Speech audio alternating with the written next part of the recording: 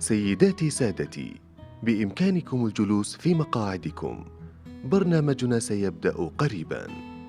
تقديراً لمتحدثينا والحاضرين، نرجو إغلاق هواتفكم النقالة أو وضعها على الصامت، شاكرين لكم تعاونكم.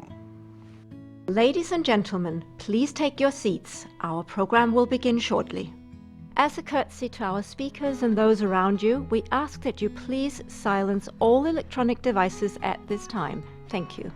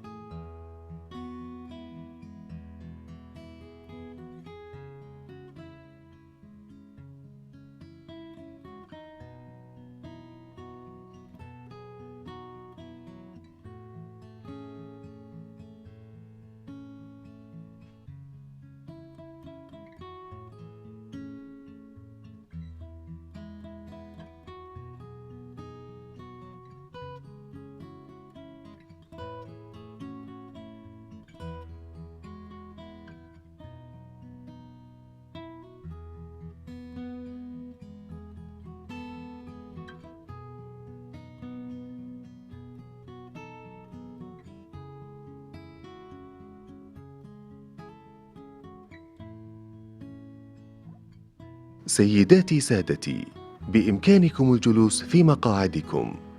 برنامجنا على وشك البدء.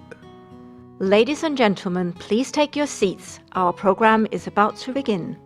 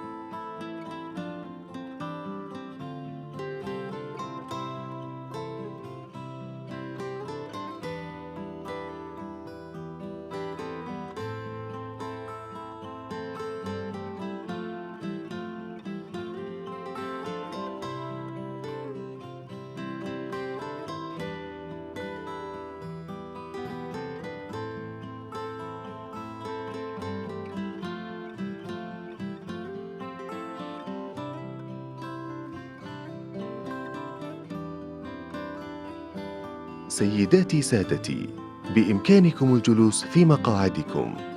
برنامجنا على وشك البدء.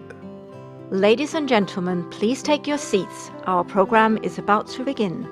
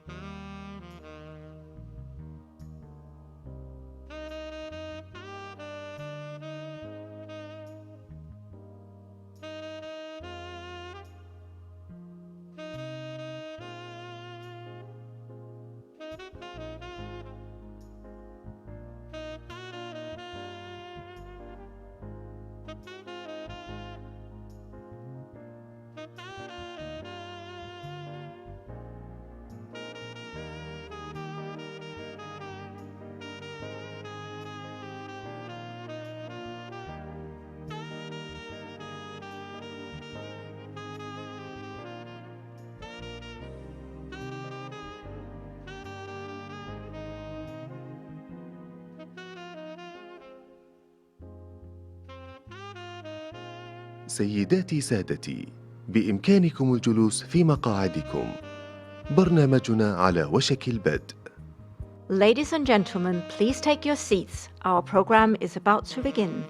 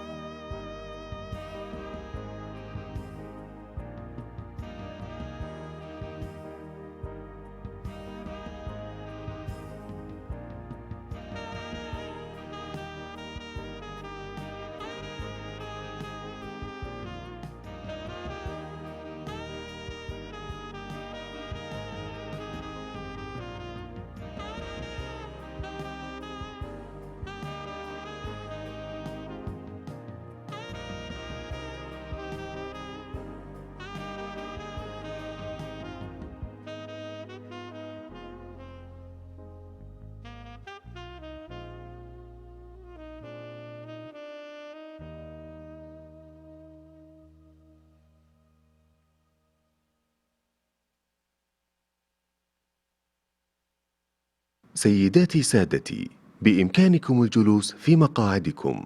برنامجنا سيبدأ الآن. Ladies and gentlemen, please take your seats. Our program will now begin.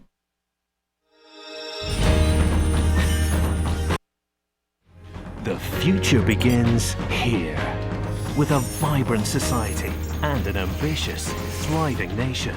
Here, we unpack the toolkit of the future. Empower the leaders of tomorrow with education, media, and culture. Inspire boundless curiosity that is interactive and innovative to transform the future. Nurture creative talent to develop, cultivate, and elevate tomorrow's leaders. Unleashing their potential, leading the way for the sustainable development of Saudi Arabia. Welcome to the MiSK Global Forum 2016. سيداتي سادتي، من فضلكم رحبوا معنا بالشريك والرئيس التنفيذي لوايلد غوانابانا عمر سمرة. Ladies and gentlemen, please welcome founder and CEO Wild Guanabana, Omar Samra.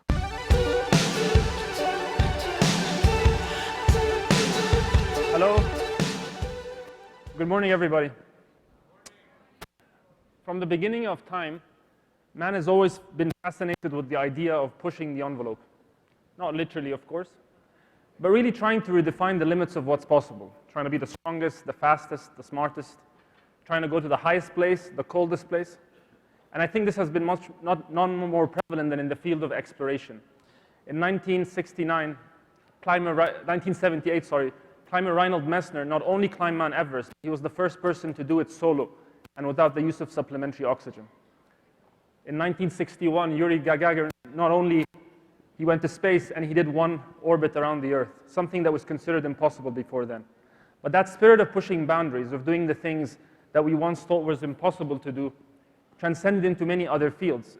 In the arts, Mozart, from a very young age, redefined the way we communicate and interpret music, effectively reinventing his own classical genre. And in exactly this part of the world, Al-Khwarizmi invented algebra, which is single-handedly responsible for numerous applications we see in everyday life until today. It is my belief that that spirit of pushing boundaries, of doing the things that at one point we thought were impossible to do, is the single biggest catalyst behind human advancement and evolution. What I'm going to try and do over the next few minutes is describe how that spark begins inside a person, what happens along this long and arduous journey, and does it ever end. And I'm going to try and do this through my own personal story. My name is Omar Samra. I run, as the introduction said, I run an adventure travel company out of the UAE and Egypt. I'm also trying to build Egypt's first adventure mountain park. But if you can't remember any of that, you can just remember me as the guy who specializes in dragging himself and heavy objects to high and cold places. This is a photo of me trying to climb a mountain in the Peruvian Andes, and another photo of me trying to climb down that same mountain. And one of my favorite photos, hanging with a bunch of friends from West Papua, as you can see, wearing very little clothing. I was once asked in a TV interview which person I am in the photo, which I thought was actually quite surprising. And then 2 weeks later, an article came out in a newspaper with the same photo, and the caption read, Omar Samra, second man from the left. I thought it was quite flattering, to be honest. So in 2007, at precisely 9:49 a.m., I succeeded in completing what for me was a lifelong dream and became the first Egyptian, youngest Arab at the time to reach the top of Mount Everest. So we all know Everest is the highest mountain on Earth, 8,850 meters above sea level, just over 29,000 feet. It's the same altitude that commercial aircrafts crossing the Atlantic fly. There's about 200 people that have died trying to do this. Wind speeds can reach 100 kilometers an hour. Temperatures can reach minus 40 degrees Celsius, and it takes 2.5 months to climb. So why on earth do it? It's a very good question that my mother kept asking me all these years. Why not take a simpler hobby, like collecting stamps? A question that my dad asked me all these years. He's a philatelist. But to answer those two questions and many more, let me tell you the story. So even though I'm Egyptian, I was actually born in Wimbledon, famous for the tennis tournament. And I was born roughly around the same time the tournament was being played, which my parents thought was some kind of prophecy that I turned out to be the Egyptian version of Boris Becker. Now, unfortunately, I was extremely bad at tennis and pretty much every sport that I played until age 11. When I turned 11, things got progressively worse. I was diagnosed with a very severe chest asthma, and I used to wake up every night unable to breathe properly. In fact, my breathing got so bad that I started to sound like this guy here. My parents got alarmed that I sounded like Darth Vader. They took me to a doctor. He said, Omar has this peculiar kind of asthma, will disappear when he's older, but if he wants to get rid of it quicker, he needs to play sports seriously and consistently. I hadn't really learned to be patient at the time, so I started training right away from the next day.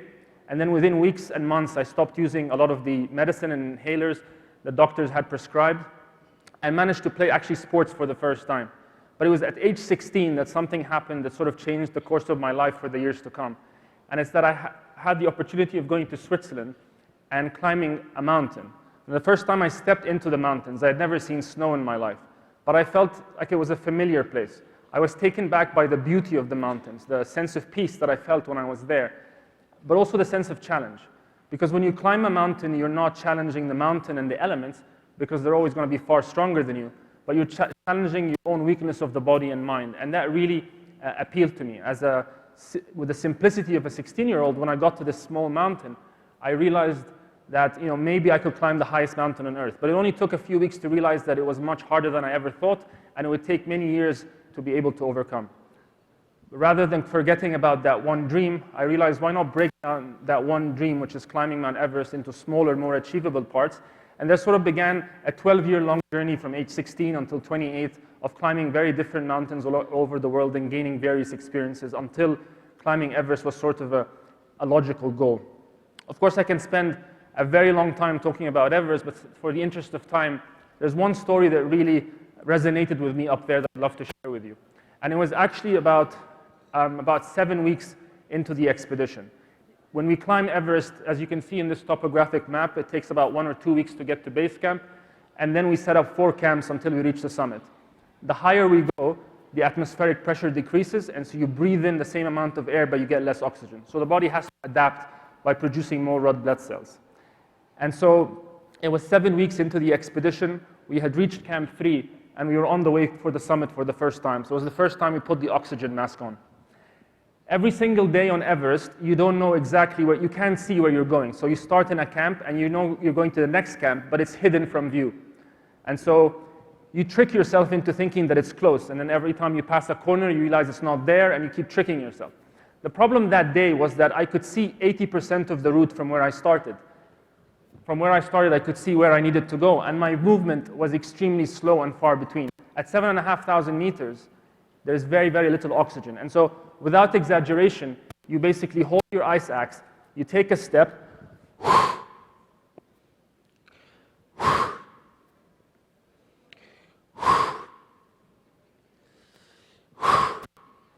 and then you take another step. And all you're thinking is how many breaths you can take before you take the other step. So about 2 hours out of it, I had not covered very much ground. I could actually look back and see where I started from. I had been on the mountain for 7 weeks. A week ago, I had seen a man die, and we were the first people on that expedition to see them, and so it was weighing on my mind. I'd lost about 10, 12 kilos. As you can see, I don't really have 10, 12 kilos to lose. And so I was extremely exhausted, and I had completely been broken down by this mountain, and I said I was going to quit. Just at that precise moment, before I looked at my team and said I'm turning back, I remembered something. I remembered a guy that I'd spoke to before I went on this expedition, and he was the only person I knew that had climbed Mount Everest. And I went to him for advice, and he told me, I was like, what's this golden piece of advice you can give me? And he just looked at me very serious and said, just keep putting one foot in front of the other. And to be very honest with you, I thought it was the most crap piece of advice I've ever received, because he could have just told me this on the phone. But it came to me at exactly that moment, and I was so exhausted, so beaten down, I couldn't think of going to that camp or even that rock over there. But every time I asked myself, can you take that one more step? I took that step. Can you take another step? And I took that other step, because unless my legs were broken, I could take that one little step. And I asked myself that question 1,000 times that day and took those 1,000 steps. And it's something magical that happens when you break down your mind over and over by these little chunks. And finally, for the first time, you're ahead of your mind, and it's you that can tell yourself how far you can actually go. And so it was many, many hours later that we finally reached the top of Mount Everest. We were a team of 4. All 4 of us made it, which was an amazing success. Thank you very much. Thank you, I appreciate it. So as I got back from Everest and having achieved this lifelong dream, I was extremely happy. But as I was going back home, I realized there was a sense of sadness. I didn't understand why. And I had to do a bit of soul searching. And I realized that climbing Everest had left this void. I had a big photo of Everest in my office, in my room, and it was basically everything for me. And now this was gone. And so I had to really do some soul searching. And I realized that I'm still passionate about climbing and pushing myself in this way. And so what I decided to do is up the ante. And I decided to try and climb the highest mountain in every continent, something I began in 2008 and completed 6 years later in 2013. And so, thank you. Thank you. Having just become the first Egyptian to climb the highest mountain in every continent, I was literally on top of the world. What's more is I headed back from Alaska to Miami to reunite with my soulmate, Marwa, and to witness the birth of my first baby girl. Within a few days, this triumph sort of turned into tragedy. I was, a few days later, I was holding my wife's hand as she gave birth to our daughter, but 4 or 5 days later, I was holding her hand in the intensive care unit as the doctors tried to resuscitate her many times. So within a few days, felt like I had lost everything. And what happened was I entered into a period, weeks and months of complete darkness. And I tell this story because I believe that there's a lot of people that go through loss and pain, and it's important to be vulnerable and share these kinds of stories. And I was an entrepreneur. I had several businesses, and it needed me to be there every single day. But I would go to work, I would spend 10 hours a day, but I'd only get 5 minutes of work done. And it was in August the 1st, 2013, it was the 1st of Ramadan, I think, that I came up with the idea of doing an initiative to honor my wife's memory. And so she had started an initiative where she would collect used toys and deliver it to orphans around Cairo. And so I wanted to resurrect this with an initiative of my own to collect 200 toys before Laylatul Qadr. And I did that, and in 5 days I collected the 200 toys. So I raised the target to 500, and then I collected that in a week, and then 1,000, and then 2,000. And then something magical happened. Toys started flowing in from all over the world, from 10 different countries. And I'm happy to say that now, 3 years later, Myra Historian has won Humanitarian Project of the Year, and we've managed to deliver 100,000 toys all across the world. Thank you so much. Having accomplished that, it was time for me to look back and revisit some of my old ambitions. There was something called the Explorer's Grand Slam, which is the challenge of climbing the highest mountain in every continent and skiing to both poles. People said it was too early to go into something like this after what I've gone through. I took the challenge nonetheless, and I'm happy to say that in December of 2014, I managed to reach the South Pole, and then managed to reach the North Pole in April of 2015 to join a group of 40 people in history who have managed to complete the Explorer's Grand Slam. And so, thank you very much. And so after I'd done that, there was just one thing for me left to do. When I was an 8-year-old child, like many people probably here, I had one dream that I wanted to go to space. Being an Egyptian, it's a very, very difficult dream. We don't have a space program. There's no direct access to space. And so it just remained the dream. But in 2013, a competition was announced where 2 million people applied. They would select 23 winners to go to space. I applied, managed to make it to the finals, where they invited 110 people to Orlando, and we went through a series of challenges, and in the end I was selected as the first Arab to do this. Thank you very much.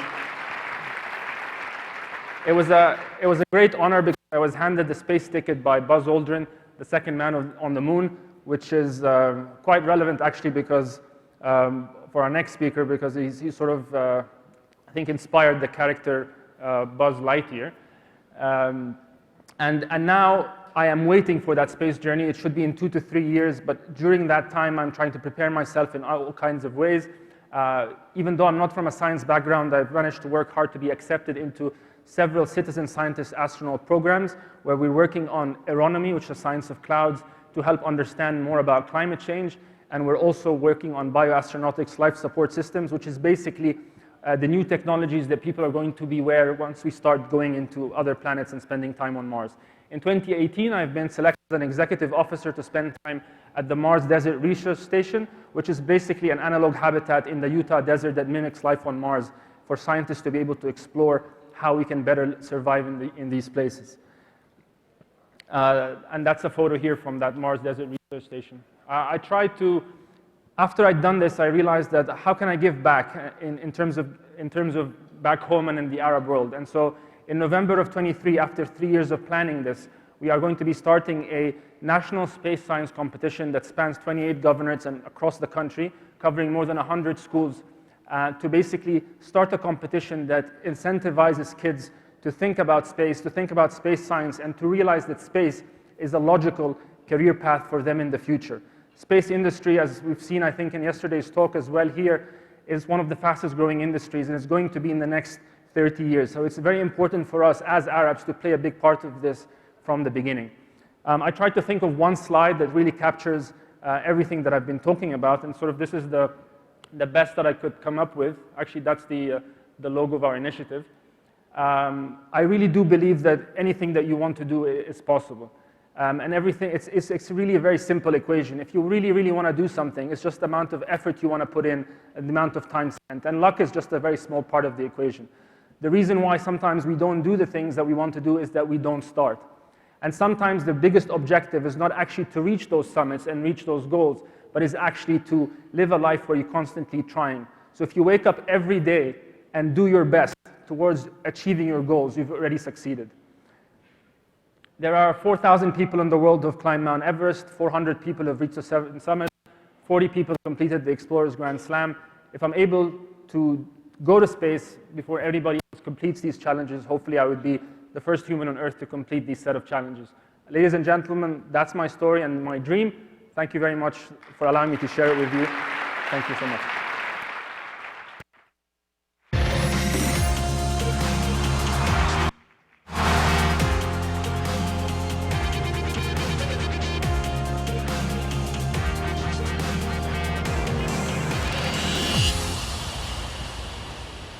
سيداتي سادتي، من فضلكم رحبوا معنا بالمؤسس لبيكسار أنيميشن ستوديوز H.R.H Smith. Ladies and gentlemen, please welcome co-founder Pixar Animation Studios, H.R.H Smith. Hello. I'm so happy to be here. It's my first time in Saudi Arabia. It's quite eye-filling. I never saw so much white and red in my life. That was an interesting first talk, Omar. Omar, I hope you stick around. I've got something to refer to your talk and my talk. I didn't expect that to be the case. But when we get there, I'll let you know.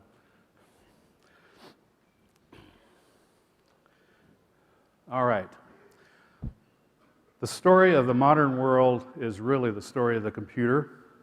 So I'm going to start with the very first computer. This is it. Believe it or not, its name was Baby. Baby was built in 1948 at the University of Manchester in England. And when I went to visit Baby, this was on its screen. And the word Pixar was scrolling slowly across the screen. What this means, much to my surprise, is that the first computer had pixels and it could animate.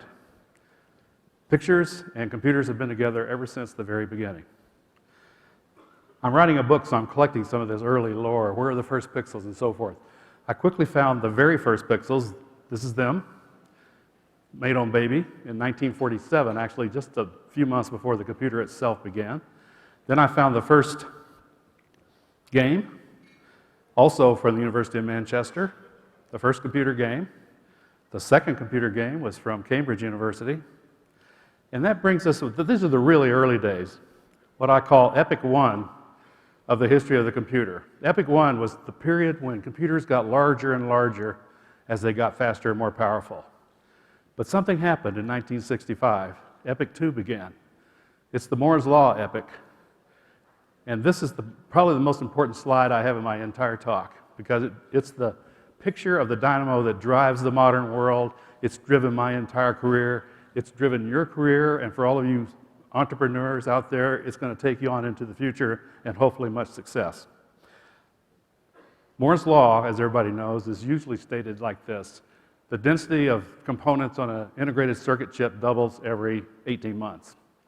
But I like powers of 10 rather than powers of 2, so I re-express Moore's law this way. Anything good about computers, small size, fast speed, high memory, anything good about computers gets better by a factor of 10 every 5 years. That's an awesome exponential rate. And that's what this is a picture of. This curve, this exponential curve, is the revolutionary curve that has driven the modern world. Every 5 years, we get another order of magnitude, another factor of 10. I made my very first computer graphic in 1965. Moore's law factor was 1. That's the year he announced his law. Where are we today? 2015. Moore's law factor is 10 billion. Anything good about computers today is 10 billion times better than it was when I made my first graphic in 65. We human beings can't even understand what that means. We basically are limited by a factor of 10. In fact, I call it an order of magnitude because it's some kind of limit on our conceptual abilities to imagine the future. The only way we can typically think about the next order of magnitude is just to get there, and then figure out how to get to the next order of magnitude and get there. We've been through 11 orders of magnitude since Moore's law began in 65. And guess what? It's still going. You hear prophecies of the death of Moore's law all the time. It's just not so. The engineers are going through the same curve. They get to the place where they think they can't go any further, and then they see a solution for the next order of magnitude. I just saw a recent announcement of how they're going to proceed to increase the density on the chip. So by 2025, 9 years from now, Moore's law will have reached this factor of 1 trillion. If you can imagine what you can do between here and there with 2 orders of magnitude increase in computer power, you could probably become wealthy. It's really hard to do, is the secret. Okay. So I'm going to take a trip along that curve using the group I know best, the group now known as Pixar, as exemplars. In every one of these slides, down in the corner, the left corner, I have the Moore's factor, the Moore's law factor, that's in effect at the time. And in the other corner, I have the approximate date range. So here I've stepped forward 1 5-year increment, 1 order of magnitude. I'm now located at Xerox Palo Alto Research Center. And what you're looking at here are the very first color pixels. It's hard to remember there wasn't color until then. It wasn't that long ago either. Xerox PARC was this fascinating place. You probably know a lot about it. The personal computer was being invented there, laser printer, and most importantly, the Ethernet was invented while I was there, tying all these computers together that Moore's law was making smaller and smaller and smaller. So let's jump another order of magnitude ahead. We're now 100x. I'm at a place called the New York Institute of Technology out on Long Island. It's the first of 3 very wealthy gentlemen who paid our way. It was this crazy man out on Long Island. He housed us in the mansions that he owned on the fabulous north shore of Long Island. And the one in the upper right corner in particular had a garage, this is the garage, where the group now known as Pixar started. So in about mid-1970, in this garage, the group known as Pixar began. It's where I first met Ed Catmull, who would be my partner for many, many, many years. Our joke is that, oh yeah, we got started in a garage. It just happened to be a 4-car garage. One of the lucky breaks, I've had many lucky breaks in my life. One of them was that on this campus was a full animation studio of the old-fashioned kind, ink on celluloid, very tediously done by hand animation. They were working on this movie, Tubby the Tuba. Terrible movie, by the way. But by watching them, we learned just how hard it was to do animated movies, and we said, we think we can help. And that's when we had the vision to be the very first group anywhere to make a completely computer-generated movie. So in mid-'75, we had that vision, not knowing it was going to take 20 years to get there and realize it. Like I said, there was a wealthy man behind New York Tech, and he bought us everything we wanted. In particular, he bought us what you're looking at here, the very first 24-bit pixels. The ones at Xerox PARC only had 8 bits or 200 colors. These are the first pixels that are like modern pixels. There are 16 million colors available at every pixel. We had the first ones. And then, another order of magnitude ahead. I'm now at Lucasfilm. George Lucas has invited us to come join him in California, where he's making the Star Wars series of movies. That's me holding the clicker, and on my, see, I'd be on your left is Ed Catmull, who would be my partner for many years and co-found Pixar with me. On my right, on my left, on your right, is John Lasseter, this young gentleman I just hired as an animator, who was the secret sauce for Pixar, it turned out. He was the star that made it all happen, one of the best storytellers in the world. Another thing that happened at Lucasfilm is we finally got our chance on the big screen. Not from George Lucas, but from Paramount Pictures, who was making Star Trek II: The Wrath of Khan. They wanted some of this newfangled computer graphics in their movie, so we got our big break. We got to be. Introduce the Genesis device into a pre-selected area of a lifeless space body, a moon or other dead form. The device is delivered, instantaneously causing what we call the Genesis effect. Matter is reorganized with life-generating results.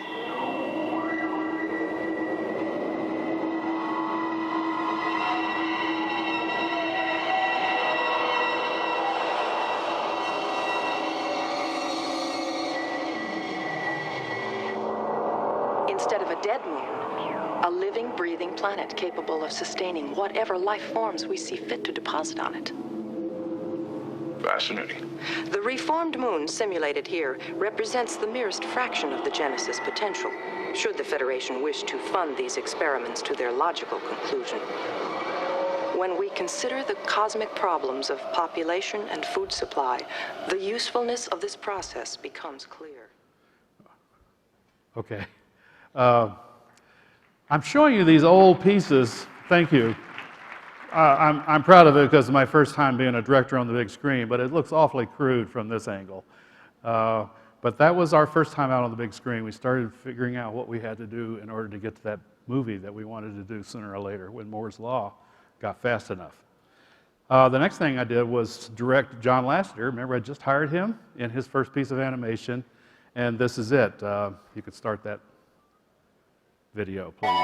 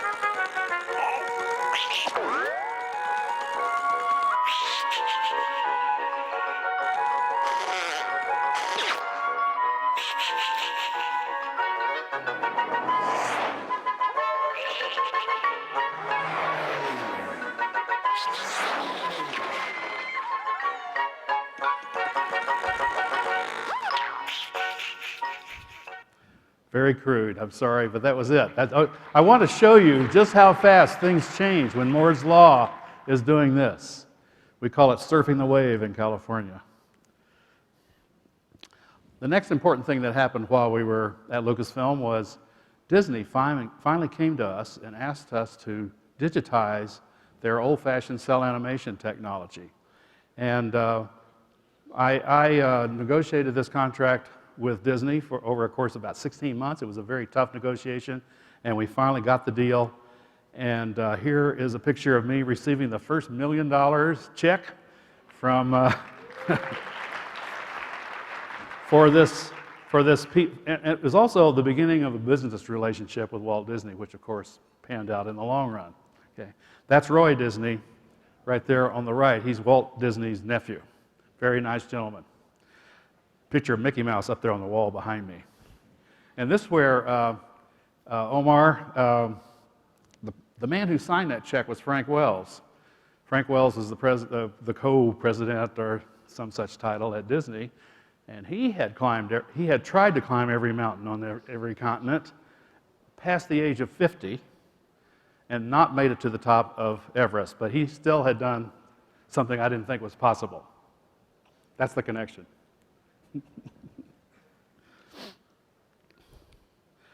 And then a very important thing happened. A Japanese company called Shogakukan, a very large printing company, approached us.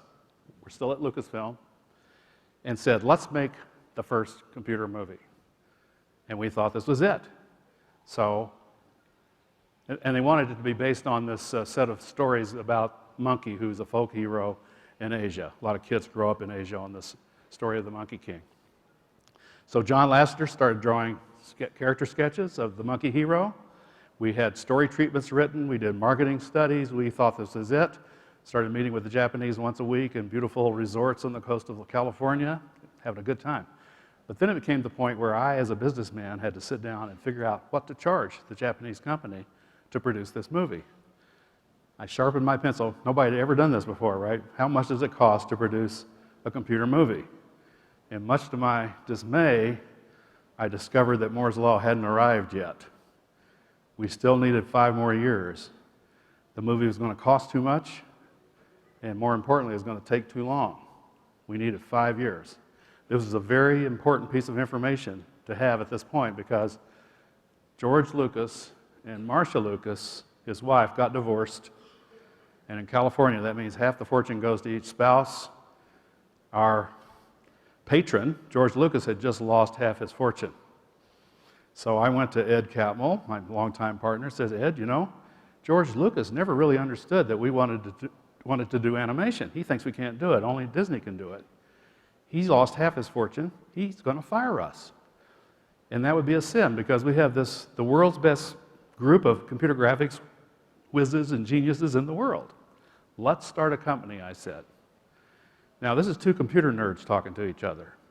We didn't know a thing about business. We'd always been working in the laboratories for some wealthy man. So Ed and I went across the street to a bookstore and bought How to Start Company books. I bought 2, he bought 2 others. And the amazing thing is, as you know, it worked. It didn't work well, though. We went through 45 funding possibilities before we finally got the money for our startup idea. 35 venture capital firms said no to us. 10 large corporations said no to us, except General Motors. General Motors almost closed the deal with us, but it failed at the very last minute. Ed and I were frantic. We had tried 45 different funding possibilities. They weren't working. But we had met Steve Jobs, and he had been kicked out of Apple by this time, and he had run a low number by Lucasfilm, thinking that maybe he could be our funder, and they had laughed him out of their office because General Motors was offering 3 times as much. Ed and I, in our distress, called Steve Jobs and said, why don't you make that same offer again? It's exactly the same one. Everybody's at the end of their ropes. They'll take it. And that's what happened, and that's how Steve Jobs got to be the venture capitalist for Pixar. That's the deal right there. You're looking at the 3-volume deal. Very hard thing to write. Now, remember I told you that Moore's Law hadn't arrived yet. We couldn't make a movie. So this was not a movie company. We were a hardware company. That's what Steve Jobs was, right? He was a hardware guy, and he invested in a hardware company. And to tell you the truth, we were terrible. And we would have failed 3 times, except Steve was too embarrassed to fail, so he would always write us another check to keep it going. But sure enough, 5 years later, Moore's Law did arrive. Disney showed up and said, let's make that movie. Basically, Disney saved us. And, you know, We've been working with them all these years, and it finally was paying off. They said, we're ready, if you guys are ready. So run the video, please. Just a short clip out of Toy Story. Have you seen Slinky? Sir, no, sir. Okay, hey, thank you. At ease. Hey, Slinky? Right here, Woody. I'm ready this time. No, Slink. Oh, well, all right. You can be ready if you want. Not now, Slink. I got some bad news. Bad news? Just gather everyone up for a staff meeting and be happy. Got it. Be happy. Staff meeting, everybody. Snake, robot, podium duty.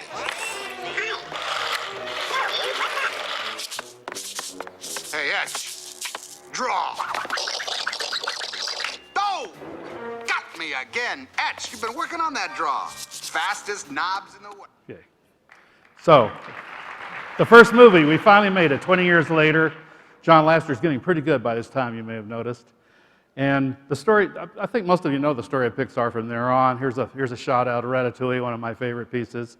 And I just want to close by showing you, even though I'm retired now, I am still keeping my hands in the entrepreneurial fun by advising a young company in Silicon Valley called Baobab, who's making animated movies, computer animated movies for a VR platform.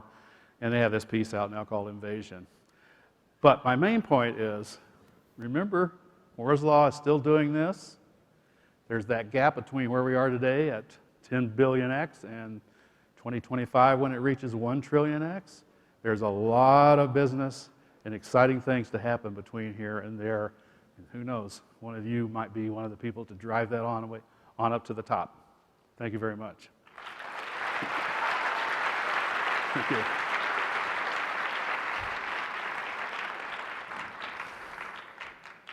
I'll accept a question or two.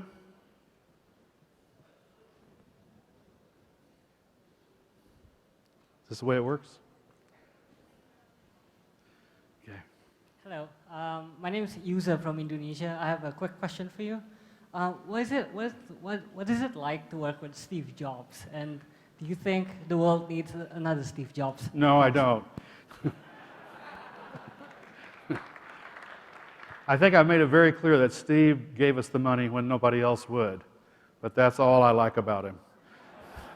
He was a tyrant, a bully, and a liar. But he gave us the money. That's so important. I can't overemphasize that. Our management technique was to keep him out of the building. Somebody over here? Yes, number one. Number one? Needs the mic?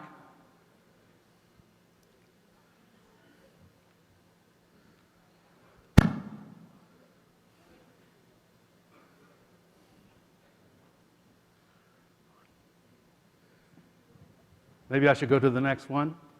Number three. My name is Yasser Losemi, and I'm a volunteer. And I want to know if you go into this business and you have this dream to achieve, and you said you tried 45 times. When was the time you thought that the number should stop and you would never get this dream done? The 45th. That was the that's the deal with General Motors, which looked very promising. It was, I don't know whether you know the name H.R.H, but he was this crazy man who ran for president of the United States. Another crazy man who ran for president of the United States. It was his division of General Motors that was making the deal with us, and it got to the very end when everybody at the table was saying yes and all the hands were shaking.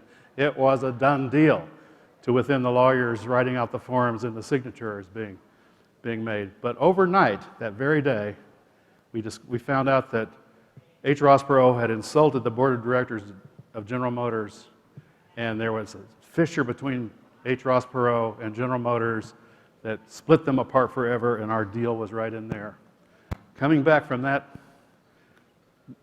several months long negotiation, having failed, Ed and I that was the lowest point, to answer your question. And that's when we dived in and said, well, what if we just ask Steve to make that offer again? Kind of not believing it would actually work, but it did. So if that had not, if Steve had said no, I think it would have been all over. So there is a termination somewhere. One more maybe? Oh, we got one working? Okay. Hello, Hello, my name is Noura Al-Sayari. I want to ask you, who inspired you and from where you started to, figure out Pixar? Well, so, see, Pixar is just the end of a long story that I've tried to tell you. I was in love with animation since I was a little boy, watching Walt Disney himself on television, telling us how he did it, how to make movies. And then I was also an artist, and I was good at computers, so I suddenly had this idea of putting those two things together at Xerox PARC, and from there it just kind of snowballed. All of a sudden I realized, gee, I could put two of my loves together, computers and animation, and I happened to be surrounded by a lot of people with the same dream, particularly Ed Catmull, my co-founder, and we just did it. But we didn't set out to be Pixar. We were just going to make that movie. That's all we were headed for. Hi there, I'm Suraj Gupta from Columbia University. I had a question about virtual reality. So you mentioned you're investing in a company right now, or I'm advising, I'm not investing. Advising yes. a company right now. What do you think VR really needs to become the next platform to take off? Well, first thing about VR is it's been around as long as I've been doing graphics. It was back in the early days at New York Tech, all the mansions. It was this bucket you put on your head, and it was hot and sweaty inside, and I hated it. And people would come to me at computer graphics conferences and say, Alvy, look at this. I went, no, if I have to go inside that, I'm not going to do it. But now, Moore's Law has made it all happen in this little space on a phone. And I think it's going to get sleeker and smaller and faster. The frame rates are going way up. So when I was approached by this young woman CEO who loves animation, I expressed my misgivings about VR to her. She said, have you tried it recently? And I went, no. And I tried it, and I went, oh, I think we're there. We're at the place where startup firms should throw their hat in the ring because Moore's Law is still going, and it's, I think, going to happen, but I don't know. And her approach, the company's Baobab. Baobab's approach is narrative-style animation, which is what I love, as opposed to, point of view, shoot-'em-up games. I'm not a game guy. One more, maybe? Oh, okay. Hello, my name is Hayat Cindy. I'm a member of the Shura Council. I'm so lucky to see you again. I'm so lucky to be taught by you and Ed and Joe Lasseter, Harvard Business School. Most what you did is based on innovation and creativity. How we can commercialize that and embed that in our the culture of innovation, the culture of creativity in our system, in the youth? Well, how do you inspire creativity is probably one of the hardest questions to answer. All I can tell you is what we did. We just made sure that we welcomed creative people to us and provided a comfortable home. For example, one of the things that I'm proudest of at Pixar is there's no distinction between technically creative people and artistically creative people. They are equally creative. That's as opposed to many firms I've been in where the technical people look down their noses at the artistic people, or at graphics art houses where the artists look down their noses at the technical people. Disallowed at Pixar. If you're creative, no matter what background, you're needed and you're welcomed and given dignity. So that's what I mean by the right environment. And I think it just comes from leadership. But, the secret is the people themselves. I snapped John Lasseter up, and he was the secret. The guy is just nonstop creative. He cannot not tell a story, right? And he can't tell you how he does that. So you need people like that who are unexplainable. There's no algorithm to what they do. You just want to welcome them to you. It's not much of an answer, but that's what we did. One? Okay. I guess I'll take two here. Yes. Hello. My name is Mubarak Ad-Dosi. I'm from the Ministry of Education. And I would like to say thank you, sir, for bringing joy to our life. Oh, my pleasure. My pleasure. I have a 4-year-old daughter, and I would not tell you how many times she watched I know. Toy Story, Inside Out. I mean, many times. And especially Inside Out. It's a beautiful movie. I personally appreciate that for building some values in it. And this is my question for you, sir. What is the next, I mean, for the education part, for setting values for our next generation? That's a tough question. I mean, a lot of it comes from the creators. You know, I said we welcome John Lasseter and Pete Docter and Andrew Stanton and Brad Bird and those people. It's what comes out of their heads. So it's their moral values that are being passed on to the audience. So I think it's a matter of selection of your creative talent, so that there's not innuendo and violence and that stuff that it's not part of our trademark. Okay, I think that's the last question. By the way, I have grandchildren now, and they're all being introduced to the Pixar oeuvre, which is, 20 times per movie. Thank you very much.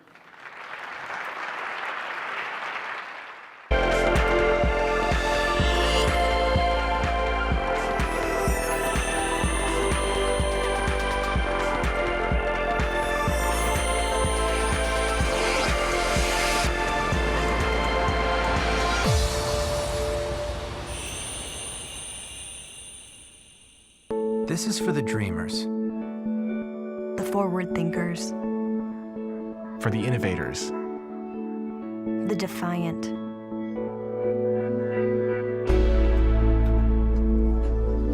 for those who dare to imagine the future. Udacity prepares you for the jobs of tomorrow. Learn Silicon Valley skills with a nano degree program. Enroll now at udacity.com. سيداتي سادتي، من فضلكم رحبوا معنا بالمدير التنفيذي ليس2 ديجيتال عمار بكار، وضيفه مؤسس ورئيس مجلس الإدارة والرئيس التنفيذي لأوداسيتي سيباستيان ثرون. Ladies and gentlemen, please welcome CEO Yes2 Digital Ammar Bakar and his guest Sebastian Thrun, Chairman and CEO Udacity. صبحكم الله بالخير جميعا، وتحية لكم حضور هنا والذين يتابعوننا عبر البث المباشر. بدأ أشكر مسك على هذه المبادرة الرائعة حقيقة، وإحضار هذا الكم من الضيوف الذين نقابلهم ربما لأول مرة. ضيفي حقيقة شخصية مميزة، هو المؤسس والرئيس التنفيذي ليوداسيتي، وهي منصة تعليمية سنتحدث عنها وتعتبر منصة رائدة من نوعها. هو أيضا المؤسس لجوجل إكس التي تمثل ذراع جوجل لتكنولوجيا المستقبل. هو أيضا أستاذ باحث في جامعة ستانفورد، وأهم من ذلك كله في رأيي هو كما يسمى في أمريكا الأب الروحي للسيارات ذاتية القيادة التي ربما تمثل مستقبل السيارات في العقود القادمة. هو أيضا قاد فريق لسباق السيارات ذاتية القيادة من جامعة ستانفورد وفازوا بالبطولة، وأعتقد إن شاء الله سيكون الحديث معه مشوقا. وبعد أن ننتهي من بعض الأسئلة سأسعد باستقبال أسئلتكم وطرحها عليه. Welcome to our platform, Mr. Sebastian.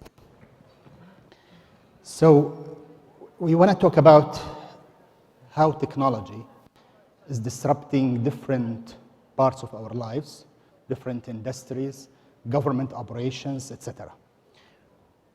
What are the drivers behind such disruption? Why technology is changing our lives so quickly? What is it, these variables that making this happen? Is it because it makes a lot of money or what? That's a great question.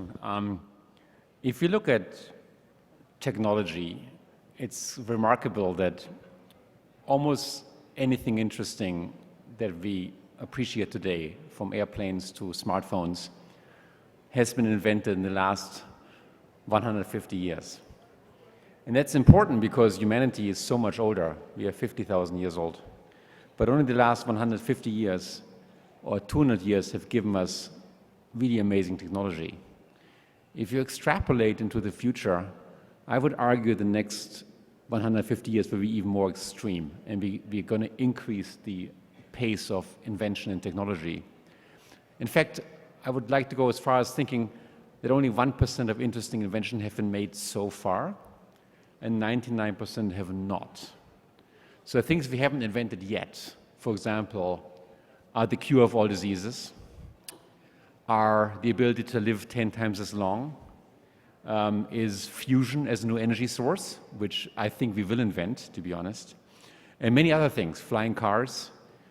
These things will all come. Now, if you look at the relationship of technology and business, I would argue that most businesses are ready for disruption. And from banking to government to insurance companies to taxi companies, self-driving cars, there's a picture up there of our work at Google. So all these things will be reshaped by technology, and it's important, I think, for anybody to be on top of it. But when technology basically is increasing productivity, lowering the usage of human resources in some cases, right? Do you think it applies for a country like Saudi Arabia, where we're still struggling with making jobs available for people, for young generation, for new graduates? Yeah, I mean, I tend to be an optimist. I mean, in the country where I'm from, in Europe, in Germany, some like 300-400 years ago, almost all of us worked in agriculture and were plowing fields, and it wasn't much different here. And then someone invented the steam engine and the mechanical plow and so on. We moved into factories, and after the factory time, people invented robots for factories, and we moved into offices. So in the United States, 75% of us are working in offices today. And if you go back 400 years, it would have looked like, oh my God, if someone just invents a very strong muscle, then we're all going to be unemployed. But the reality has been the opposite. We've all gotten much more employed, and we've all been able to unfold much more creativity as a result. So for me, the opportunity exists that we become much more creative, that we can build many more things, we can advance society much faster. But it does require that we stay on top of things. We can't be complacent, we can't do business as usual, and we can't be lagging behind in education, in my opinion. All right. And a lot of, when I talk about Saudi Arabia, for example, a lot of leaders of government organizations, ministers, for example, CEOs, even influencers within different sectors of industries, they always have this question when they see the technology happening, these changes, these advances, social media even. What would be your advice, being so close to the technology of future? What would be your advice, your recommendations to them? How do they deal with disruption? I mean, I love your 2030 plan. It's great to see the kingdom be so engaged in forward-looking thinking, including this wonderful symposium. I don't think that oil as the #1 form of revenue is extremely sustainable in a new age where technology becomes more important. So I think anything you can do to diversify, to get your youth involved in new technologies is good for you. Just to give you kind of a freaking example, for many, many years I ran the Google self-driving car project. In fact, I funded Google X, and the Google self-driving car project is kind of my child. And one of the interesting insights pertains to the advancement of driving capabilities versus human learning. And here's how it goes. Most of you in this part of the podium drive cars, or are able to drive cars. And when you make a driving mistake and cause maybe an accident, which I'm sure some of you have done, so have I, you will learn from it, but nobody else does.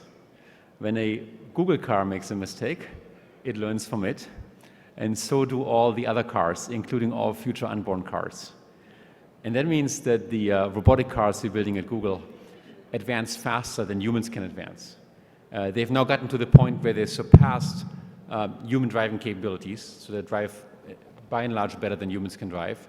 We've also seen other fields being disrupted. Most recently, we saw a Google Go program play the world's best Go players in the game of Go.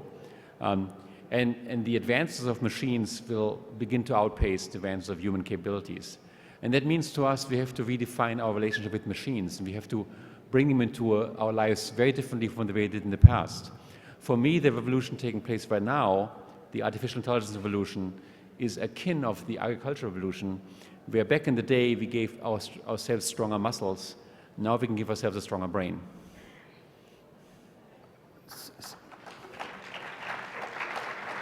So your advice basically is not to ignore these changes. One main question is basically, even when you mentioned the 2030, one of the main questions of people about preparing people for these changes, for this vision, what is called the jobs of the future. Do you think it's easy to be done? Are we ready? Do we need to disrupt the education system? Do we need different schooling system? How do you see this? Well, you saw the opening video, and my company, Udacity, we're extremely proud to have an agreement with the MiSK Foundation to bring Silicon Valley bleeding edge education in areas like mobile programming and data science and machine learning to the kingdom. I'm very happy about this. The education system is no exception to disruption, in my opinion. It's been designed and built hundreds of years ago when the only technology to reach students at the same time involved being in the same physical classroom and using our physical voice. That is the predominant way of delivering education today. And because it's hard to get students into classrooms, we often think of education as kind of a once-in-a-lifetime experience. You do it at young ages. The future will be very different. In the future, we will use digital technologies to broadcast education. That's what Udacity does. We record a lot. We have a lot of education that you can do at your own pace. It'll be lifelong, which means a single education will be insufficient. And most importantly, we will be able to democratize education. If you look at the world's best education as it exists today, you have to go to fantastic universities. It's incredibly hard to get in. They're very restrictive, accept very few students. What we can do with digital media is make the same quality of education available to everybody, no matter where you live, how old you are, what your gender is, what your ethnicity is. And that's going to be the big innovation. That means everybody will have the same chance to make a contribution to the world and partake in the revolution of technology. Very nice. And because you spoke about Udacity, Udacity is more like based on the concept of on-demand education. Do you think this is the future of education? I mean, I understand that for courses, online courses, but do you think schools in the future will be on demand? Should they be on demand? I think schools should be on demand. I mean, if you look at even K-12 education, it kind of makes no sense to tell the kids it's Tuesday morning and now we're going to learn division, and it's Wednesday morning, we're going to learn now decimals. If we look at our own learning, as we are in the audience, we don't want to be robots that have to learn exactly the same fact at the same time. We all have a good week, and we have a bad week, we have a curious week, and we have maybe some home problems. And we love to adapt our learning to our own pace. Why can't we do the same with kids? So I think the key of education here is to really unslave our students, our learners, from this teacher or professor dictated cadence of learning, and let them go at their own pace. And when they go at their own pace, I can tell you, I have an 8-year-old kid, and one of his best friends is 7 years old, and he's doing 8th grade math.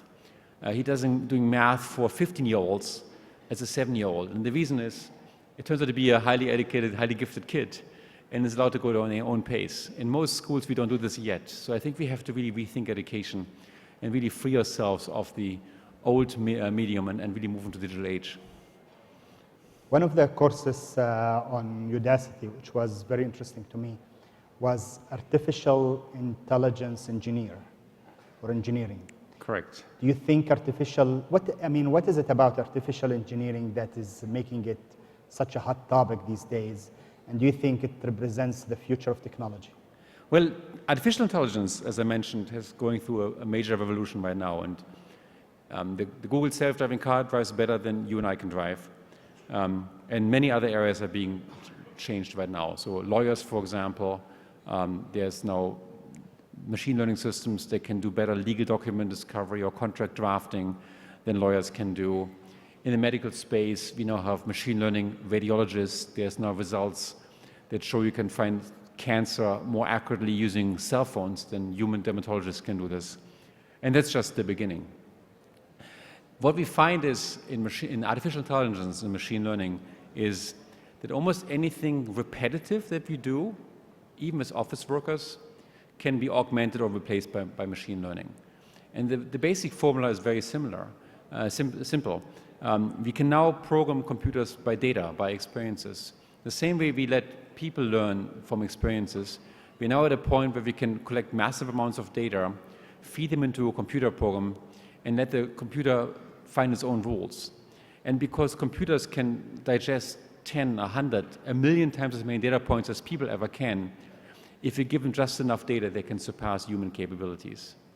And that's a really new thing, which means for us as a society, almost any office work today is repetitive and it's boring and it's dull, and most of these jobs will be replaced. Very nice. And you talked about self-driving cars, and they call you often the father of self-driving cars. Do we really need these billions that are, with these billions invested in self-driving cars, do we really need them? Are they? Well, I'm happy to toss the question back at you, given that half of your adult population is excluded from the operation of motor vehicles today. So perhaps there's an opportunity here. I see some applause from this direction over there to really empower your women. But on top of it, let me just give you some statistics. We lose about 1.2 million people in traffic accidents every year in this world, and many of them in the developing world. And the reason why we have that many deaths in traffic is because it's very hard to pay attention. Most of the deaths are caused by people not paying attention, like 95% or so. So we could probably, if we had a self-driving cars don't text, they don't sleep, they're not fatigued. Of course, if I go to back America, I would joke that they're not drunk. Of course, no one drives drunk in Saudi Arabia, which is kind of amazing. So they have a constitution to make driving much safer. And then on top of it, I mean, just yesterday I spent a good hour in a traffic jam here in Riyadh. You all know this. In America, the average time spent in car commute is about an hour a day, which is quite a bit of your time that could be gained back. The most important change, however, will be when self-driving cars will become taxis, like Didis or Ubers or Lyfts. When you go to your phone and say, I need a car right now, and magically this car pulls up in front of you, and you hop in, and it delivers you to where you want to go and parks itself, or even better, goes to the next customer. When that happens, then the number of cars that we need are much smaller. In the United States, the average utilization per car is about 3%, which means the car is moving about 3% of its time, and it's parked 97%. And the parking of car is a huge problem. Just go to any city in the world and look at the number of parked cars you can find. So in the future, there might not be any parked cars anymore. They might just zip around and transport us. So you think we have hope here in Riyadh to have self-driving cars with all the bad drivers around?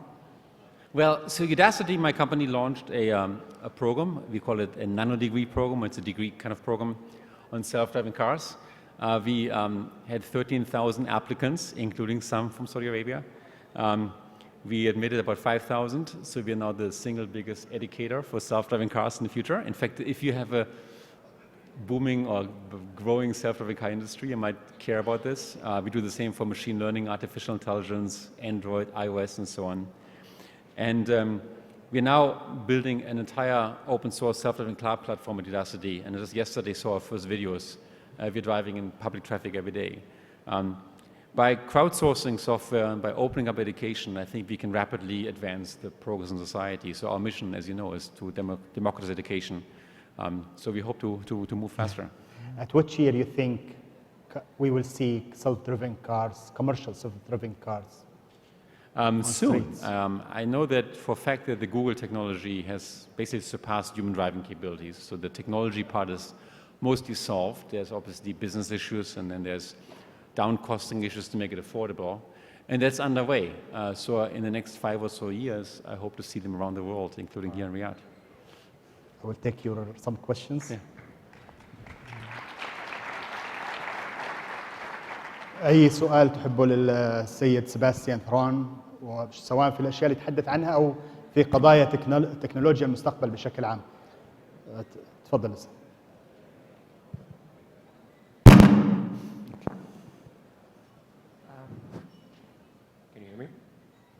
My name is Mohammad. I'm from تكافل. خليني أتكلم بالعربي وأحسن.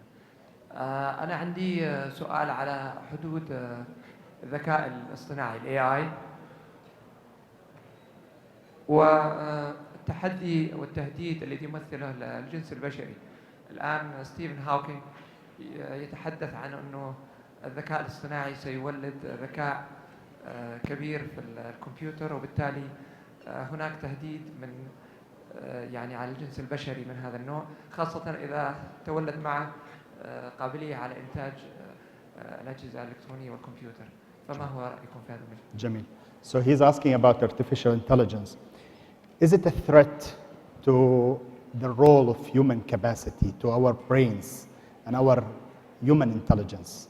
As he quotes some saying about this and how the advance of artificial intelligence will make it less important to have our own human intelligence. I would argue that technology has always turned us into superhumans in the past, right? So today, I can talk to my family in California from Saudi Arabia. I can fly across the Atlantic home in about 16 hours of time. These are all things that make me superhuman. I would argue that artificial intelligence will make us superhuman mentally. We will remember everything. We know everything. We'll be able to share experiences and insights much faster than ever before. So I don't think we're going to be left behind. I think what we're going to do is we're going to give us absolutely superhuman capacities. And as a result, we'll be much more creative as a society. Now, that important, of course, requires all of us to be active participants. We can't just sit on the sidelines and wait for it to happen. We have to get on top of technology and play an active role. But I'm a very optimistic person. Just the same way a farmer has become 1,000 times as effective in plowing fields through agricultural machines, but it hasn't made the farmer obsolete. It's just become superhuman in our ability to farm. All right, number one. Assalamu alaikum. I am Arwa Suela. I'm a student, computer science student. I have a question.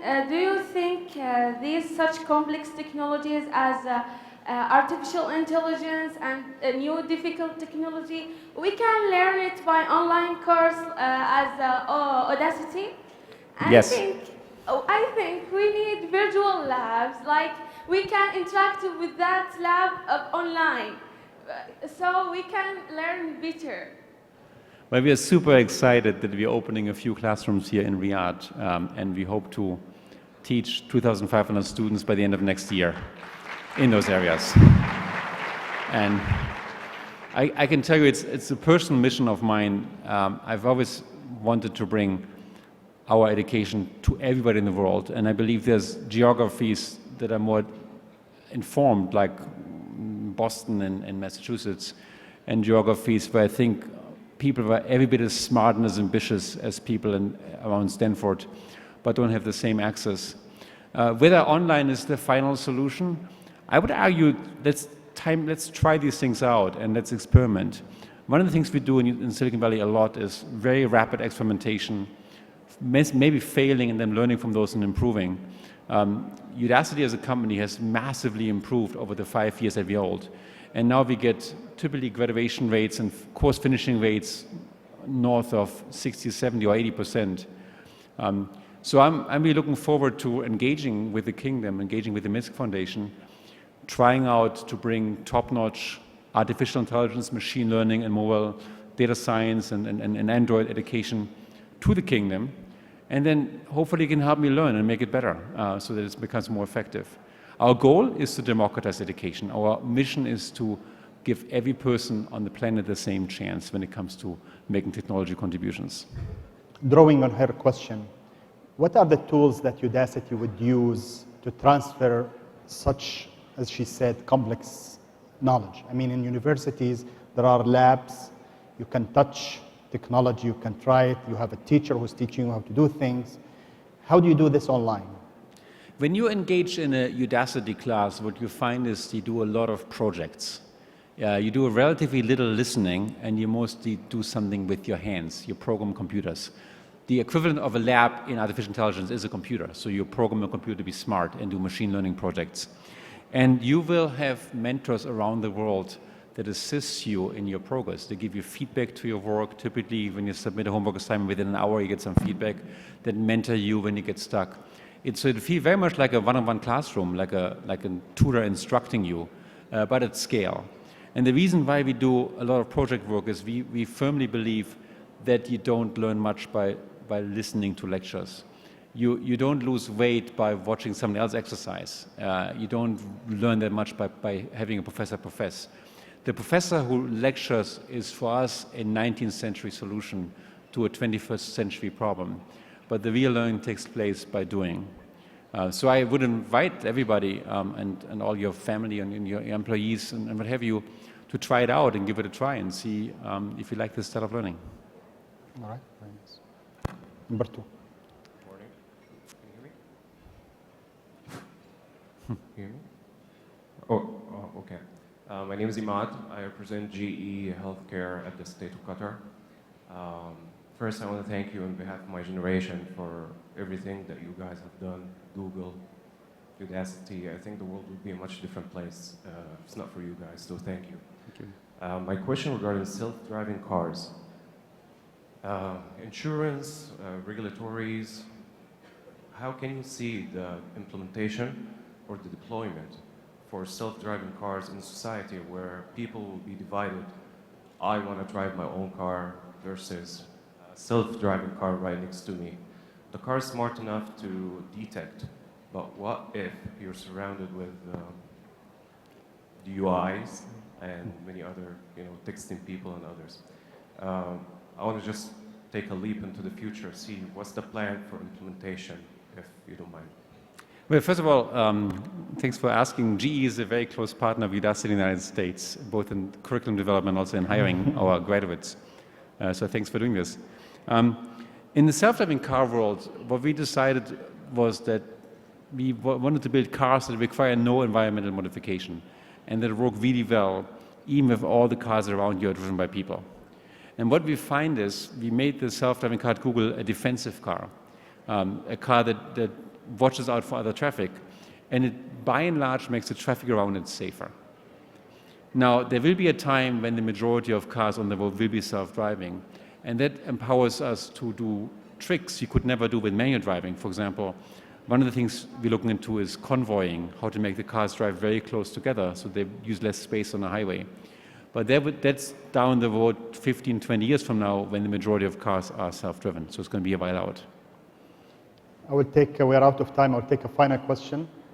Here, number 1. Hi, my name is Lana, I'm from Bahrain. I'm a huge fan of online learning. I'm a self-taught web developer. My question is, well, actually, I'm working on a project that is aimed at educating people in the region to do online development and education in general. But the thing is that we lack a lot of Arabic content, and it makes it a little bit difficult for the more regional people to engage and get started. What would your advice be to someone that is trying to set up such a project? And if we were to choose, because we were thinking that we could initially start with question banks and build momentum, and then maybe go on to video and practical tutorials. Right. What would your advice be to someone like me that is trying to bring this sort of thing to the region? Lana, first of all, thanks for your comment, and I'm excited to see that you're a self-taught web developer. That's so great, honestly. In this day and age, every young person can be as good an Android developer, web developer, machine learning researcher as anybody I teach at Stanford. I think there's a fantastic opportunity right now to go into the Arab world. Our very first collaboration with MiSK is English only, but as we unfold this and this works, our plan is to translate and localize. We've done some translation with Google and the Egyptian government in Egypt, so several of our courses are available in Arabic. But given the need of the Arabic population, we are way behind. What's my advice? I think anything you put online, on YouTube or what have you, is good. And there's many sites that organize information. Just be part of the movement, not just consume education, but offer education. And let 1,000 flowers bloom. I think the need for education is so important. My closing sentence is, there's this old Chinese saying, if you catch a man or a woman a fish, he or she has dinner for one night. But if you teach him or her to fish, they have dinner for the rest of their lives. And that's what we're after, really transformational changes in education. Thank you. هذا ختام هذا السيشن وشكرا جزيلا لكم. Thank you very much, Mr. Sebastian. Thank you. Thank you.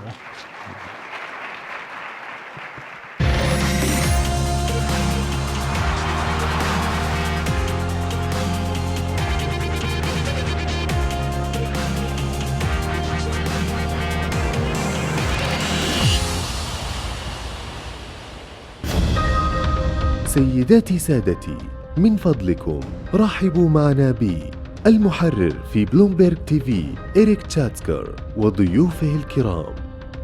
Ladies and gentlemen, please welcome back Editor-at-Large, Bloomberg TV, Eric Schatzker and his panel.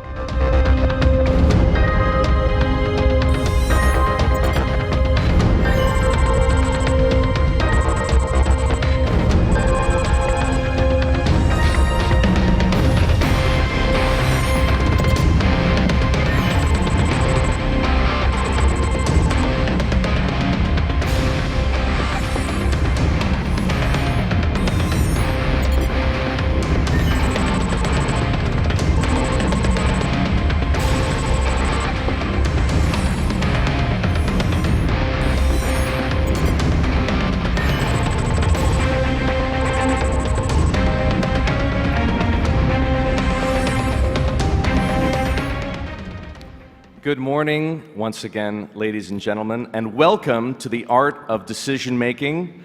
I'm Eric Schatzker, and as you can see here, we have yet another all-star panel here at the MiSK Global Forum. We have about 45 minutes in front of us, and time permitting, we will get to some questions, so I encourage you to listen closely to what our panelists have to say. Put your questions together, and as I say, if we have the time, I will turn to you on both sides of the room and all the way to the back if we can, so that you can get maximum information out of this distinguished group of industry leaders. Now, this is called the art of decision-making for a reason, because what defines leadership more than decision-making? We remember great leaders for courage in the face of adversity. And what defines courage? Decisions, of course.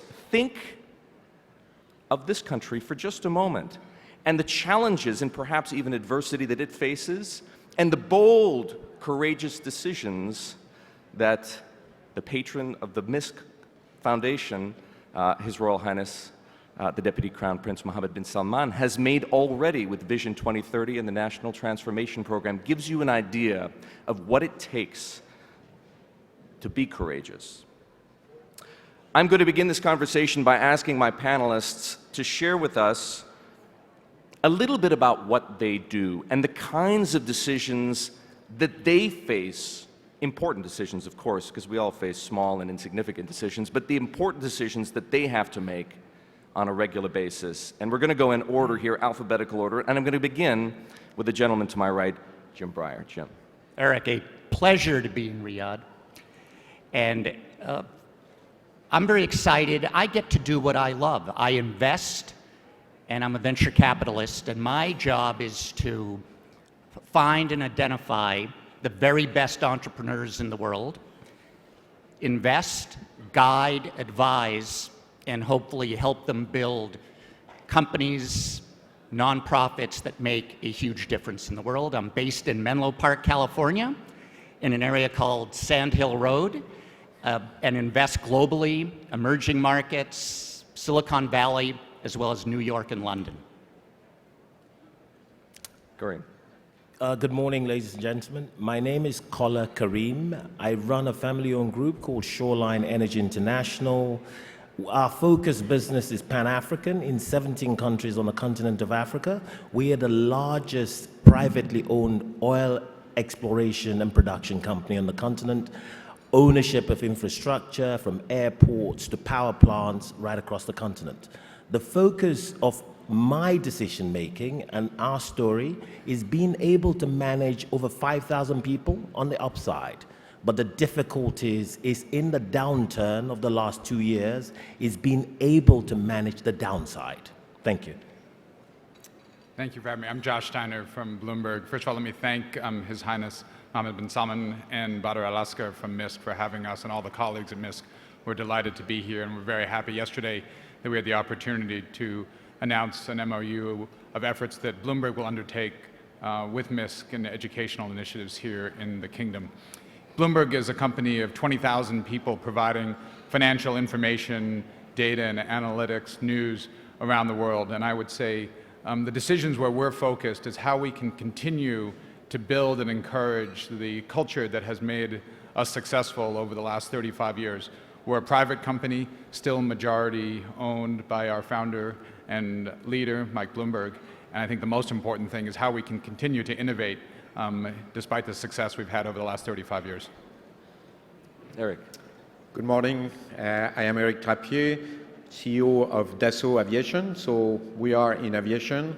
We are designing and manufacturing fighters like Mirage and Rafale, and we are designing and manufacture Falcon worldwide. We have about 2,000 Falcon flying worldwide and about 1,000 fighters flying in different air forces in the world. So my job is to lead a team with experts, because it's a high technology company, and to be able to share with the team the decisions we have to take to prepare mainly the future and also to make happy our customers.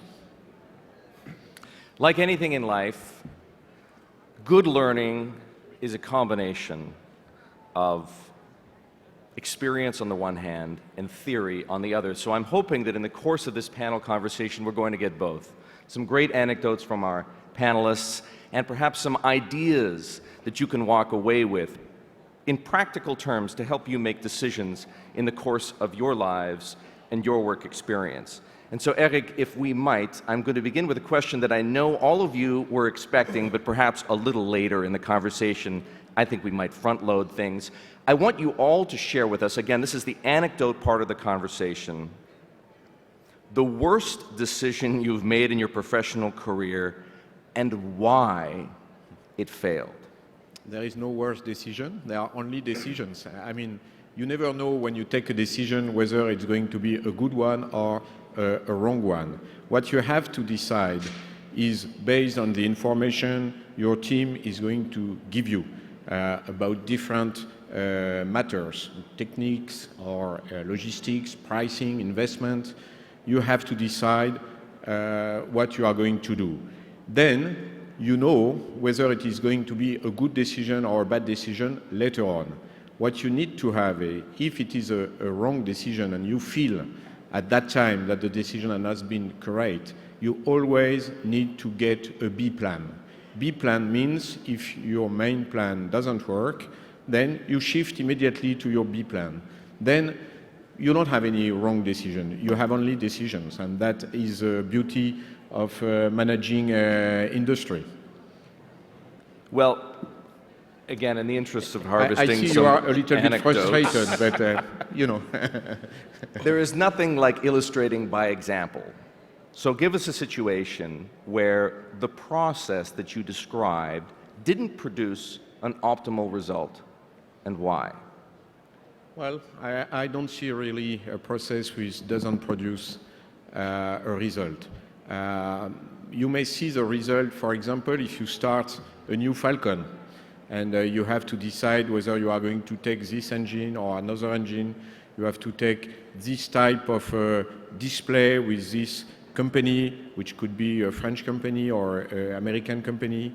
Well, the decision, the time you take the decision, you feel it's really the good decision.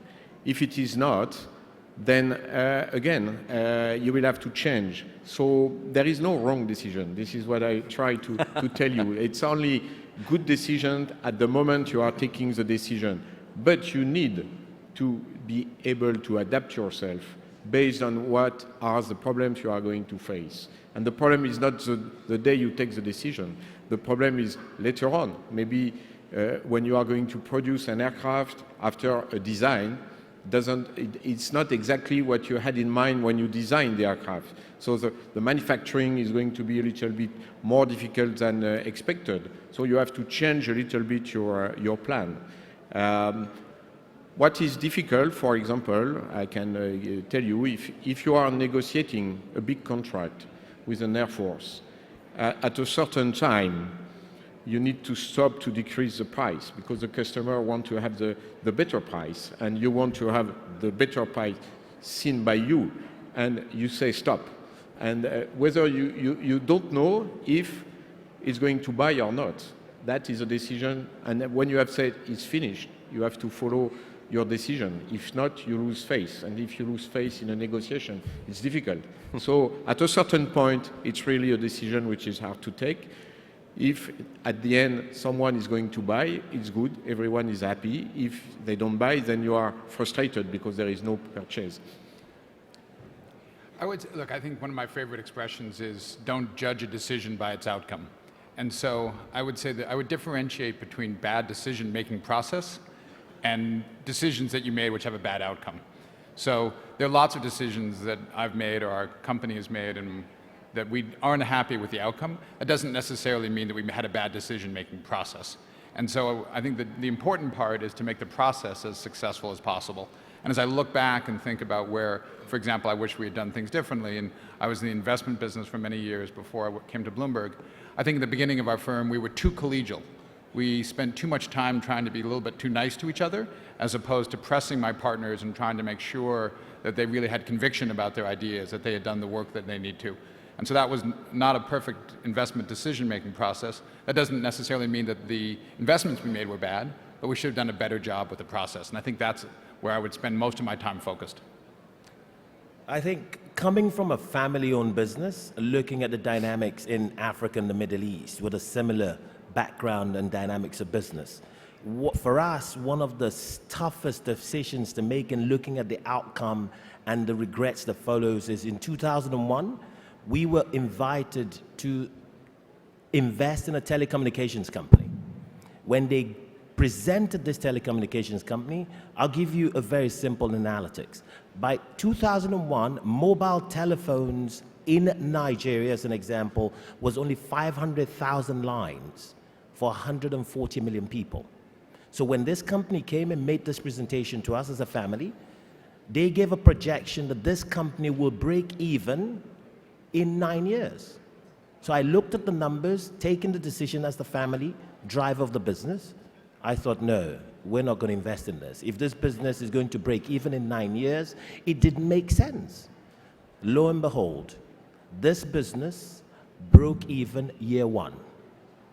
We went back and invested in the same business.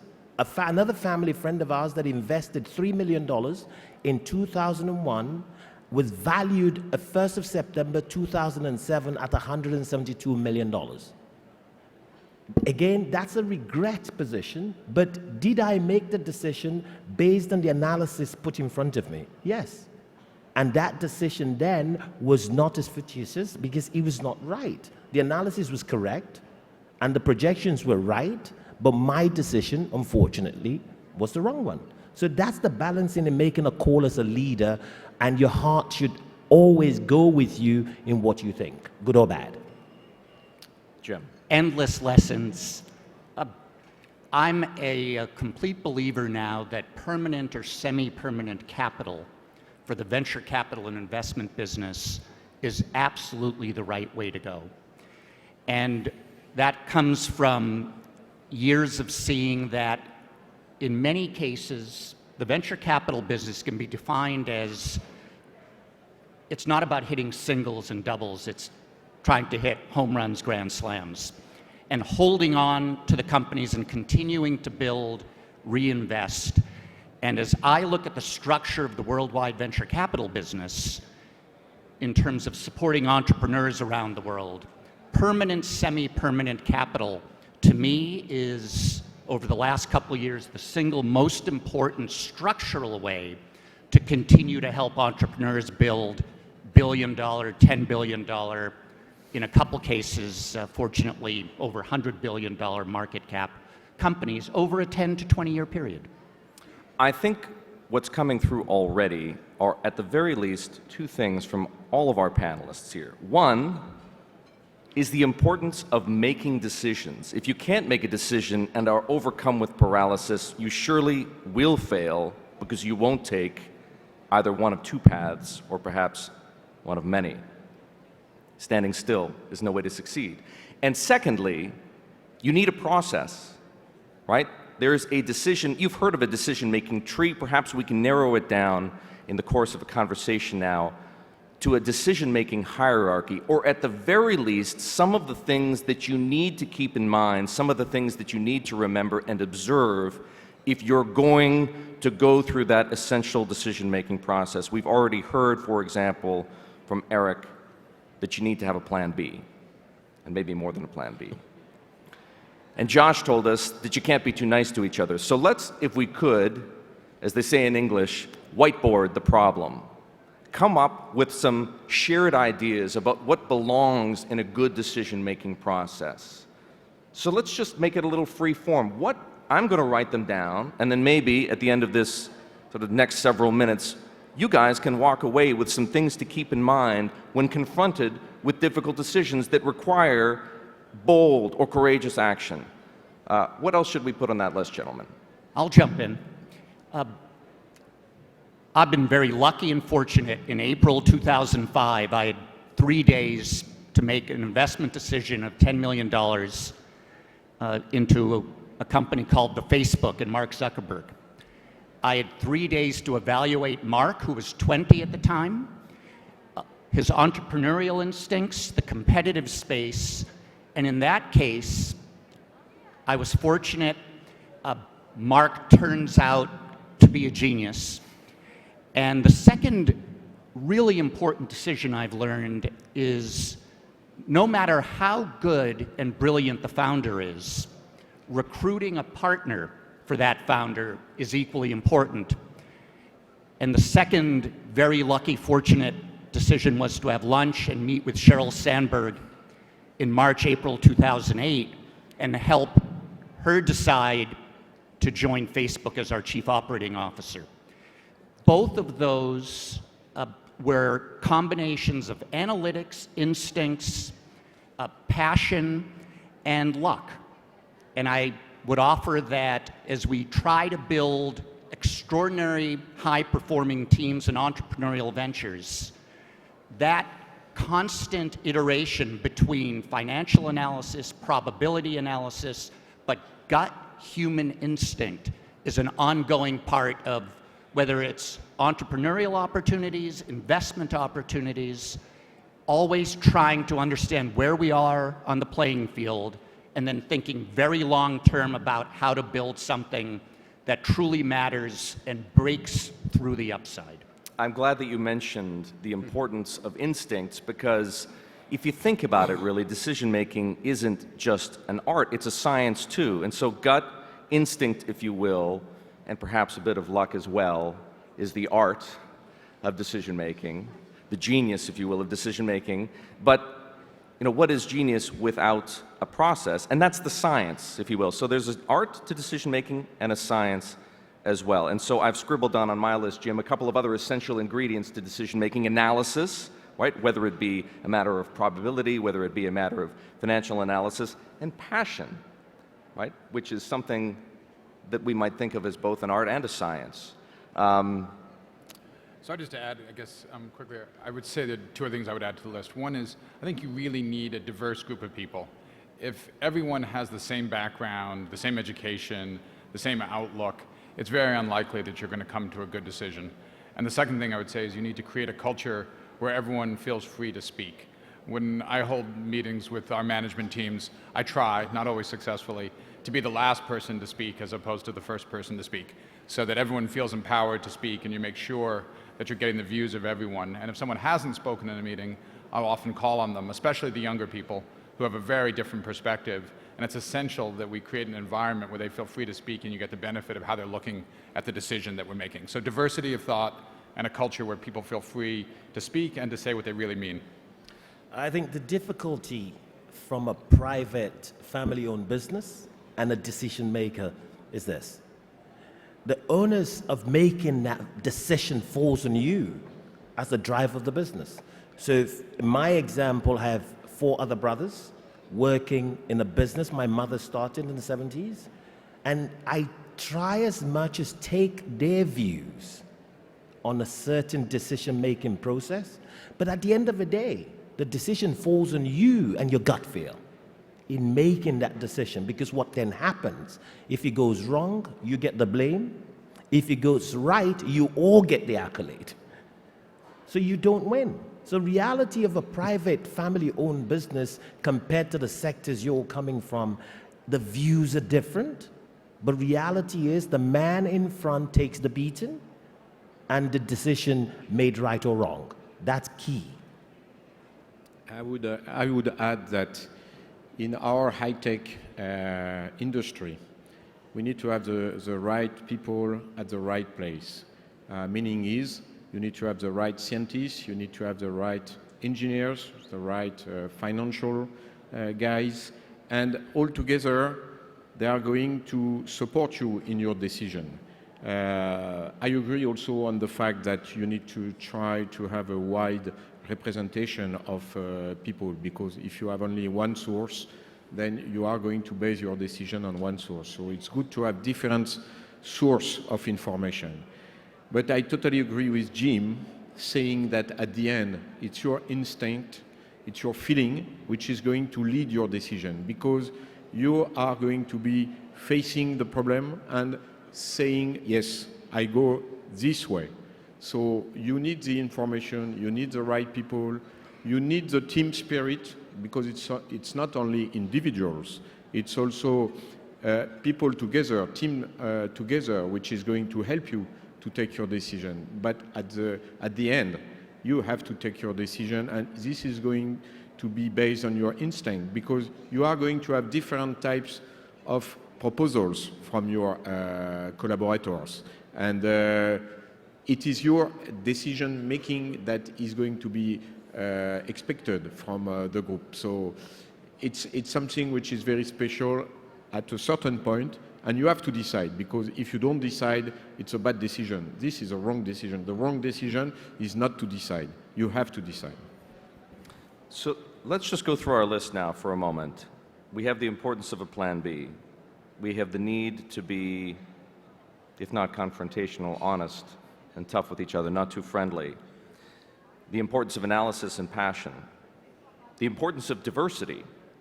Right? Have a diverse group of people. As you said, Josh, if everybody comes from the same background, speaks the same language, went to the same schools, comes from the same sort of socioeconomic stratum, you're not going to get a plurality of views from which you can distill the best idea. You need a culture of transparency and openness, and you need the right people around you. In some cases, depending on how large and hierarchical your organization, that really comes down to hiring in some cases. What's missing? Is there anything, and of course, as you mentioned, Jim, the importance of luck and instinct. What else belongs on this list before we conclude? The balance of age. I spend an enormous amount of my time visiting campuses throughout the world, and it's the students, the postdoctoral fellows, the faculty that are driving so much of the most compelling transformations, whether it's in healthcare, education, technology. I'm stunned at how many of the good, compelling new ideas are coming from entrepreneurs in their 20s. And as I think about whether it's a 2030 strategic plan from MiSK or other strategic plans where we're looking out 10 or 15 years, the balance of age and the importance of youth and experimentation, to me, is what is going to drive outsized, compelling investment returns over the next decade. I think that's right. I think to emphasize Cola's point, you need to have in your culture someone who wants to make decisions. The reality is some people like making decisions and some people actually don't like making decisions. Most people will tell you that they do. In fact, a lot of people don't, and that's okay. There's a role in organizations from people who like to provide information, like provide analysis, want to help you, and actually don't want to make the decision him or herself. As Cola said, someone's got to step up and make the decision. And the second thing I probably would say is understanding when a decision really needs to get made. Jim gave the example of when he needed to make a decision in 72 hours. I think to your point, Eric, some decisions have to be made on a tight time frame. Some decisions don't, and I think part of being an effective leader in an organization is understanding what decision needs to be made quickly and what decision should be allowed to mature, and allow yourself to get more information and not make it until you have to. And there isn't often clarity about that timing, and that timing is pretty important. What about the where? Not everyone has, clearly, as was the case for you in Facebook, Jim, the luxury of time. But when you do have the luxury of time, is there something that any of you has found to be, and again, I know that it's highly individual, but something that you've found helps you to make quality decisions, whether it's taking time away from the office, going on a ski vacation, finding yourself on top of the mountain, or perhaps on a walk through the desert. Is it important to clear your head to make good decisions, or are the best decisions made under pressure in the heat of the moment? I think that you have two types of decisions. One can be taken under stress because you need to react within a second, and it's only a kind of sensitive decision. Some others, which will involve the company for a long term, which is always the case in a high-tech industry, you need to mature. And to mature, you don't need to be stressed. I mean, you need to keep some time for you to mature everything which has been told to you and make your decision really in a quiet environment. Meaning is that you should not react too much. You should really take a decision because you know that it's going to involve the long term. In that case, I don't know if you are going to take some one day off or playing golf or I don't know what, but at least you should not take such a long-term decision in a stress environment. You need to be sure of what you are going. It's better to take 1 or 2 more days before to decide than to say, I have to decide today, so I will do it today. You can wait. Not too much, but you can wait. I think in a private sector of family-owned business, making a long-term decision that would affect the future and the generations of the ownership of the business is something you should never take lightly. It's a decision that should involve the family involved in the business, and more importantly, make it a consensus decision. So when and if anything happens, it's not falling on you alone. It's a consensus decision that was made by the family, but led by you. Travel extensively. Here we are in Riyadh. The very best entrepreneurs, the very best investors, I believe, love to travel. It's humbling. We're always learning. And in terms of the investment landscape, as much as I love Silicon Valley and technology, the great companies over the next decade will be formed worldwide around emerging markets in big verticals such as healthcare and travel and financial services. And my advice, love reading, love travel, love engaging, and be curious, because there's always something new to learn, whether it's investing, venture capital, or entrepreneurship. And it's a fascinating, humbling business, but those are some characteristics I find really make a difference when I'm trying to make decisions, short, medium, or long term, around investing, or anything for that matter around business. Kola, you brought up something just a moment ago which I think is worth us talking about, at least for a couple of minutes, because it's something that every one of you will encounter, whether it's in business, whether it's in politics, and you already know that it's something that comes up in family life. The challenge between consensus and leadership.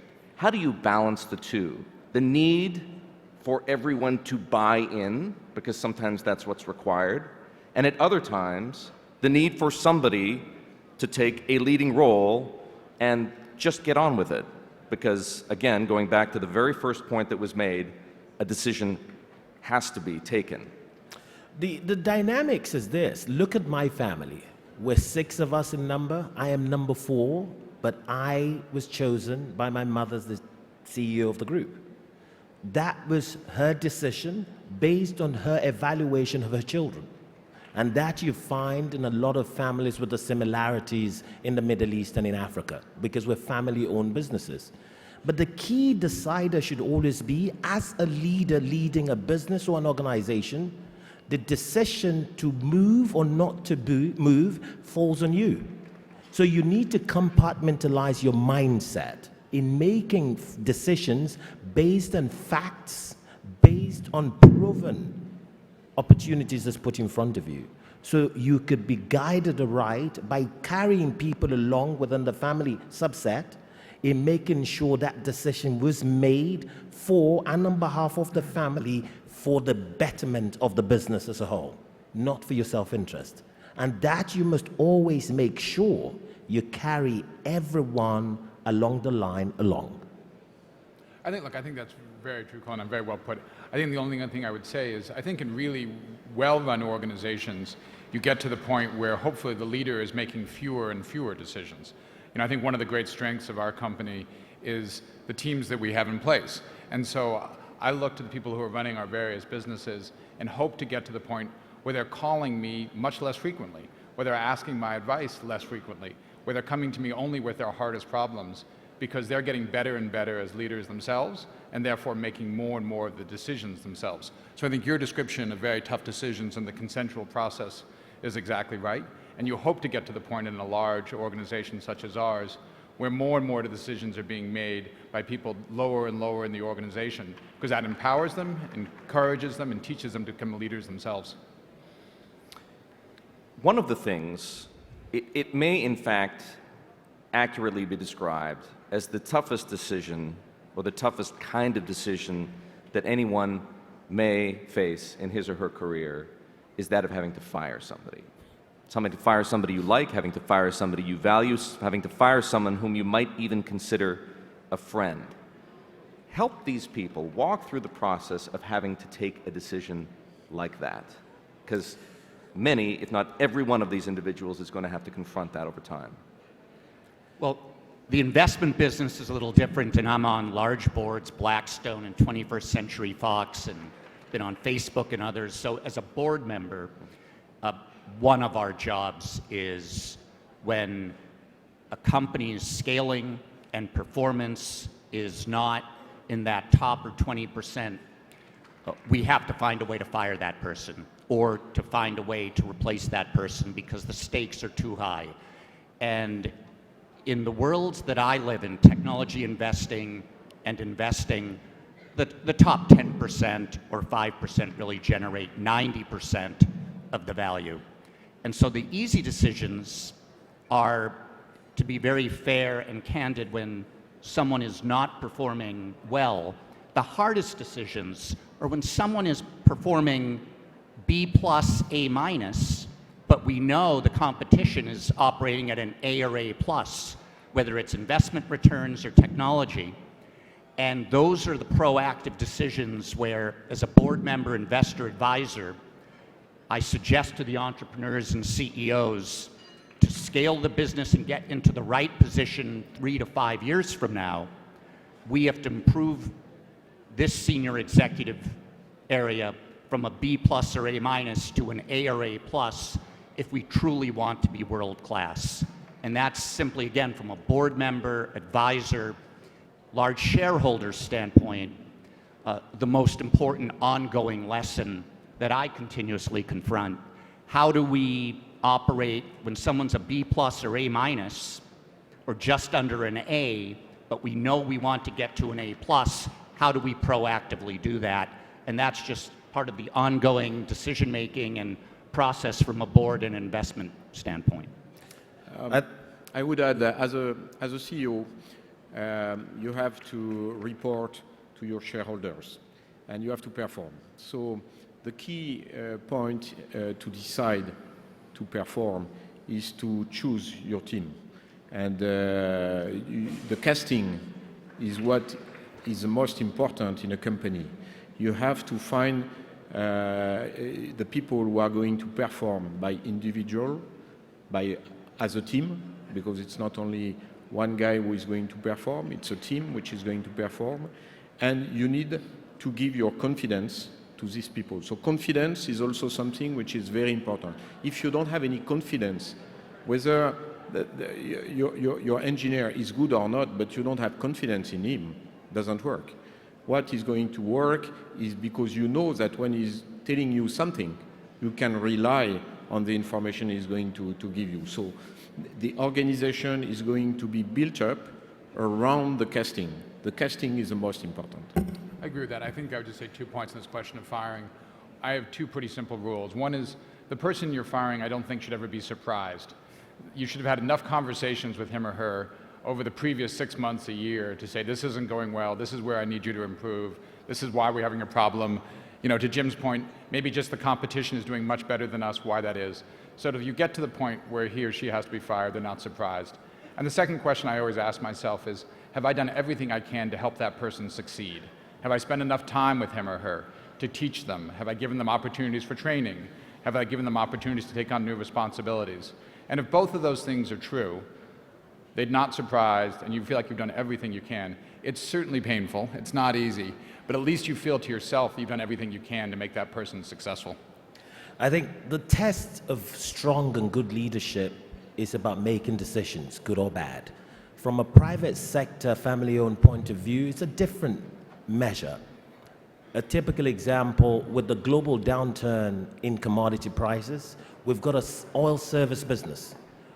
The biggest decision for me was having to make that decision to fire people who have worked for us for 25 years.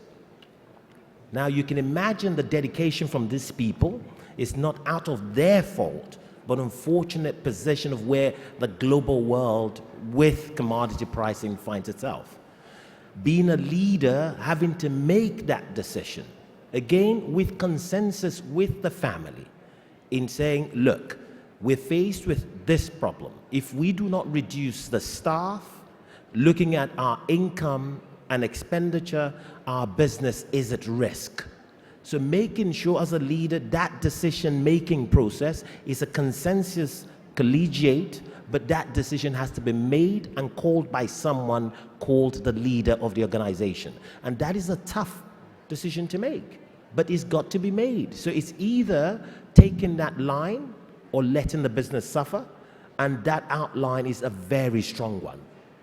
Panelists, I have put together quite an impressive list of the keys to decision-making, which I'm going to review at the end of our conversation. I was hoping we would have time for questions, and I think we should take some questions from the floor. So if some of you have questions, could we please have the microphones out and the paddles out? I see a hand, I see a number. So here we go, gentlemen, our first question. Good morning, this is Wala, Economic Development Consultant. My question to you is, to what extent emotions would affect any decision? And when I say emotions, I mean a deal, not a person to fire.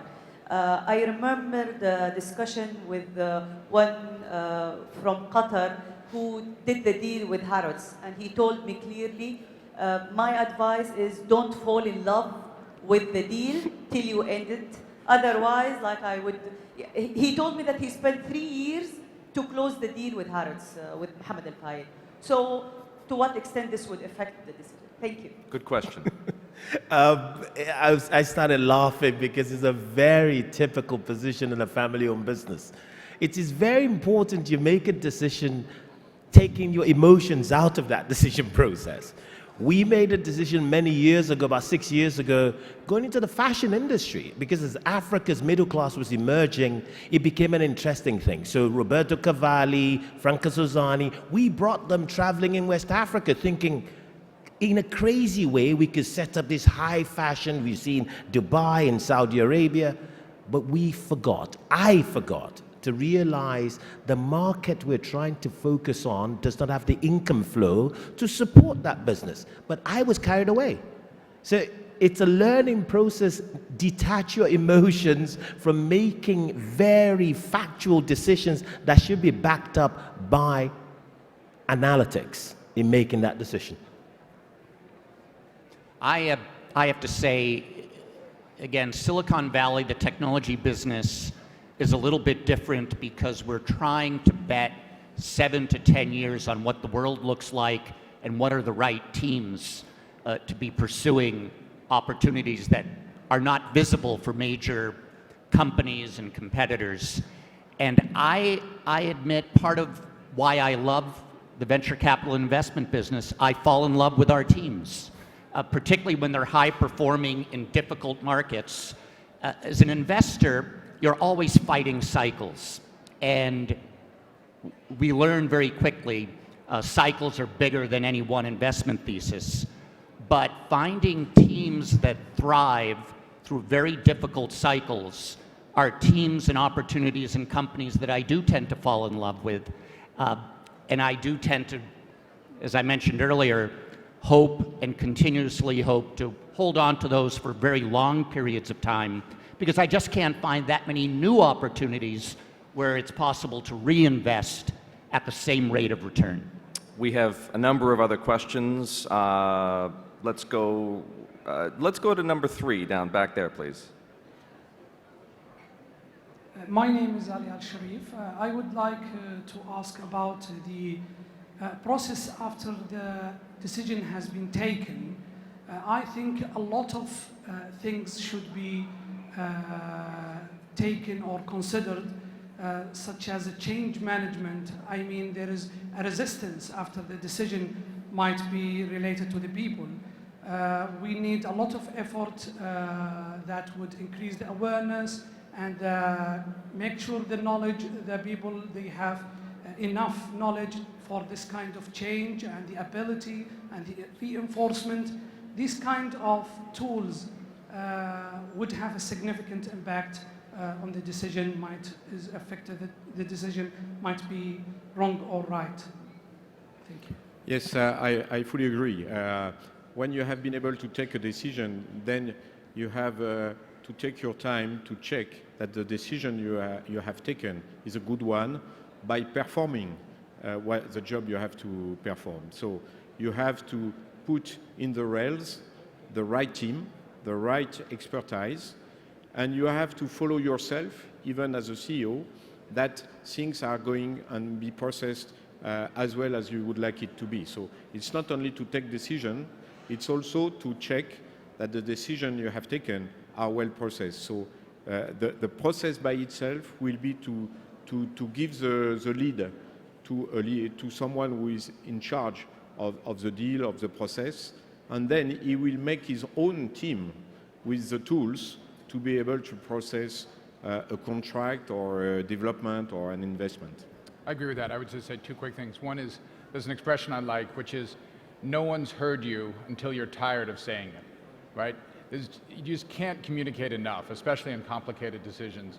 And you have to do it in a whole variety of different ways. You have to do it in small groups and big groups. You have to do it over email and videos. And you have to keep repeating the messages. And the second thing, which Sam Palmisano, the former CEO of IBM, used to say, is having too many priorities is the best friend of poor management teams. Because if you give people too many things to do, they choose the one which is easiest, as opposed to focusing on things which are hardest, and that kind of change management that you're discussing.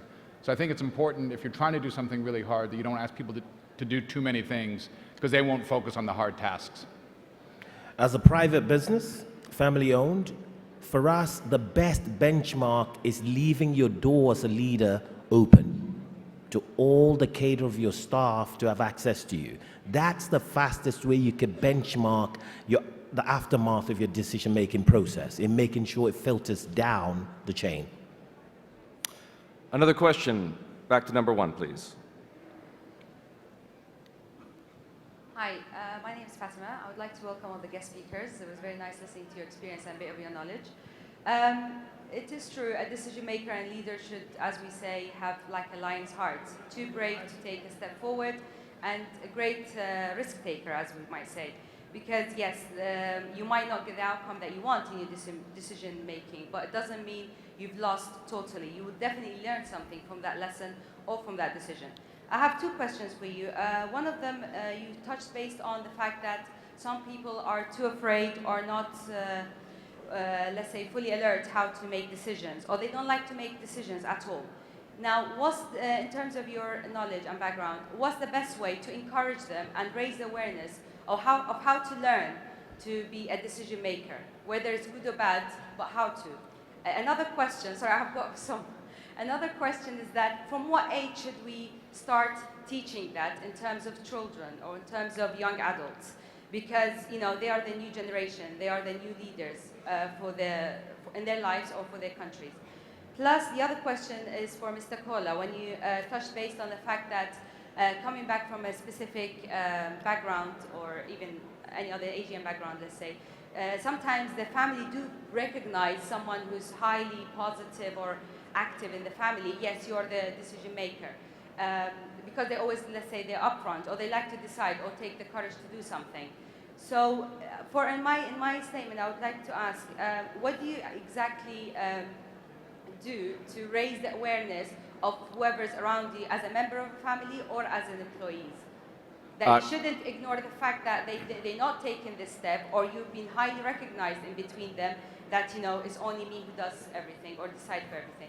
In the interest of trying to squeeze in one more after this, Kola, please answer that question, then we'll have one answer to the other question, and then we'll squeeze in one last one. What is key critical is your ability as a leader in a family business in engaging the family as a whole, making sure everyone is carried along, but making everyone recognize that you have to make that decision on behalf of all. Secondly, recognizing children. I think what my mother's done is from a very young age, and as you see the dynamics of a global world, decision making should start from a very young age, making sure your children take responsibility for whatever actions, good or bad, that they deal with or face with. That's key critical, because in time, that psychological positioning gives a balanced measurement in looking and evaluating decision making. The third position from your question is, look, the reality to life in a family-owned business is making sure the benchmark of a leader is ability to acknowledge other people's thought process, not only listening to your own voice, thinking you are superior.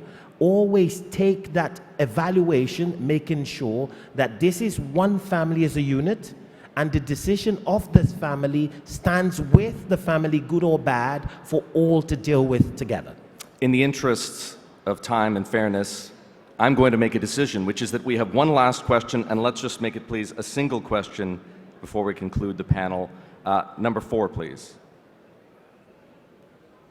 Hello, my name is Zaid Mushari. I'm a strategic communication consultant. I have been studying the art of making decisions for years. There's one question that I haven't found an answer for yet, and it goes like this.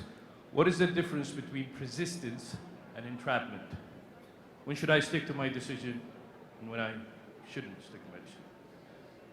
I would study Mark Zuckerberg and Sheryl Sandberg as leaders in terms of persistence, sticking with vision, working together as a team to figure out when to be persistent and when not to be persistent. There are other examples, but I can't think of a better team in the world of the internet and technology than Sheryl Sandberg and Mark Zuckerberg. Quickly, anyone else want to add to that, please? I would say B plan. If you are not sure, go directly to the B plan. It could be better than the A plan. Yeah, and I would just close by saying, I think ultimately culture is far more important than strategy. So if your culture is broken, you got to fix that, and don't be persistent. A broken culture will kill any organization. Strategies can change, and they should change, but the culture is foundational, and persistence is a bad mistake with a poor culture. I think supporting what has just been said, the reality to art of making decisions is you've got to make sure you have a cultural focus on where you see your business, how you see your business, the future of where you want to be with your business, and reality is knowing and owning up to the fact that you making that decision affects the business. I said at the conclusion of this panel I was going to review the ingredients to good decision making, and I think we've come up with quite a list. Recognizing first that there's an art and a science to decision making. And on the art side, I hope luck is in your favor, but that you trust your instincts and that you have passion for what you're doing. On the science side, be dispassionate to a degree. Don't be afraid of analysis, and don't fall in love with your idea. The importance of teamwork, but at the same time, don't be too collegial. Have the right people, hire well, and recognize the crucial importance of human capital. Create an environment of diversity. Again, if all of you are the same, you're just going to come up with the same ideas. Recognize that youthful perspective plays a role. Don't forget about the kids. Create a culture of openness and transparency. If you can, impose a governance structure that will help you and hurt you if you don't have it, perhaps. Recognize the importance of timing and patience. Expose yourself to ideas, fresh ideas. Travel as much as you can. Read as widely as you can. Here's one I'm going to add that didn't come up, but which I remind myself of all the time. Recognize what you can and can't control. Focus on what you can and do your best to forget about what you can't. The oil prices come up a couple of times. Good example of something you can't control. Balance consensus and leadership. Have a plan B. And above all, folks, make a decision. Get over your fear of failure. Please join me in thanking our distinguished panelists here at the MiSK Global Forum.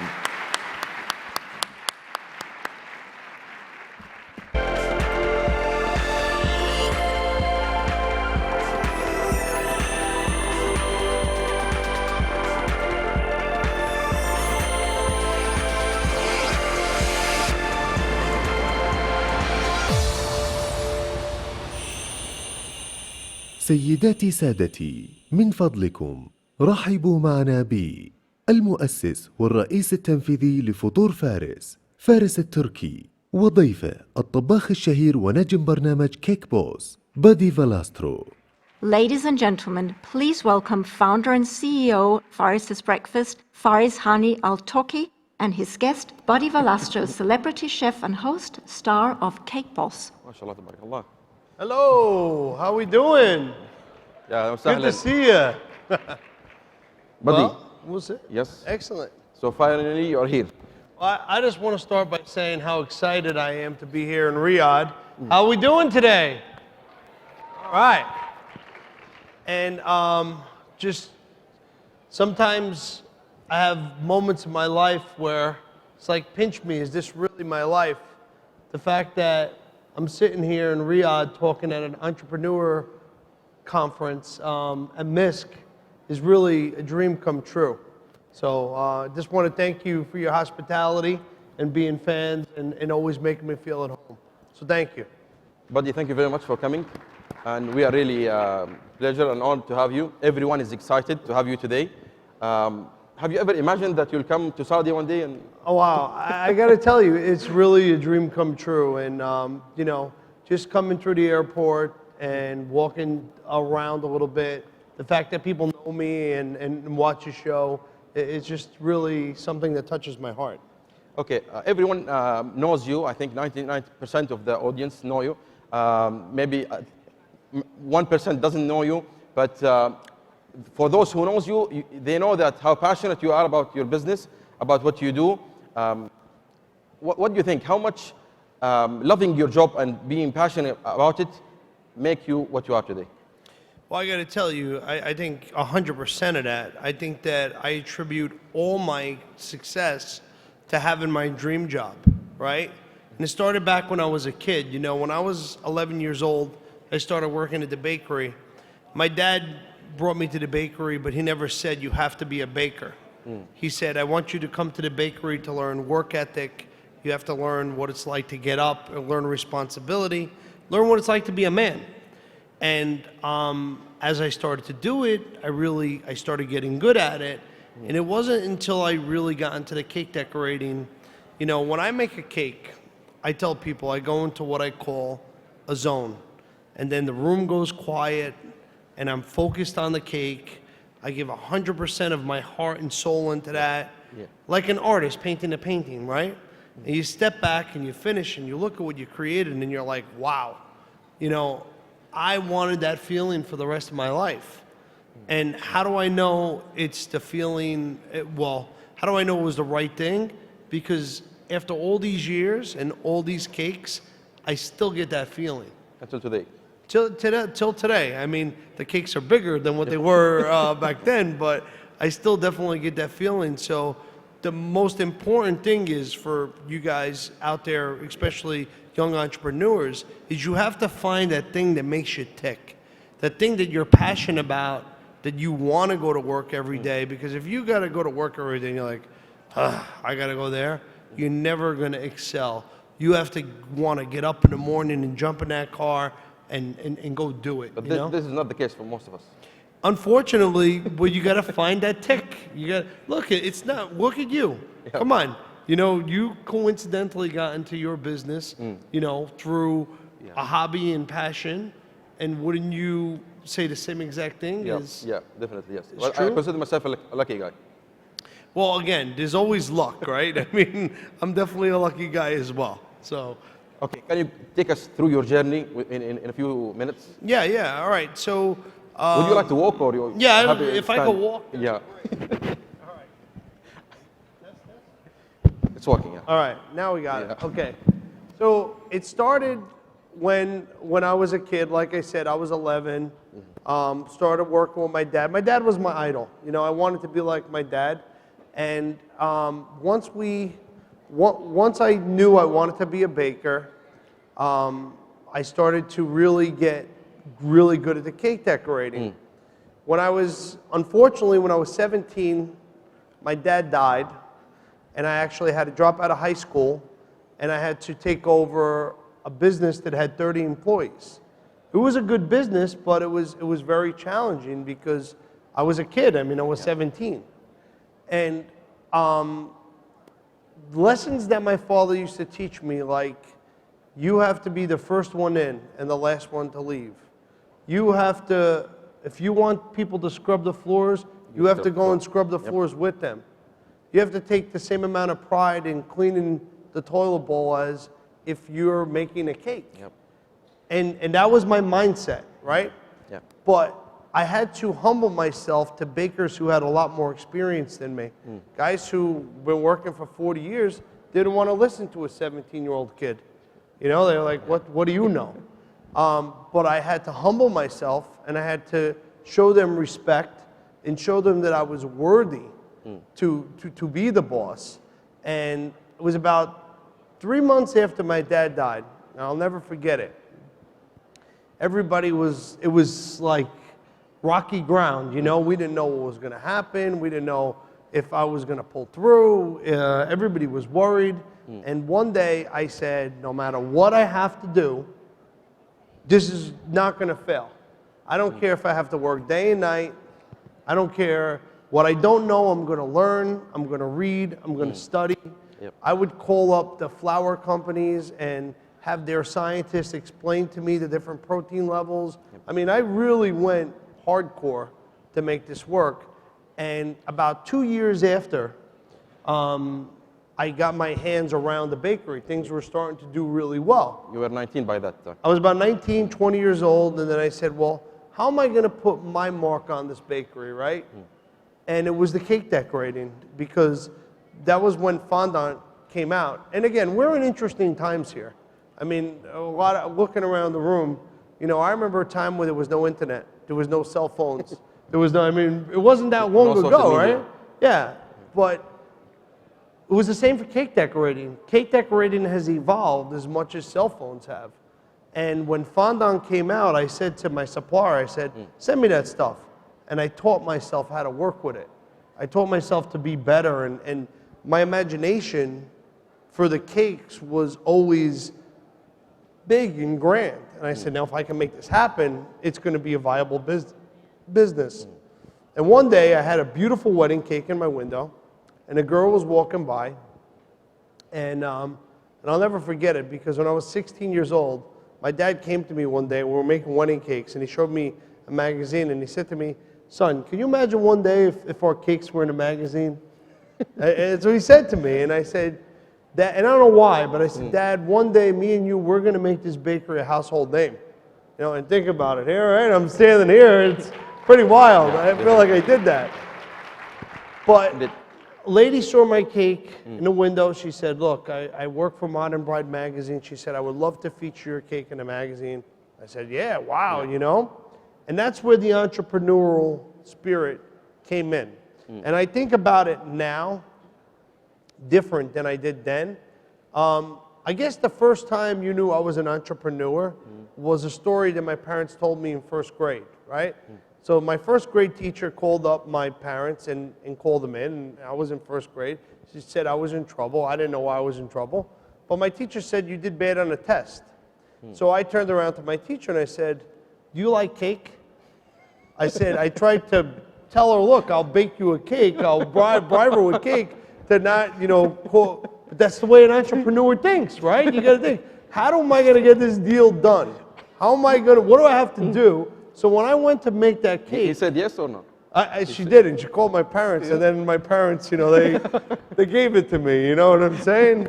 But the truth of the matter is, when I made that cake for those magazine people, I went there with 2 bags of cake, and I made friends, and I worked the room. I was my best PR and marketing person. Yeah. I sold myself to them, and I take a lot of pride in my handshake. Yeah. If I shake your hand and tell you I'm going to do something, I pull through. Yeah. If I tell you you don't have to worry, you don't have to worry.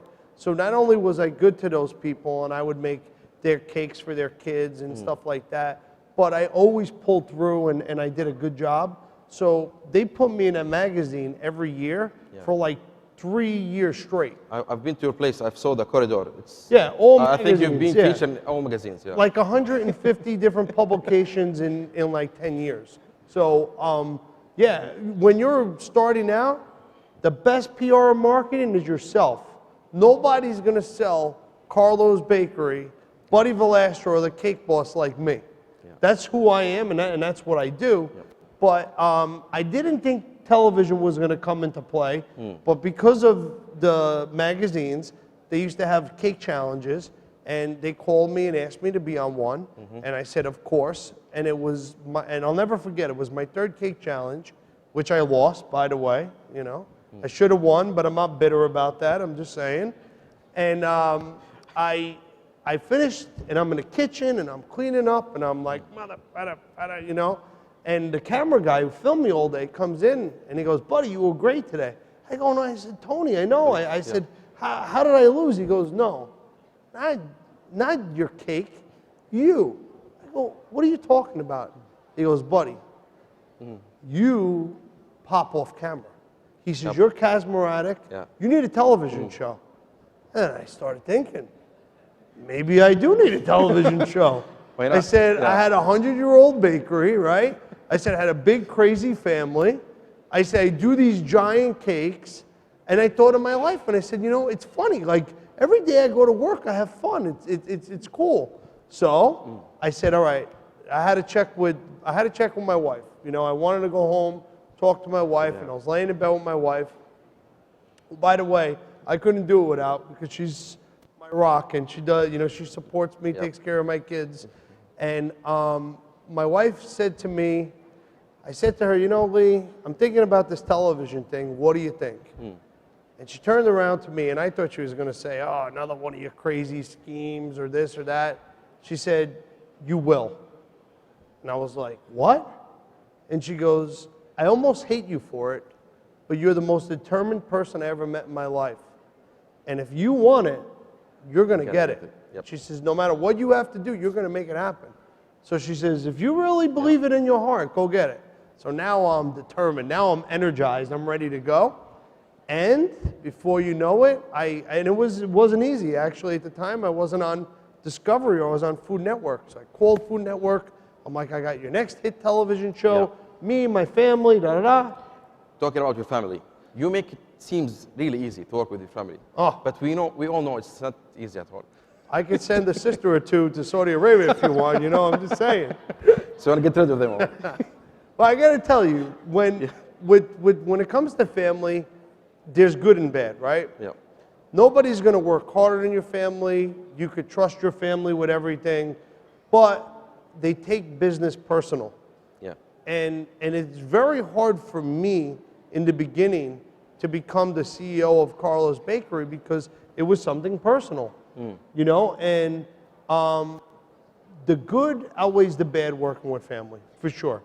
But you got to weather the storm when you fight. And me and my family, we do argue once in a while, but we have a rule: we don't go to bed mad at each other. We'll get on the phone, we'll have a conversation, we'll make up and we'll make peace, and I think that that's the most important thing. So you've been doing this since you were 11 years old? 11, yeah. Have you ever thought of doing something else?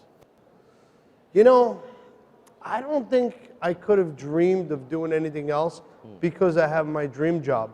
But unintentionally, right, let's think about what I've done. All right, so I took over my dad's bakery when I was 17 years old. I grew it from 30 employees to about 70. Well, 70 before Cake Boss. Yeah.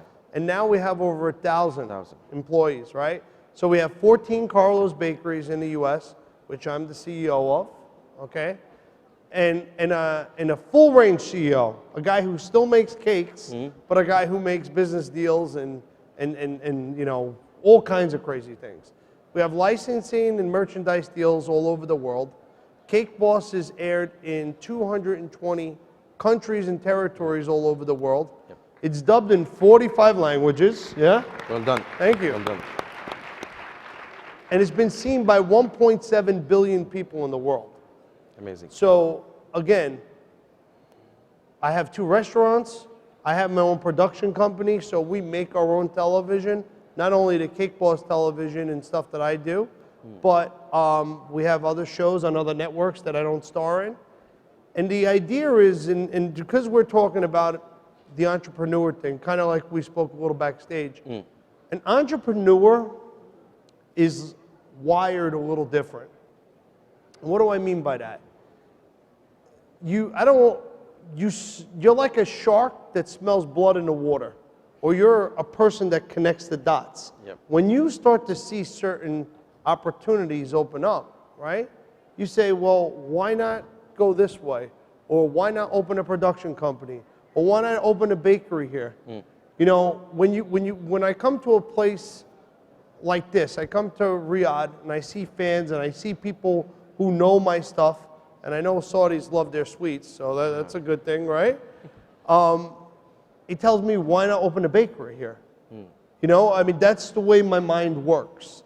And there's never a can't, and there's never we won't, it's how. There's always a will, if there's a will, there's always a way.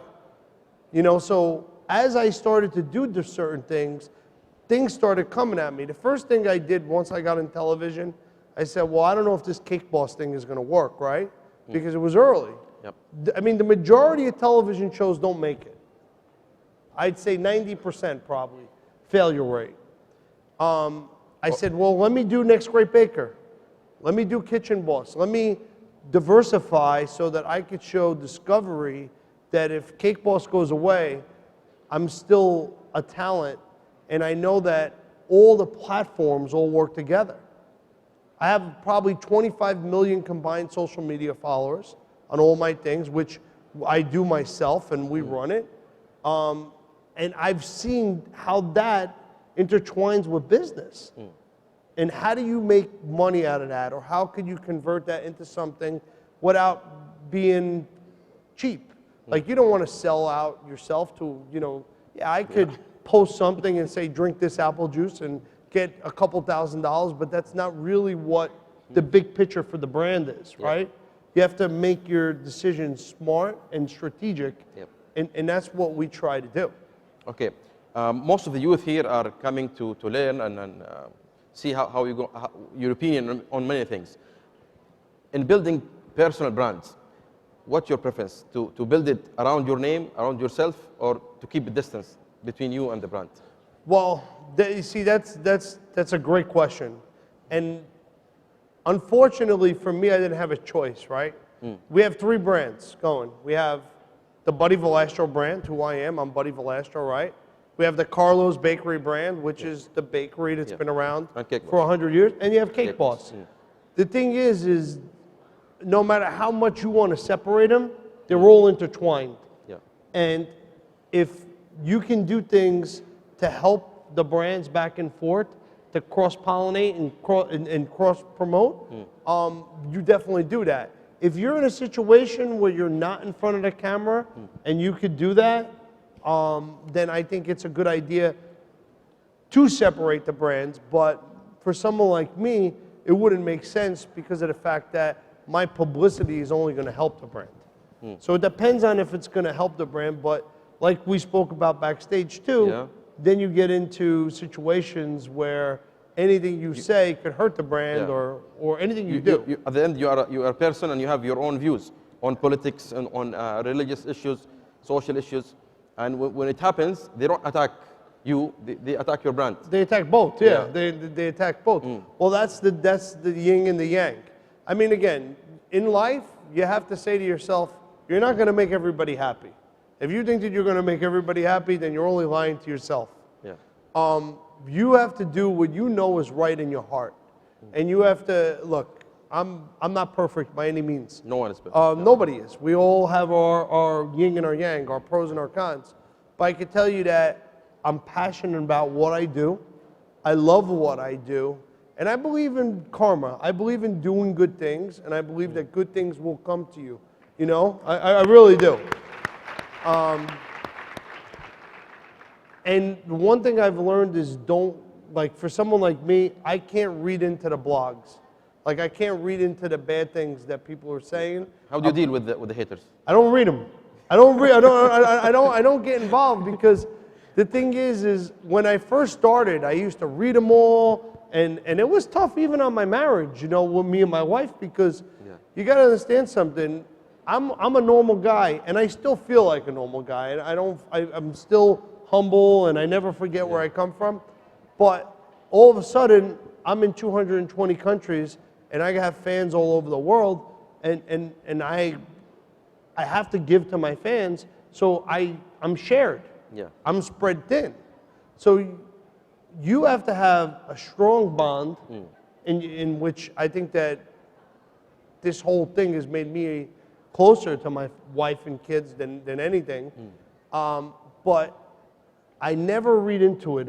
My first publicist at TLC said to me, good or bad, as long as they're talking about you, it's good. It's good. Yeah.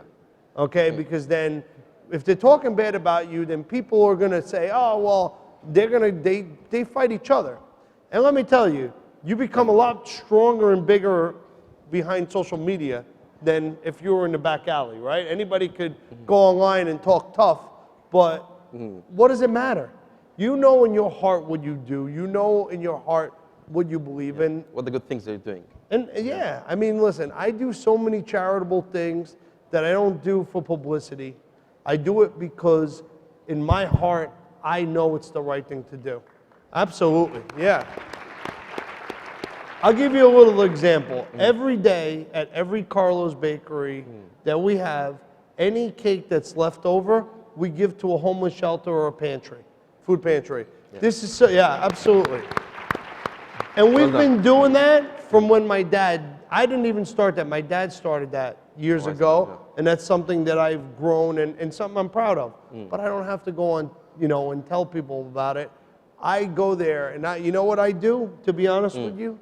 Like, I'll take my sons there on Thanksgiving, and we'll bring pies, because we'll go home to my house, and there'll be a feast, and there'll be 100 people and food and everything else. And I want my sons to know that there's some people in the world that have nothing. That are gonna, this is their Thanksgiving, you know, and to really always give back and be humble. Well done.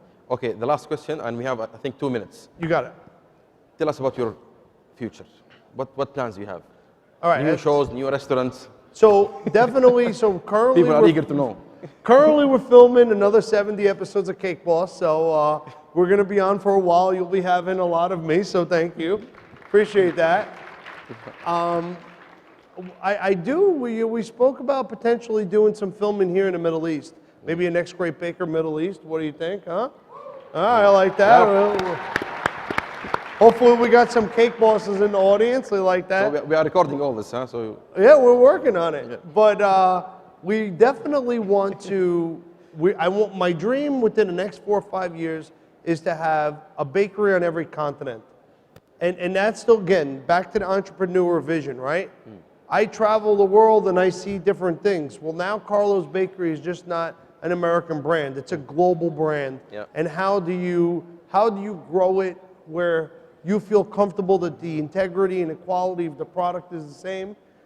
Also by marrying the cultures, because you want to come into a place like using Saudi Arabia to be able to marry the flavors and culture that are here with what we're already making. So hopefully within the next 5 years we'll be on every continent. Okay, thank you very much. You got it. We have a couple of minutes for questions. Yes, I love questions. Would you like to stand up or sit Oh down? yeah, we can sit, whatever Okay. you want to do. Yeah. Okay. Sorry. So, تفضلي. Assalamu alaikum. Try to ask it in English. If not, I'll translate. This is Wala Nahas, Economic Development Consultant. My question for both of you, the challenge of both businesses is the consistency across generations. So it's not anymore personal brand. It's not anymore your own name. It's a full family business. So how you drive this energy and passion across the whole generations? And this is for you as well, Faris. Thank you. No, you go. Okay. Well, what we try to do is you have to, as you grow, you have to put systems in place to really quality control. So we manufacture out of our factory in New Jersey, and we send the raw product to the different bakeries where we bake them off. So imagine the frozen cookie dough goes to the bakeries, they stick it in the pan, they bake it. So we control the consistency of it.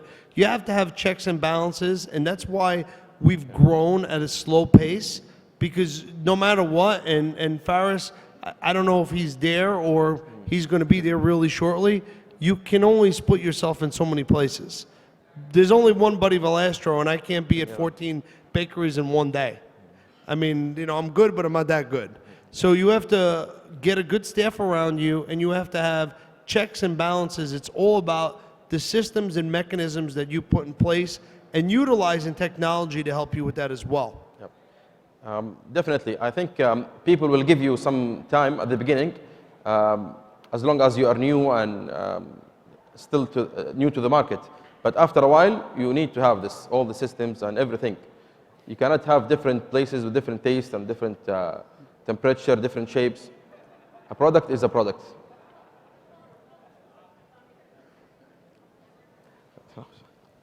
I'm sorry. تفضل. السلام عليكم, سعود الغامدي, Innovation Team Leader from Saudi Aramco. I don't have a question, but what I have learned from your show and from Faris Business is the teamwork, the passion, and the beliefs that you do have. They were the drivers behind the success that you are in. You have a creative way, innovative way when you are running your business. Helping people in your place to start their business or to fix their business, this is because of your beliefs. I have never ever missed a show from the Cake Boss, me and my family. Well, thank you. I love it too much, even for Faris. My family, my parents, we went there. Even my parents, they were amazed by not the food taste, but the way that the people are handling the guests. I guess this is one of the main things that make your business success. Thank you for both of you. Thank you, my friend. We appreciate that. Hi, my name is Maha. First of all, I just want to say I'm a huge fan. Thank you. My question is to you, how do you find time? Because some people, when they have like big businesses like you do, and you have to make your decisions and you have decision making and with the company, how do you find time to actually make the cakes? And because I know that's your passion, so how do you balance doing that and making your decisions? Thank you for this question, because I had it, but I didn't have the time to ask you. That's a great question. For me, it's, again, sometimes when I don't make the cakes, my assistant will tell me, buddy, you got to get in the kitchen because you're cranky. Like, that's my escape. That's what makes me feel good. She's like, please, just go in the kitchen and make a cake. You have to do what you have to do at certain times, you know? You have to, whatever I'm doing, you got 100% of me. If I'm with my kids and we're playing soccer in the backyard, they got 100% of me. If I'm at my bakery making cakes, you have to give 100% and be able to multitask, because a good entrepreneur can multitask. And again, some days I don't know how I get it all done, but I manage to get it all done. So you always say multitasking, but how do you do the multitasking? yeah, listen, I could, but that was, you know what it is? Running that small bakery for all those years. Yeah. I did everything in that bakery. I could be talking to a customer, seeing out of the corner of my eye, and hearing something behind me at one time. I would be able to manage 50 people working like it was nothing. So it comes with time and experience. Thank you. Thank you. Badr Rabia, Saudi Aramco. One of the things, we saw the show, we saw that there is a lot of cakes. We wanted to have some samples. We wish that you brought some with you.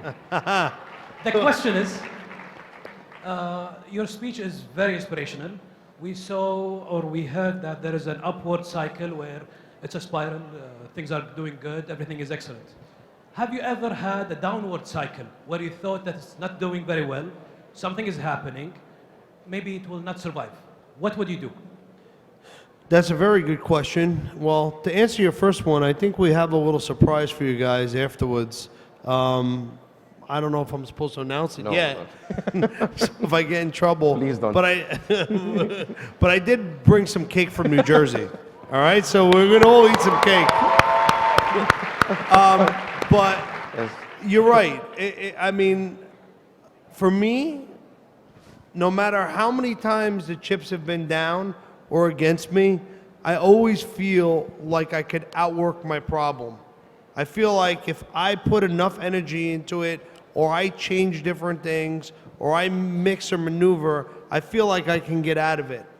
Now, there's been times where it hasn't, and recently I've learned that you have to, if something's not working, you have to cut it, because then it becomes a distraction. You know, we had a little catering business that we were doing out of the factory because we did, and earlier this year, it did okay, but I said, you know what, it's not worth the effort and time to continue it. So you gotta be able to be smart enough to know when it's time to cut your losses. You have to learn from those mistakes and grow. It's like watching Cake Boss, right? Every time we make a cake, we learn something. We learn, like now, I know how to make a cake spit fire. So in the new season, we're gonna have a cake that's gonna shoot fire 15 feet out of its mouth. Well, if I need a cake later on to shoot fire, I know how to do it and I'm not gonna forget it. So it's about learning those lessons in life and in business, not making those mistakes anymore and making it happen. So we have a question from the youngest guest today. Oh, my little princess. Hi, sweetheart. Hi, my name is Ghalia and I study in Dhahran Ahliya.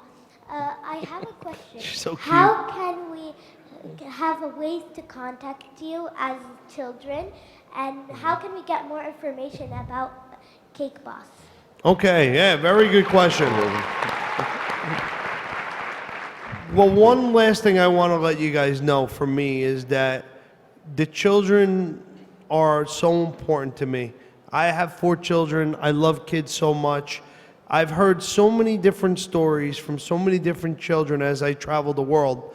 And that's what's changed. You know, when I set out to do Cake Boss years ago, I figured it would be good for my brand and good for my business and stuff like that. But I hear so many children tell me that it inspires them to want to bake. It inspires them to want to start their own business. It's gotten them through hard times. It's brought families together to enjoy it. It's meant so much more to me than anything else. And seeing the smile on children's faces like that is why I do what I do. Now, if you go to my Instagram or my Facebook, you could definitely get more information on what's going on with Cake Boss, Buddy Velastro, on both. But you know one thing that I think we should do that I've been wanting to do, and I'm going to talk to my people at Discovery, and my good friend from Discovery is going to be talking to you guys later, JB. I think we should do a Kids Next Great Baker. What do you think, huh? Okay, so we'll go with the last question. We are running out of time. Yeah, absolutely. The last question, please.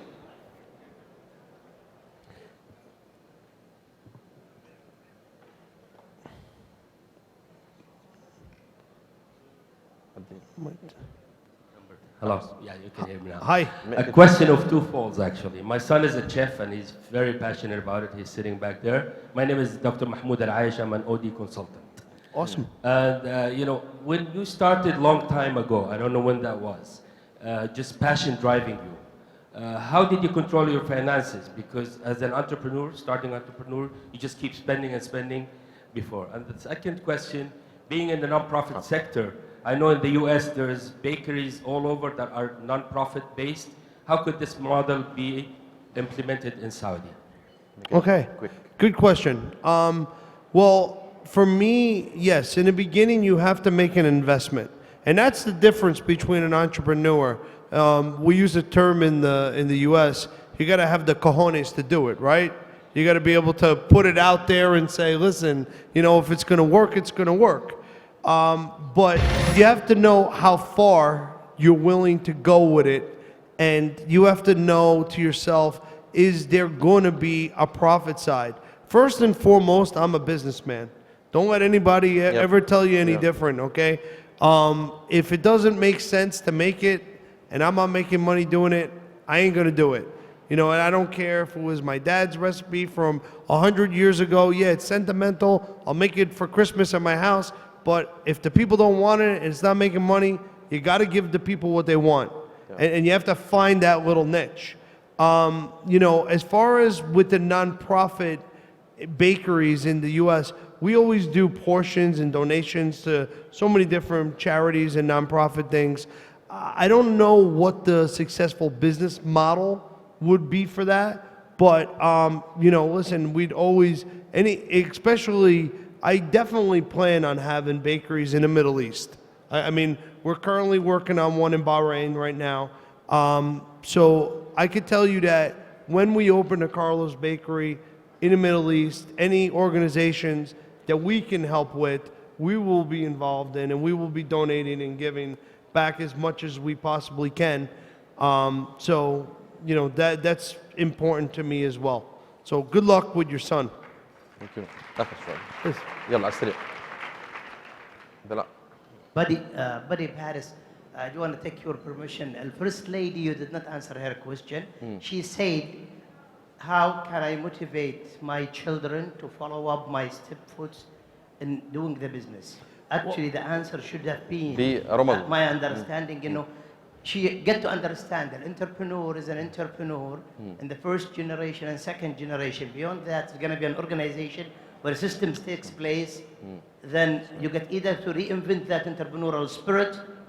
I need a comment around that area for the lady. Well, absolutely. Well, I gotta be honest with you. When it comes to that, I feel like my kids look up to me the way I look up to my dad. And they want to be like me, and they say that they want to be bakers, and they want to go into the family business and do it.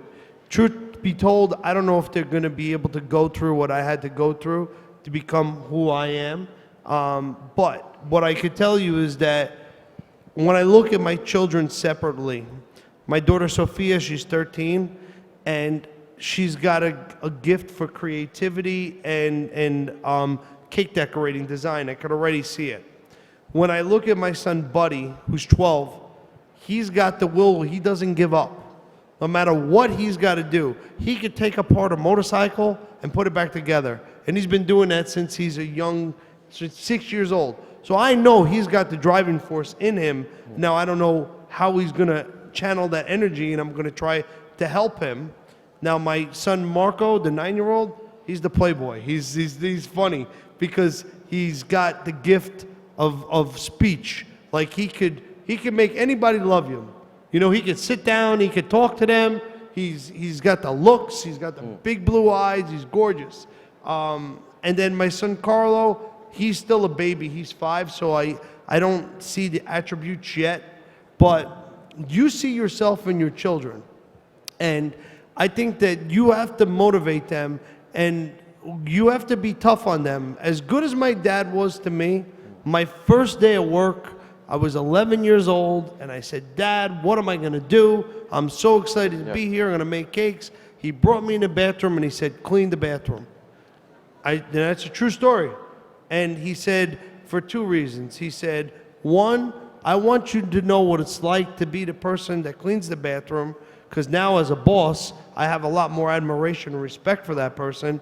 But two, he wanted the employees to see just because I was his son, I didn't get special treatment. So I know that, and I'm trying to do that with my children. But again, we spoil our children. I'm not going to sit here. My kids live in Disney World, you know. I mean, but they live in a big house and they got everything and toys and, you know, all the latest stuff. So it's trickier to find them hungry, you know, because we want to spoil our children, but you want to keep them captivated and you want to keep them hungry. So how do you do that? And more importantly, keep them on the right path, to be good people, to not get into bad things, to be giving and caring and charitable. You got to plant a tree. You know, hope that the roots are strong and that it's going to grow straight. That's it. We want to keep going, but there are lots of workshops taking places, so we have to stop. Thank you very much, Madi. Oh, come on. We love it. Thank you.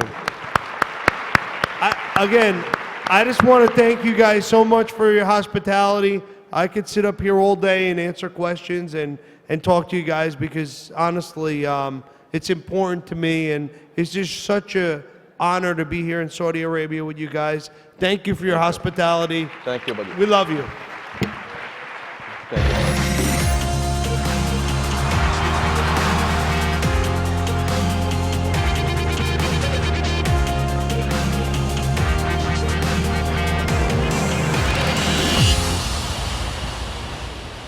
سيداتي سادتي، من فضلكم رحبوا معنا معالي وزير الدولة لشؤون الشباب بدولة الإمارات العربية المتحدة، شمة بنت سهيل بن فارس المزروعي.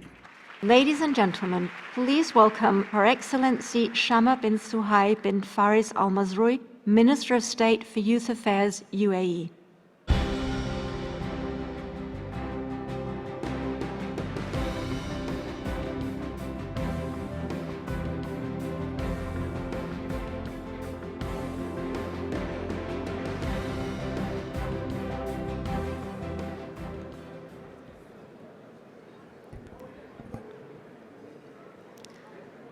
إخواني وخواتي، السلام عليكم ورحمة الله وبركاته. سعيدة جداً بتواجدي ما بين قيادات من مختلف أنحاء العالم في وطن كان ولا يزال موطن للقيادات. منطقتنا ليست سهلة، لا بمحيطها ولا بتضاريسها ولا بأحداثها ولا بمجرياتها. تحديات كثيرة تتطلب وحدة وحكمة وحزم وقيادة استثنائية. اليوم بقدر حاجة منطقتنا للسلام، هي بحاجة لقيادات شابة تصنع الأمل والسلام حولها، وبقدر حاجة منطقتنا للاستثمار وتنويع مصادر دخلها، هي بحاجة للاستثمار في العقل البشري وفي طاقات الشباب. والحمد لله اليوم نحن محظوظين. مهارات القيادة والقيادة ليست مجرد علم في مناهجنا، ولا كلمة في كتبنا، ولا بطولات في تاريخنا، إنما هي أصبحت واقع يجمل واقعنا. فأفضل وسيلة لبناء القيادات الشابة هي عن طريق النماذج والنتائج والتجارب. فالله سبحانه وتعالى أنعم علينا بقيادة اتحدت لتصنع الأمل، بقيادة تحقق المراكز الأولى في كل يوم، وأنعم علينا أيضاً بقيادة تحمل على عاتقها أمن المنطقة ومستقبلها، وتحمينا بحزم، وتخدم أطهر بقعة على وجه الأرض. بين إلهام، بين نتائج، بين خدمة وبين تضحية، نتعلم كل يوم من قياداتنا وقيادتنا معنى القيادة.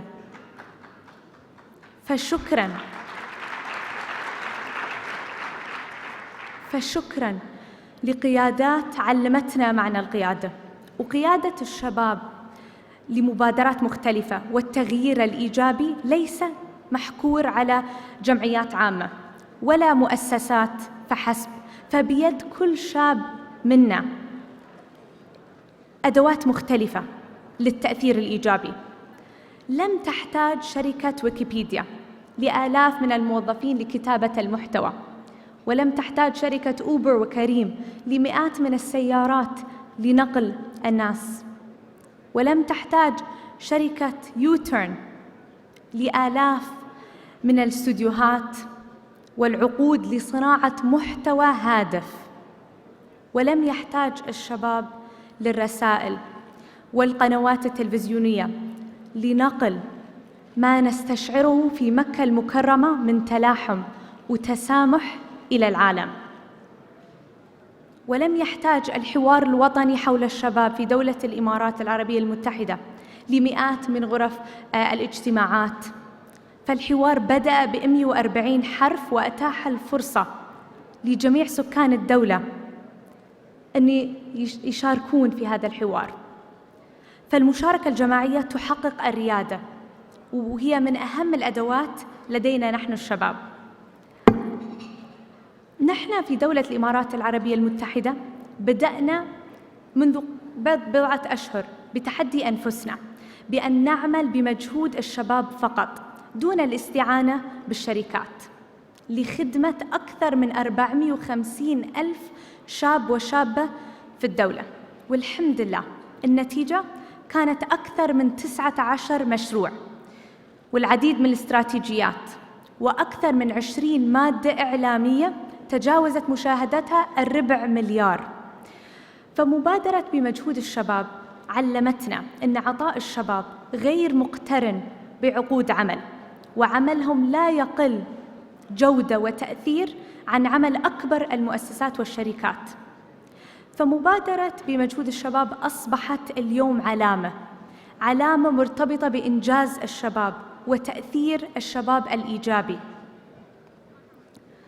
وهذا ما أدركته قيادتنا لبناء جيل من الشباب القياديين للريادة بالعمل الحكومي والعمل الخاص.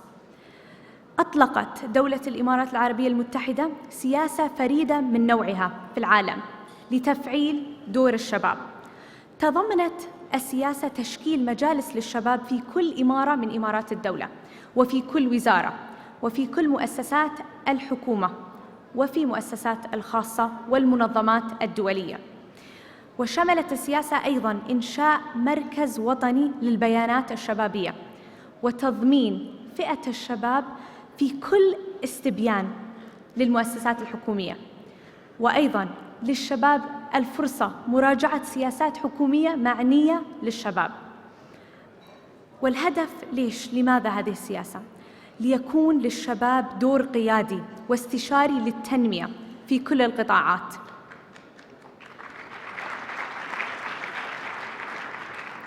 نموذج مجالس الشباب نموذج عمل مختلف وجديد ومسؤولية تحتم على شبابنا أهمية قيادة التأثير الإيجابي.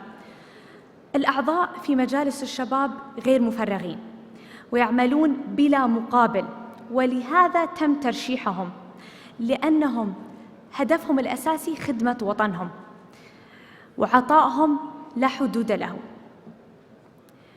فاليوم يا إخواني وأخواتي لا حجة لنا، وأمامنا نحن الشباب الفرصة الأكبر، وعلى عاتقنا المسؤولية الأهم مستقبل أوطاننا. فالمشاركة الجماعية كذلك نموذج عمل جديد وأداة نستطيع توظيفها لخدمة مجتمعاتنا. فإذا اجتمع رائد الأعمال مع الطالب، مع المصمم، مع الإعلامي، مع الفنان، مع القائد، تتحقق الإنجازات. والمنطقة بحاجة إلى أيدي متوحدة وجهود متكاتفة لصناعة الأمل. ولهذا الهدف سنعلن إن شاء الله قريباً الشهر القادم مع مؤسسة MiSK الخيرية بقيادة صاحب السمو الملكي الأمير محمد بن سلمان حفظه الله عن مبادرة جديدة ستكون لها تأثير إيجابي إن شاء الله قريب.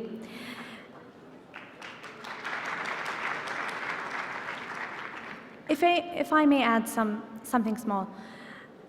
In the United Arab Emirates and in Saudi Arabia, we view youth as the new global emerging market of assets and potential.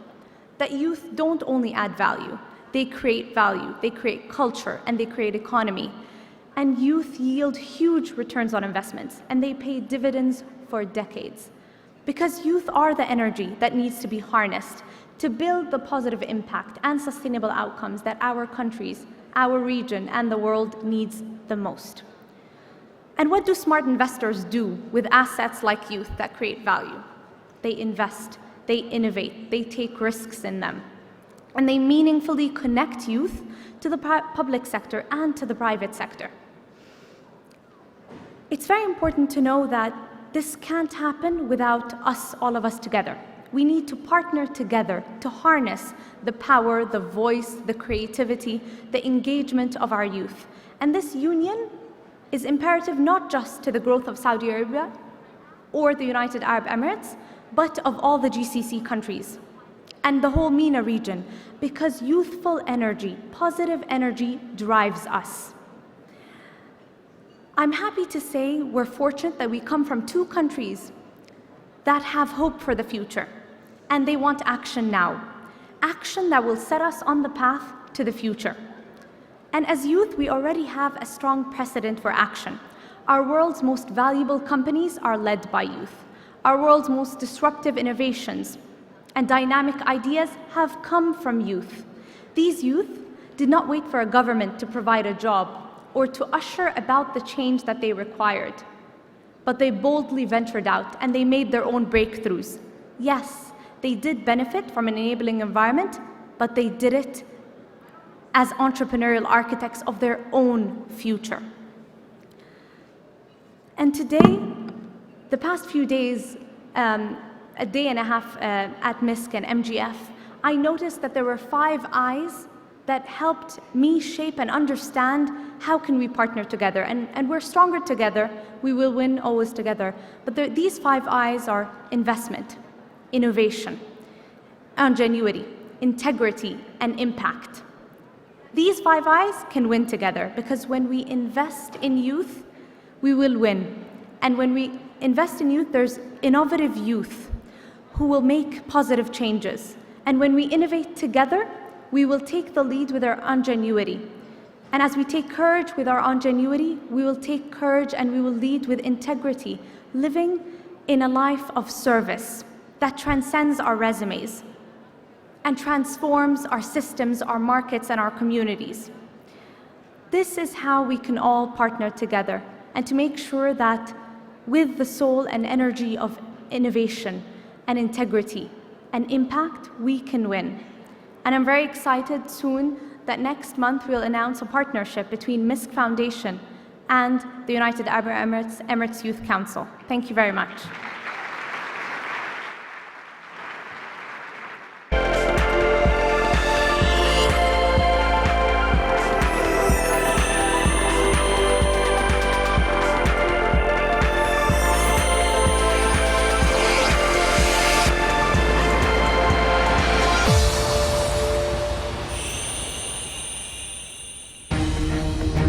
سيداتي سادتي، من فضلكم رحبوا معنا بمذيعة ومراسلة CNBC هادلي جامبل وضيوفها الكرام.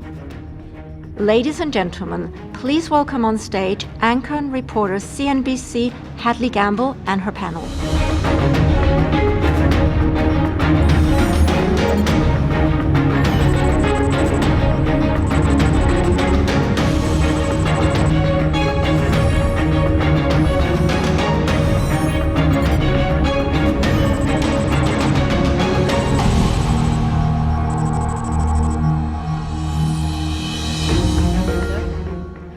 Good afternoon, everybody. My name is Hadley Gamble. I'm an anchor and reporter for CNBC News, and I just want to thank the MiSK Global Forum for having me today. We're very, very excited to be taking part in such an exciting time for Saudi Arabia. I want to kick off by introducing our panelists, our guests, His Excellency, the Minister of Commerce and Investment, Dr. Majid Al-Kasabi, and Mr. Young-Ho Park. He's the chairman of the Presidential Committee on the Young Generation of South Korea. when we're talking about innovation, we're talking about pretty much creating a new kind of culture. And to do that, there has to be an open and constant communication between entrepreneurs, the private sector, and the government. And so that means crafting policies and creating ecosystems that really work for both the government and the private sector. And there's a serious opportunity to do that with the momentum that we've seen coming from His Royal Highness, the Deputy Crown Prince, and the Vision 2030 for Saudi Arabia.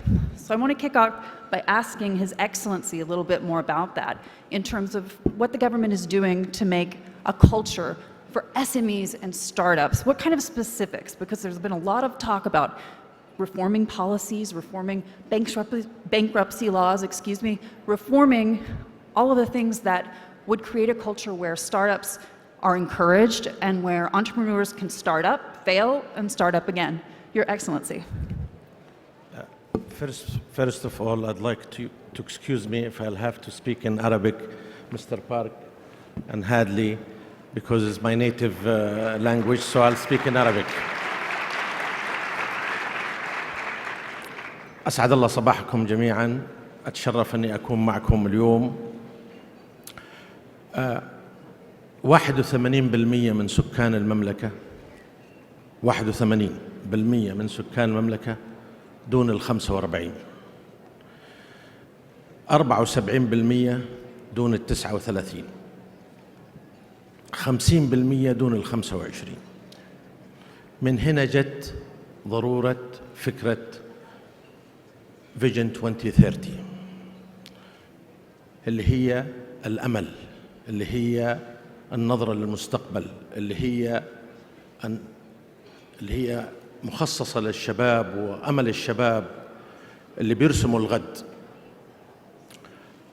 وركيزة أساسية في الفيجن 2030 هو تحسين بيئة الأعمال للشباب ورواد الأعمال، خلق فرص وظيفية وخلق فرص ابتكارية، وأهم من هذا كله هو بناء البنية التشريعية القانونية الكفيلة بدعم هذا المجالات. فجاء تأسيس هيئة المنشآت الصغيرة والمتوسطة، وجاء تأسيس صندوق الفنشر فند ب4 بلايين ريال، لأنه مشاكل اليوم ما يسمى بالستارت ابس أو يعني المؤسسات الناشئة، أكبر تحدي الأول هو بيروقراطية تأسيسها المنشأة. 2 التمويل لدى رائد الأعمال أو صاحب المنشأة الصغيرة. 3 وجود جهة تحتضنه وتوجهه حتى تساعد في إعداد جدول اقتصادية، تساعد في إعداد الدراسة التسويقية، وبالتالي والآن هيئة المنشآت الصغيرة جاري استكمال بنائها المؤسسي الداخلي من أنظمة ولوائح واستراتيجيات وتوجهات ومنتجات لمواجهة هذا الفرصة والتحدي. فما في شك الشباب طاقة خامدة، ولو نلاحظ اليوم تطور التعدد السكاني الكبير والثورة التقنية الغير عادية اللي صايرة اليوم، يعني أنا مبسوط أني أنا جاي يعني مدعو لمنتدى شباب لكن أنا شخصياً في يعني بتعلم كل يوم، في فجوة بيني وبين مثلاً فجوة فكرية، فجوة تواصلية. ليه؟ لأنه مهما يكن جيلي اليوم يختلف عن جيل أبنائي، لأنه تواصلهم مختلف، أسلوب تعاملهم مختلف، وتيرتهم في حياتهم مختلفة. وجدنا اليوم أنه أكثر من 3 مليار شخص في العالم بيستخدم الإنترنت. فما في شك الثورة هذه الحاصلة في التواصل ووسائل الاتصالات غيرت أنماط الحياة، غيرت أنماط التواصل الأسري والترابط الأسري، تواصل العمل، وهذا كله يؤثر على بيئة العمل وضرورة تفاعل وتحسين بيئة العمل. أحب أن أطمنكم إنه الأمور جارية على قدم وساق في هيئة المنشآت الصغيرة، وإن شاء الله سيكون عندنا منتدى في أبريل للمنشآت الصغيرة والمتوسطة، وسنعلن فيه الاستراتيجيات والمنتجات وكل ما هو يخص المنشآت الصغيرة والمتوسطة. وأؤكد إنه ما في شك إنه في رحلة تطوير، ورحلة بدأت، في تحديات، في مشاكل، في عوائق، في بيروقراطيات هنا وهنا، بس دورنا حنا نكون جزء من تصحيح وتطوير هذا العمل. Your Excellency, is it Saudi Arabia's intention to create a real ecosystem for startups, like we've seen happening in Dubai, for example, with the necessary laws and financial reforms in place to do that, including bankruptcy protection? هذا سؤال مهم. احنا اليوم نتكلم على ما يسمى بالبيئة الاستثمار أو البيئة العامة. اليوم لابد أن الجهات الحكومية تتناغم وتتفاعل معا وتخدم المستفيد الأول وهو المواطن. فمجلس شؤون الاقتصاد والتنمية أسس لجنة لتحسين بيئة الأعمال للإيكو سيستم. هذه اللجنة تشكل منها برضو فريق عمل تنفيذي أنا أقوده، وفي عضوية من كل الجهات الحكومية لمراجعة كيف نحسن بيئة الأعمال، التأشيرات، إجراءات تأسيس المنشأة التجارية.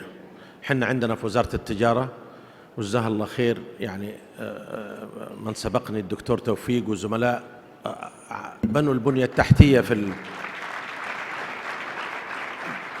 يعني الحقيقة عملوا بنية تحتية خدمية تقنية ممتازة. بس الآن زملائنا برضو وجدنا أنه لازم نأخذها مرحلة الآن بعد ذلك في كثير استحداث كثير من التطبيقات، كثير من الخدمات، أتمتت كل إجراءات تأسيس الشركات والمنشآت. فالهدف أنه هناك آلية لتحسين بيئة العمل، ولازم النظرة لتحسين بيئة العمل. يوم الأحد مثلا الفريق بيقابل وزارة البلديات. هناك تحديات تواجه عندما رائد الأعمال أو صاحب العمل يأجر محل أو يأجر شقة أو يأجر مكتب، متطلبات الدفاع المدني، متطلبات البلديات، ما نبغى ندخل في تفاصيل، لكن هناك كثير من المتطلبات التي ممكن تحسينها وأتمتتها وتوحيدها بما يسهل ويحفز معدل الحصول على موافقة على تأسيس يعني ستارت اب لا يقل عن 4 شهور و6 شهور عندنا للشركات الصغيرة وتأجير المحلات وغير اللي أسس شركة بسرعة الآن، لكن حتى تأجر محل وتستلزم كل المتطلبات هناك ما في شك تحدي كبير. فالدولة حريصة على تحسين بيئة الاستثمار، إزالة المعوقات. أهم من هذا كله البنية التحتية القانونية. إذا ما في نظام قانوني يمكن المستثمر من أداء عمله ما يحوي. فطبعا حصرنا ما يقارب 28 نظام و18 لائحة، من نظام الإفلاس، نظام الرهن التجاري، نظام التجارة الإلكترونية، أنظمة كثيرة تحت الإعداد وجاري إعدادها ستكفل وستحمي وتمكن الشباب ورواد الأعمال من قيامهم بأعمالهم. Mr. Park, I want to bring you in here and talk a little bit about what's worked in South Korea, because you have an incredible startup culture in that country, and you've really been able to craft policies in line with the private sector, in line with entrepreneurs and SMEs, to be very, very effective. What are some of the tips of that you could share? So in Korea, so as you know, so lots of country has a new normal problem right now. So So lots of countries has a problem like this. For example, slow growth and high unemployment and income inequality issue. So every country want to solve this issue. So also Korea government wants to solve this issue with creative economy policy right now in Korea. So we are helping young generation to start their own company in Korea. So we are establishing 17 business incubation centers across the Korea. So every young people can visit over there, and then they can get some training course over there. Also, they can meet a mentor without charge. Also, so young entrepreneur, promising entrepreneur can start their own company with the creative economy ecosystem right now. So we are inviting young people over there, so we can help them. So we are operating 17 centers 24 hours, 7 days. So everybody, even young people or senior, can start their own innovative ideas to commercialize in Korea creative ecosystem, creative economy ecosystem right now. So it has to be an open conversation and an open dialogue. And I think that part of that, obviously, is being able to speak directly to the government. Let's take a couple of questions from the audience, from entrepreneurs. Perhaps we'll start with the ladies. One of the questions in terms of what the government can do to be more effective in the conversation and the dialogue going forward, and what you would hope to hear going forward on the policies, particularly when it comes to the startup culture. Do we have any questions on this side? Here we have, I see one, okay. Number 2.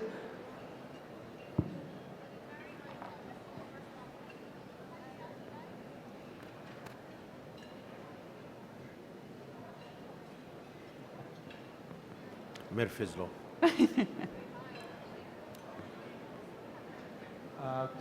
Good afternoon, gentlemen and lady. It's a pleasure to meet you, Your Excellence. I have a quick question.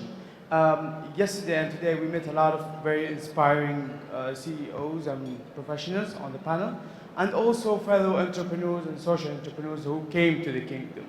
So I wanted to ask when we can, as entrepreneurs or small business owners, to actually own shares internationally and allow fellow companies to have ownership within our companies. As we all know, to have an international investor or a license to have an international company in the kingdom, you have to own more than 50% of that.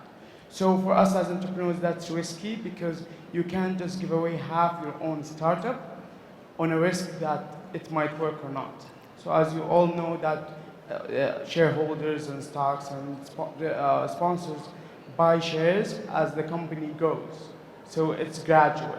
So how can we coordinate with Your Excellency and your team who's working on that to have the regulations to help us do that? Because the more experience we get from abroad, from fellow entrepreneurs and startup owners, we can actually have less risk of losing the company, which happens 90% of the time. Thank you so much. حسب أنا ما أعرف إيش الجزئية اللي تتكلم عنها، لكنه ترى النظام يسمح لك أنك تشارك. أولاً النظام الآن كثير يسمح للشريك الأجنبي في قطاعات عديدة أو الشريك الغير السعودي بالاستثمار 100%، ومن حق أي شريك غير سعودي يختار شريك سعودي بما تحدده العلاقة التجارية وتتفق عليها الأطراف. لكن الله يحييك عندنا في هيئة الاستثمار، وأنا بودي يمكن يعني نفكر أنه نخرج من هذا المنتدى، نشكل مجلس استشاري رجالي ونسائي مع بعض، يكون لنناقش كل المواضيع اللي يكون حتى مرتبط بي أنا شخصيا، وينسق مع هيئة الاستثمار، هيئة المنشآت الصغيرة والمتوسطة، عندنا هيئة التقييم، هيئة المحاسبين، كل المنظومة التجارة والاستثمار. فوجود هذا المجلس عبر مسك، يمكن مسك هي اللي تحط التصور وتضع التصور في اختيار معايير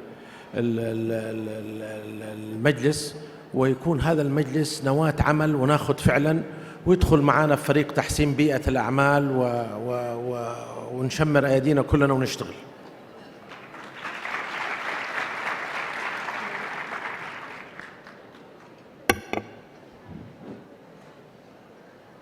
السلام عليكم. أولا اسمح لي مع الوزير أن أشكر مؤسسة MiSK العالمية على تنظيمها مثل هذه الملتقيات المستمرة، وهي الآن أصبحت لؤلؤات المملكة في هذا التظاهرات الجميلة جدا للشباب. الشيء الثاني مع الوزير تحدثتم قبل قليل، وهي طبعا بجواركم مراسلة CNBC، وهذا دليل على اهتمامكم واهتمام هذا الملتقى بالإعلاميين. مشكلتنا عند تنظيم مثل هذه الملتقيات وما تحدثت به معالي الوزير لا يصل إلى الجيل أو إلى الشباب بشكل عام.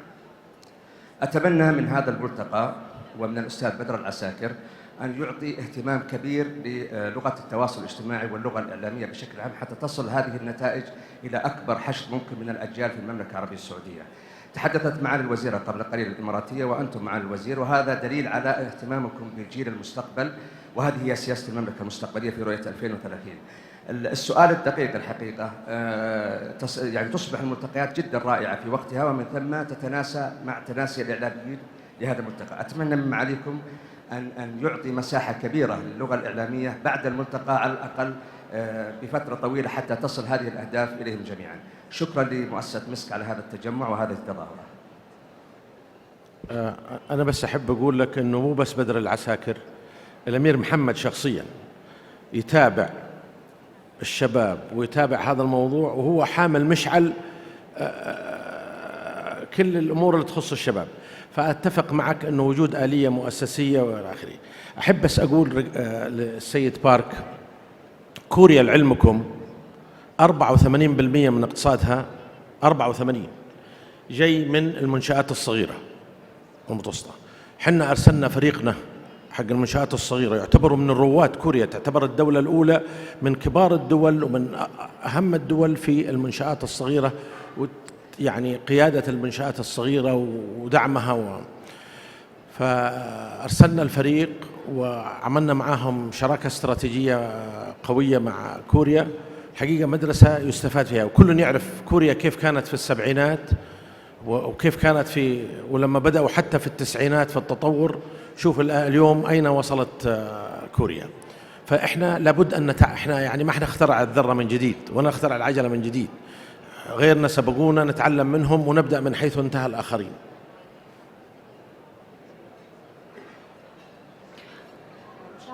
Your Excellency, I want to ask you a little bit about what's happening next in terms of the investment potential, because there have been billions of dollars committed to companies like Uber, companies like Noon, other startups. When are you going to be putting that kind of money to work closer to home? الاستثمار يا جماعة شارع ما هو اتجاه واحد، شارع ذو اتجاهين. يعني لابد أنه يكون في بيئة استثمارية جاذبة، في قانون حامي للاستثمار، الريسك عشان المخاطرة تكون مطمئنة، في فرصة استثمارية، ثم في مقومات لما بعد الاستثمار.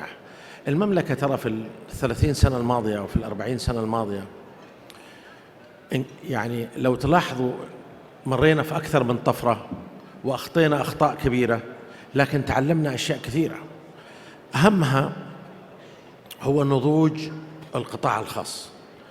القطاع الخاص اليوم رجل الأعمال السعودي والمؤسسات السعودية أصبحت عالمية. اليوم بناتنا وأبنائنا أصبحوا عالميين. وصلنا إلى العالم في تقديم خدمات، في تسويق منتجات الآخري. فالاستثمار لا نطاق له، لا جغرافية له، لا جنس له، لا ذكر لا أنثى. الاستثمار هوية مستقلة تتبع الفرص. والمملكة اليوم في رحلة تطوير مستمر لاستقطاب استثمارات نوعية تضيف للبلد، تنمي الفرص. اليوم لو لاحظنا أنه 81% من الشباب السعودي بيدخل على اليوتيوب مرة واحدة في اليوم، و71% بيدخل على تويتر مرة واحدة في اليوم، و67% بيدخل على الفيسبوك في اليوم. تصوروا طاقة كبيرة بتروح لتواصل وكذا، بس كيف التحدي، كيف نحولها من الاستهلاك للابتكار والإنتاج؟ كيف نحول هالأدوات تكون فعلا أدوات لتعزيز الابتكار والإنتاج؟ There is في questions on the ladies side, Hadley.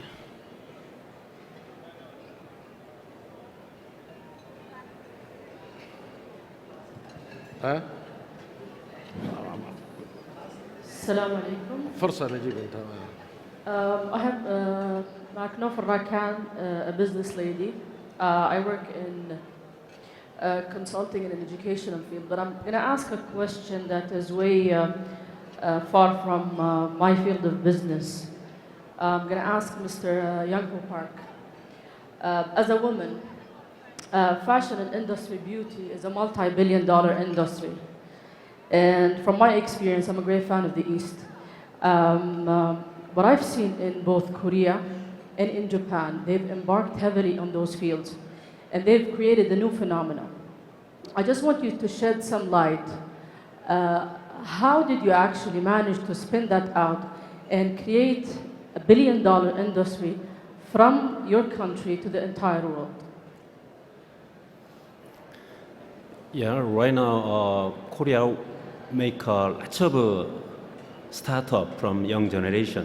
So every year, maybe 100,000 startups comes up every year in Korea. Also, we invested $2 billion last year for making new startup for being unicorn. So also, Korea has a very strong point for the beauty, K-beauty also. So Korean government side invest lots of company for making new value. So for the startup also, including women or even housekeepers. So Korean government want to find out disruptive and innovative business model to be main player in the future for Korea survival more. So right now, Korean government has an open mindset to everybody to start their own business in Korea, also in outside. So we are helping also startup to go to the overseas country with the Korean fund. So our fund matched with the private sector also. So public sector fund and private sector can be matched together for helping women startup or senior startup, housekeeper startup, or beauty or IT or bio. So there is no limitation.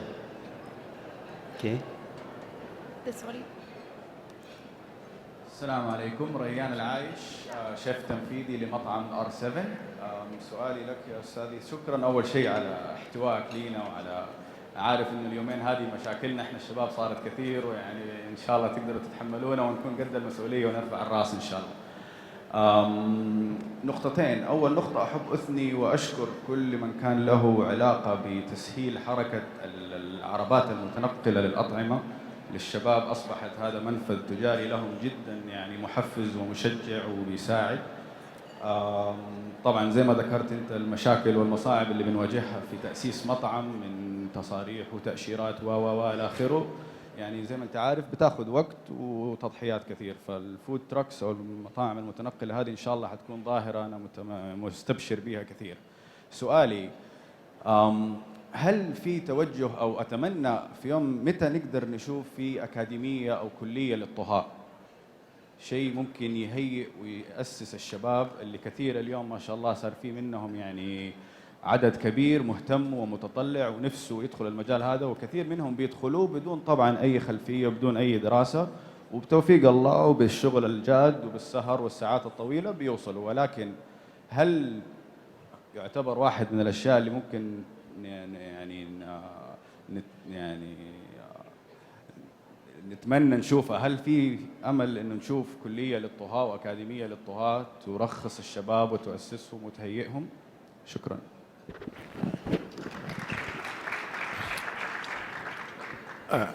أخ ريان، أولا الجزء الأول بالنسبة لتحسين بيئة الأعمال أحب أطمنك أنه هيئة المنشآت الصغيرة عملت على حصر دقيق لكل ما هو يواجه من تحديات في التأسيس، وحنا متابعين حتى مو بس الجزئية هذه، جزئية أنه ماجد وعبد الله وخالد ما يقدروا يأجروا كل واحد لحاله مكتب كبير، لكن ممكن الثلاثة يشتركوا ويأجروا مكتب أو معرض، أو يعني كل واحد يأخذ له سبيس. أو اليوم التوجه كله أنه الشراكة وهذه كلها حصرت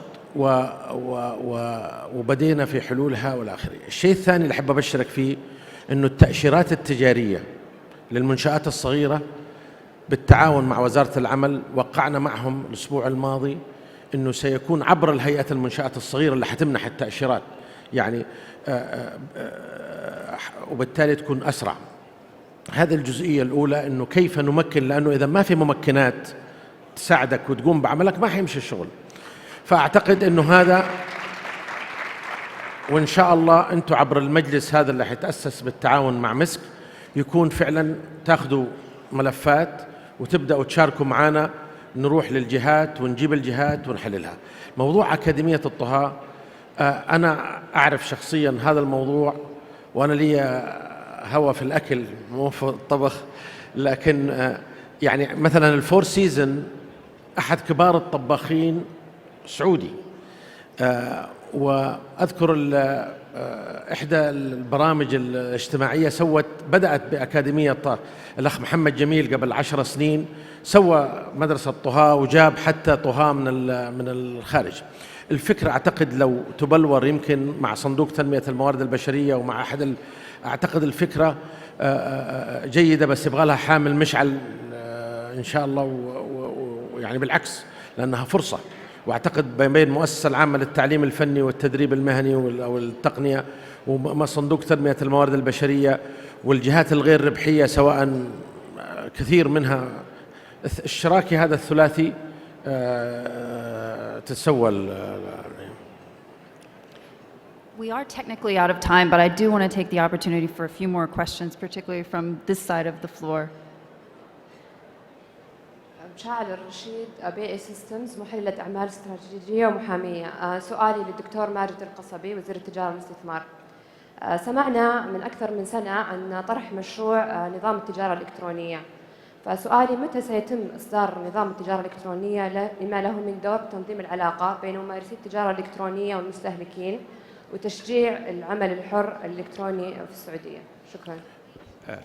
فعلا النظام كان سبقني زميلي الدكتور توفيق في البدء فيه، ولكن تعرف موضوع التجارة الإلكترونية ماشية بسرعة الصوت، فالتغيرات فيه لابد أن تكون تواكب، يعني ما تبغى تطلع نظام وما يتغير لديه المرونة. النظام الآن يعني اليوم كنا نتناقش فيه الصباح، هو ونظام الرهن التجاري ونظام الإفلاس، وصل إلى تقريبا 90% وندعيك يا أخت مشاعل تراجع النظام، وتبدأ أنت ما شاء الله مستشارة قانونية، لأنه جهات كثيرة شاركونا فيه، حتى البنك الدولي راجع معنا فيه. فنتوقع إن شاء الله في ظرف شهر نرفعه لهيئة الخبراء ثم يروح لمجلس الشورى ويتوجه، لكنه ضروري فعلا وجود نظام يحمي ويكفل وينظم التجارة الإلكترونية. السلام عليكم ورحمة الله. عادل الفقي، مدير عام البريد السعودي بالمدينة المنورة. سعيد جدا في تواجدي في مصر، وأريد أن أستغل تواجد معالي الوزير في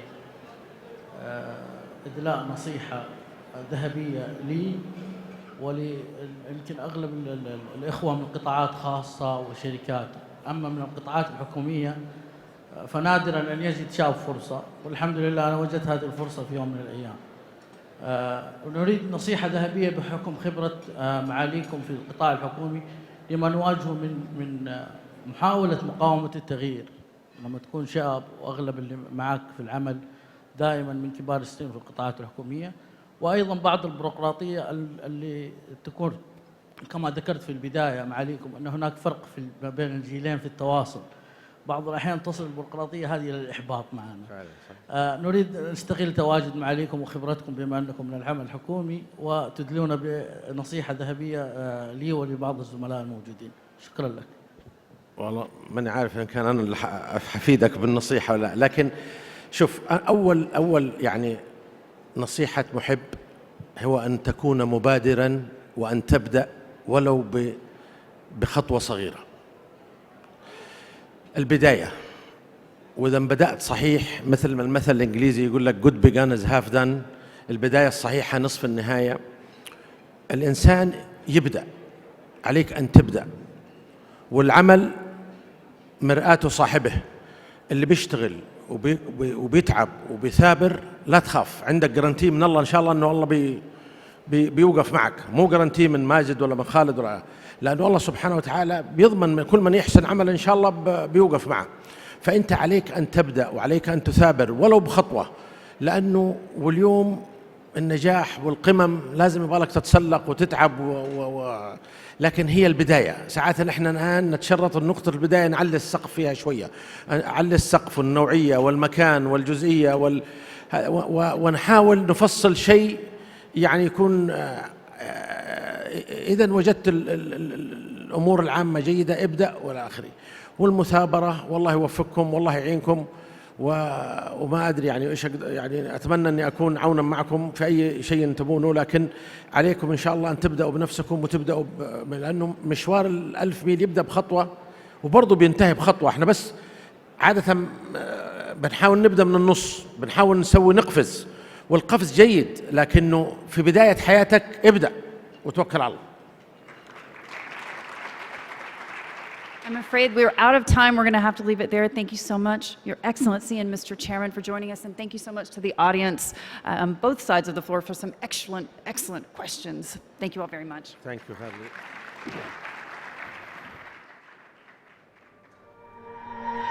Water. It's life's most basic need. But there's a water crisis in our world right now. Seriously, a crisis. Nearly 1 billion people live without clean drinking water. It's happening all over the world, especially in developing areas of sub-Saharan Africa, Southeast Asia, and Latin America. It's a water crisis because it starts with water. But water affects everything: education, health, poverty, and especially women and children. Let's look at a family caught in the water crisis. It's likely they live on less than $1 a day. When they're thirsty, they can't just turn on the faucet for a nice cold glass of water. They don't have a faucet. Instead, the women and children go off to collect water. Many walk up to 3 hours a day to the nearest swamp, pond, or river to gather water that's been sitting out in the open, exposed to all kinds of germs. Time spent gathering water is time they can't spend learning to read, write, earn an income, or take care of their family. Some women in sub-Saharan Africa spend more time collecting water than any other activity they do in the day. And the walk isn't just hard, it's dangerous. The women are alone and burdened with 40 pounds of water. Many get hurt. Sometimes they're even attacked. When they make it home, the little water they've collected isn't clean. Some families know their water is contaminated with germs that cause diarrhea, dehydration, even death. But what choice do they have? Kids, especially babies, are affected most by these germs. About every 19 seconds, a mother loses one of her children to a water-related illness. And each day, almost 1 billion people are living this way. Until they get a little help.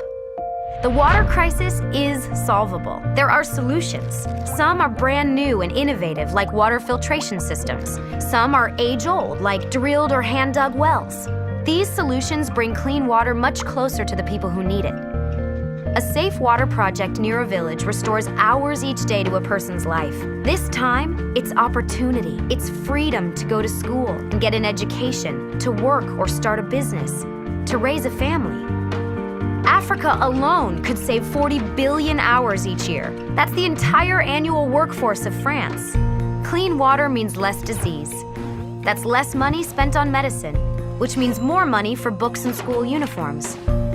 And if the water project is built near a school, it can increase attendance, especially among young girls. The water crisis is vast, but we can solve it. Just $20 can provide one person with access to a clean water project in their village. And this will mean more than clean water. Because water changes everything. Join us.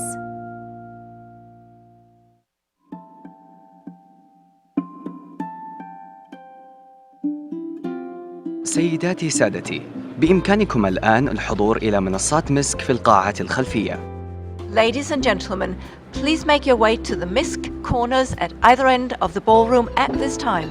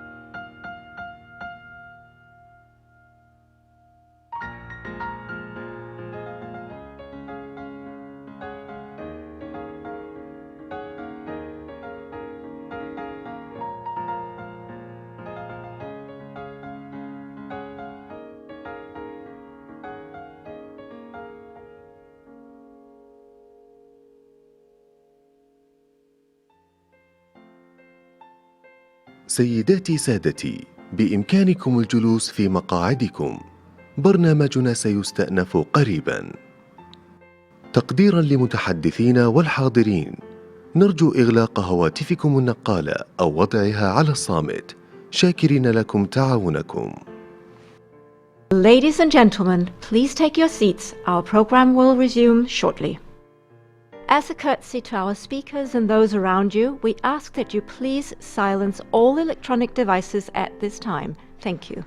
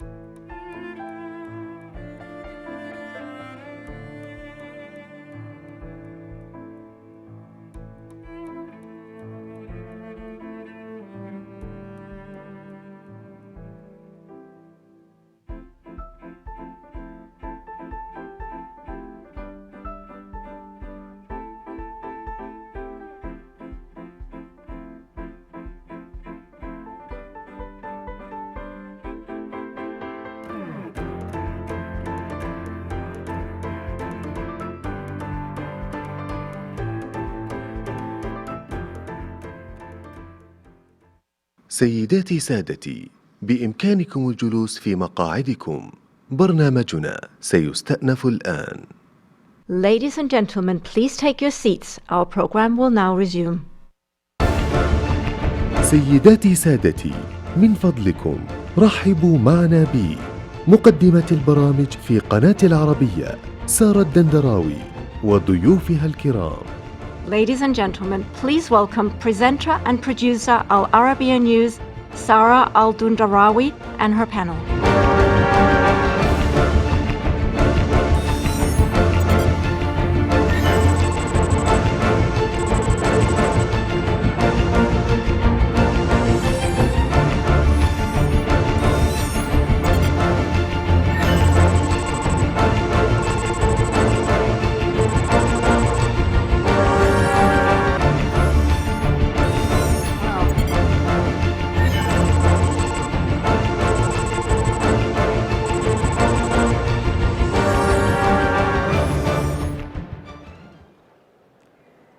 السلام عليكم جميعا، أهلا ومرحبا بكم في جلستنا اللي عنوانها مواقع التواصل عدو أو صديق. حنعرف اليوم.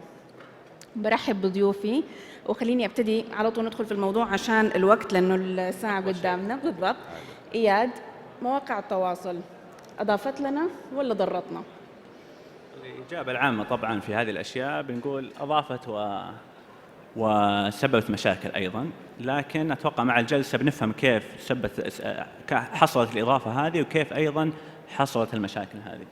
طيب، واحدة من الأشياء اللي دائما بنتكلم عنها موضوع الخصوصية، حتى مثلا على نطاق إنه فيسبوك جوجل أخذوا من خصوصيتنا. دحين إحنا صرنا بنحط معلومات من حياتنا لكل الناس طواعية. هل هذا الشيء جيد أو غير جيد؟ إذا نبتدي معك يا علي لأنه أنت بتحط حياتك يعني. مساكم الله بالخير. قبل لا أبلش بالإجابة على السؤال أحب أمسي على الكل بالخير، وراح أشطح شوية بس بهالجزئية. أنا يا جماعة من جيت الرياض الكل قاعد يقول لي نورت الرياض وحياك الله إن شاء الله مبسوط، وقاعد أقول لهم إن أنا وايد مبسوط. أستغرب لما يقولوا لي مبسوط ما في شيء، وين قاعد تروح؟ ماكو أماكن سياحية. الموضوع يا جماعة ترى ما هو بالأماكن السياحية وما هو بالعماير الطويلة، الموضوع كافي شوفتكم، كافي تعامل الناس. فإذا أنا كنت مستانس لأن أنا ما بينكم، فهذا بس حبيت أعرج على السؤال. الحين بنتقل حق إن الخصوصية. أنا مثل ما قلت لك قبل شوية قاعد أسولف مع سارة، قاعد أقول لها إن أنا موضوع الخصوصية ما جربته. أنا واحد انشهرت يا جماعة بأمريكا ما بين ربعي وجماعتي، فسالفة إن أحد يصور وياي والناس تلحق ما عشتها أبداً، لأن أنا قاعد بأمريكا ماكو الأمريكان ما راح يجون يسلمون عليك ويقول لك تعال بنصور وياك. اللي حصل إن يوم رديت من أمريكا وصلت الكويت حصل معاي هذا الموقف اللي مني أنا بلشت أعرف. وصلت الكويت مروني من المطار، أول ما دشيت البيت ولا ديد هرنات نورت الكويت على الفضالة، بنات سلام هلا والله. أبوي يقول شنو هذا؟ وين قاعدين؟ فموقف غريب. مني عرفت لا إن الموضوع تطور. الموضوع إن أنا ماني قادر أطلع مع أمي، ماني قادر آخذ راحتي لما أقعد وياها بمطعم، ماني قادر أكمل سالفة. يعني كأنك بتقول إنه شيء سلبي. أنا قاعد أقول لك إنه قاعد أشرح لك الجانب السلبي. أكيد في أشياء إيجابية ودي أذكرها، بس بالنهاية ودي أعطي الفرصة حق زميلي. من نفس النقطة، أعتقد أنا أول شيء مساء الخير جميعا، ويشرفني أكون معاكم اليوم في هذا المنتدى. بصراحة يعني أفكار صعب أن الواحد يستوعبها من حجم الخبرات ومن حجم الأشياء اللي شفناها اليوم. أعتقد أنا اليوم أوجه رسالة على الجمهور أن علينا من هذه القاعة من منتدى مسك العالمي أن احنا نودع المهرجين في الإعلام الاجتماعي ونترك الساحة في الإعلام الاجتماعي للمثقفين والنجوم. طب حنتناقش في هذه موضوع اللي قلته، لأنه حتى كلمة مهرجين يعني ما هي كلمة صغيرة، حنتوقف عندها. بس قولي رأيك على موضوع الخصوصية، هل صار شيء جيد ولا غير جيد؟ الخصوصية أنا أعتقد في يدنا جهاز ما نملك القدرة في معرفة الأشياء اللي عارفة عنها. أعتقد واحدة من الأشياء اللي خوفتني أن كنت ماسك جهازي الآيفون. طبعا كلنا أول ما نقوم من النوم نمسك الآيفون ونشوفها. الشركة تعرف إذا أنت كنت نايم أو صاحي من ميلان التليفون. فهذه أبسط شيء إحنا نسويه في حياتنا الاجتماعية، إن إحنا الشركة تعرف متى أنا صاحي ومتى أنام. فما بالنا في موضوع التجسس. اليوم الفيسبوك على سبيل المثال والواتساب بإمكانها أن هي تسمع المحادثات اللي نسويها مع أي شخص موجود معانا، وبإمكانه أنه يضيف الأصدقاء اللي أنا تكلمت معاهم في الفيسبوك. رحنا فيها. فموضوع يعني ترى مو بسيط. الأسرار اللي قاعد نقولها بيني وبينك الآن والتليفون بيننا هو ثالث شخص راح يعرف كل الأسرار وينشرها على مواقع التواصل الاجتماعي. فباعتقادي ما في خصوصية. اللي يبغي يرجع على الشاشة أيام سنيك ما نلعب فيها بالتليفون، ولا ترى الموضوع ما في خصوصية. بس أنت شايف؟ أنا أعتقد أن الخصوصية هي موضوع قد يكون مبالغ فيه شوية، من ناحية أن مع المستقبل موضوع الخصوصية، الأشياء اللي نشوفها عيب أو شيء مو مقبول اجتماعيا، مع الوقت بسبب وسائل التواصل الاجتماعي والقنوات هذه بتكون في شفافية تجاهها. اللي كنا ما نقبله قبل 5 سنوات الآن سنقبله بشكل طبيعي، لأن تعودنا عليه، صرنا نشوفه كثير. أولا من العيب أن واحد ممكن يطلع ملابس النوم، لكن مع السناب وغيرها صار عادي. ومع الوقت زيادة وزيادة بتكون هذه الأشياء اللي مو مقبولة اجتماعيا بتكون مقبولة. فالتوقع باختصار شديد أن مع الوقت بنكون أكثر شفافية، لأن الأشياء اللي نخاف منها ونبغى نتمسك فيها بنحس وقتها أنها طبيعي وكلنا نسويها ببيوتنا. اللهم صار في نافذة على هذا البيت، لكن لا يمنع أن بيكون ضحايا في هذا الترانزيشن أو هذا التحول إلى نكون أكثر شفافية. بيكون في ضحايا في الوقت. أنت سميتها شفافية، بعض الناس ممكن يشوفوها انعدام في مثلا تغير في القيم، خلينا نقول. أتوقع أن تغيير القيم حادث دائما وأبدا، ما نعيش في عالم ثابت، هو عالم متغير. ودائما مشكلتنا أعتقد أن نفكر باللحظة الزمنية الحاضرة اللي احنا عايشين فيها الحين، لكن احنا نتكلم عن المستقبل. المستقبل دائما له معطيات جديدة، له توقعات جديدة. فهذه النظرة لما أجي أنا أشوف الماضي وأحكم عليه بمعطياتي وقيمي ففي ظلم هنا، وكذلك في ظلم لما أشوف المستقبل بمعطياتي وقيمي الحالية. فأعتقد أن ستكون هناك قيم جديدة وتختفي الكثير من القيم اللي احنا عايشين فيها الحين. يعني هذا شيء مرعب. بس خليني أقول لك على قصة ثانية مرتبطة بموضوع الخصوصية. انعدام الخصوصية أو فتح بعض الناس حياتهم جعلهم مشاهير وخلاهم كمان عندهم فلوس، ويمكن كثير من الموجودين يفكروا طب أنا كمان ممكن أكون مشهور وممكن أعمل كمان هذه النوعية من الفلوس. علي، صارت عندك فلوس كثير، هذه طبعا حيجرني بعدين الموضوع المهرجين. وين فقير مسكين غلبان، أنا غلبان. فتحت مطعم يا علي. أنا بس خل أقول هالمعلومة اللي حصلت قدامي. حصل اني استقبلت واستضفت اول مؤسس في سناب شات بالكويت، مر علينا اسمه جيريمي لو، وهو اول مؤسس سناب شات. ذكر لي هالشيء، قال علي انا يعني استثمرت في سناب شات لانه مختلف، ونقطة الاختلاف الوحيدة انه هو كسر جميع قيود الخصوصية. الحين نرجع على موضوع انه غني او فقير. خذيها مني قسما بالله العلي العظيم إن السناب شات والشهرة يعني هي عبارة عن مغارة علي بابا. إذا انشهرتي بتكونين فاحشة الثراء، إذا أنت كنت تبين أو بإمكانك إن أنت تتمسكين مثل ما إن أنا تمسكت مع أصحابي. وما قاعد أقول هالكلام مديح أو ثناء، بس أنا عن نفسي شخص أغلب دعاياتي اللي أسويها أو 95% ببلاش. احنا مؤمنين كشباب ان الناس تابعونا وقاموا باضافتنا وعطونا كثير من حبهم، فاحنا ملزمين ان نرد لهم جزء من هذا الحب.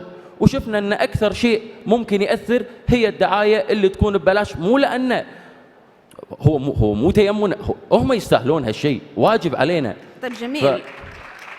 جميل ويستاهل التصفيق، بس الكلام كمان فيه شوية مثالية. والله ما هي يعني مثالية. مو معقول تكون مثلا عندك متابعين وما تبغى كمان تستغل الموضوع شوي. أبي أستغل الموضوع. أنا اللي يبقى أنا حاجيش عن تجربة شخصية.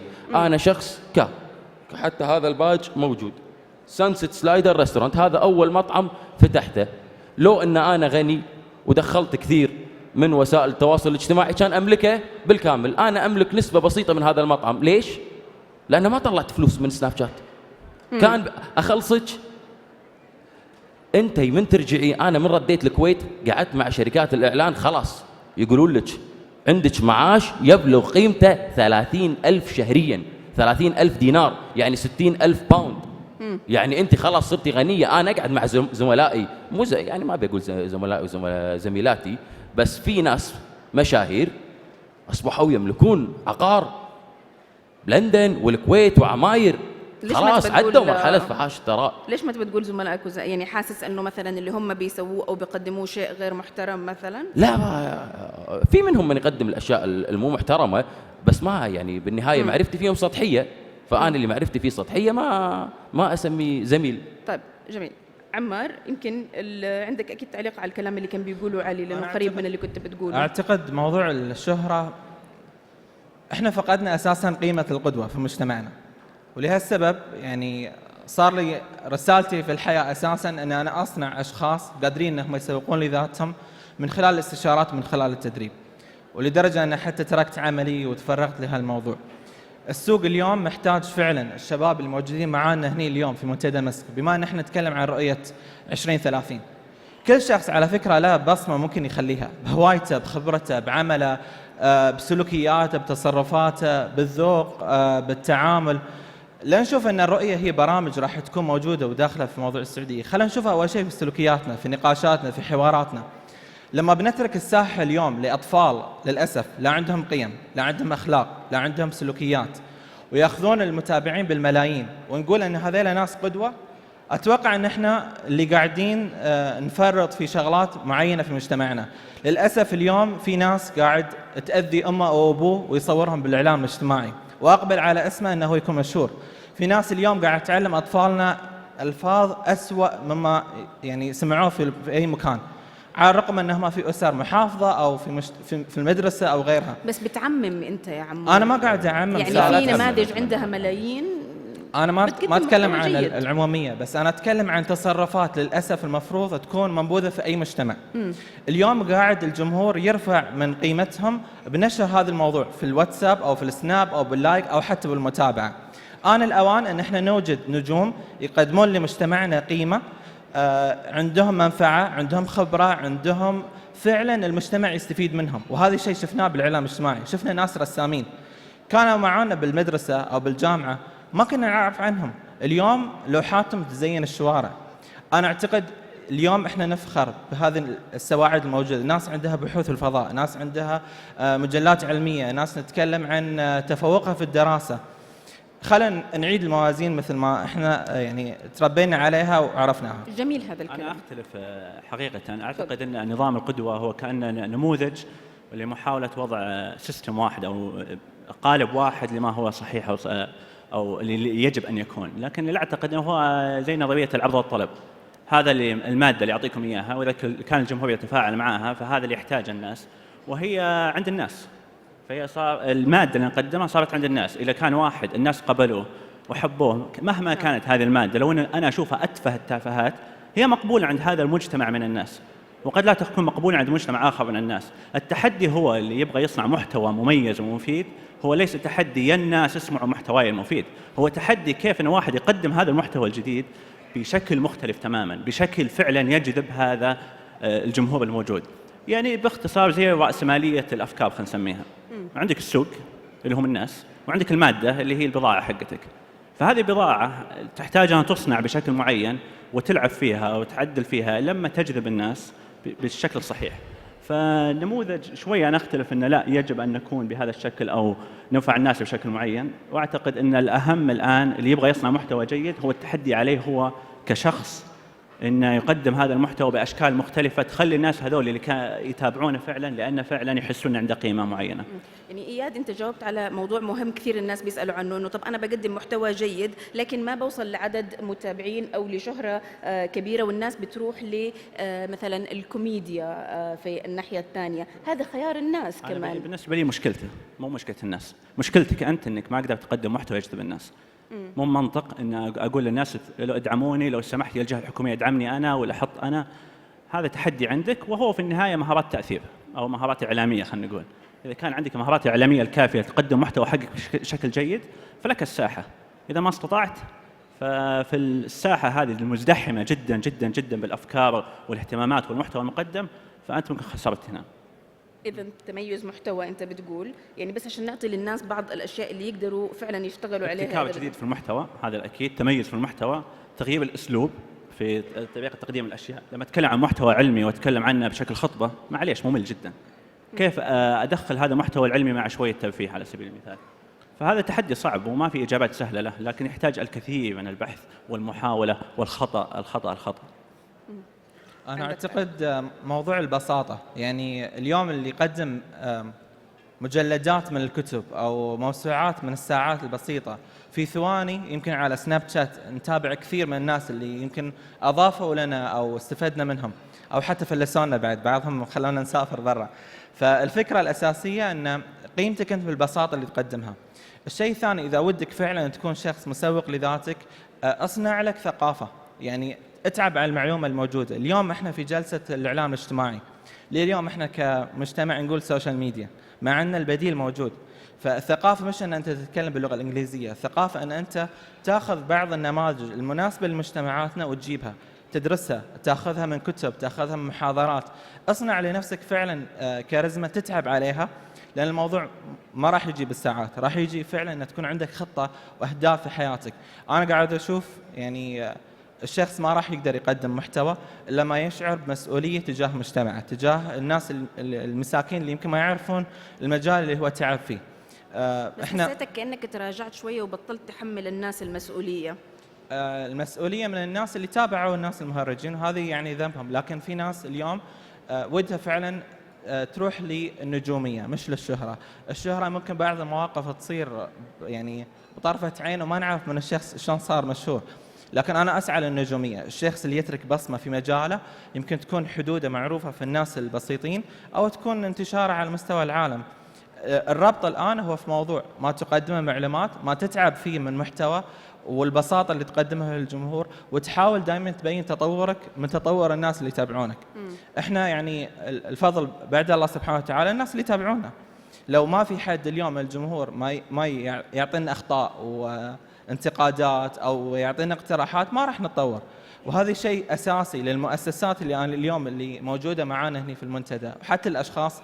يا جماعة الإعلام الاجتماعي من طرفين، لا تروحون تنزلون لي بيانات أو اقتراحات أو تنزلون شغلات ما تردون على الناس. حتى لو ما عندك وقت، خصص لك وقت معين، جيب لك سكرتير يعاونك بهالموضوع. الموضوع مرة صعب أن احنا نرد على الجمهور، لكن هو شيء أساسي أن احنا نرد على الأقل على معظم الناس اللي تواصلوا معنا.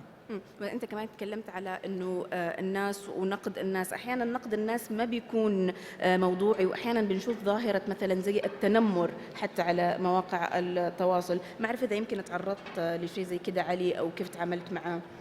والله الحمد لله يعني ما تعرضت وايد، بس تشوف اللي يقول لك ما تعرض حق مضايقة هذا كذاب نصاب. ما في إنسان مشهور ما تعرض حق شيء، بس في أشياء بالنهاية يعني هناك اختلافات. بالنهاية ممكن الشيء العادي عندي ما هو عادي عنده، والعكس صحيح. ممكن بالكويت يعني على سبيل المثال أنا أقول لك موقف وخلينا نكون شفاف وصريح. أحد الأصدقاء مني، إحنا لما نطلع بسناب شات عبارة عن مجموعة شباب نصور وأحيانا نوجه بعض الأسئلة العامة.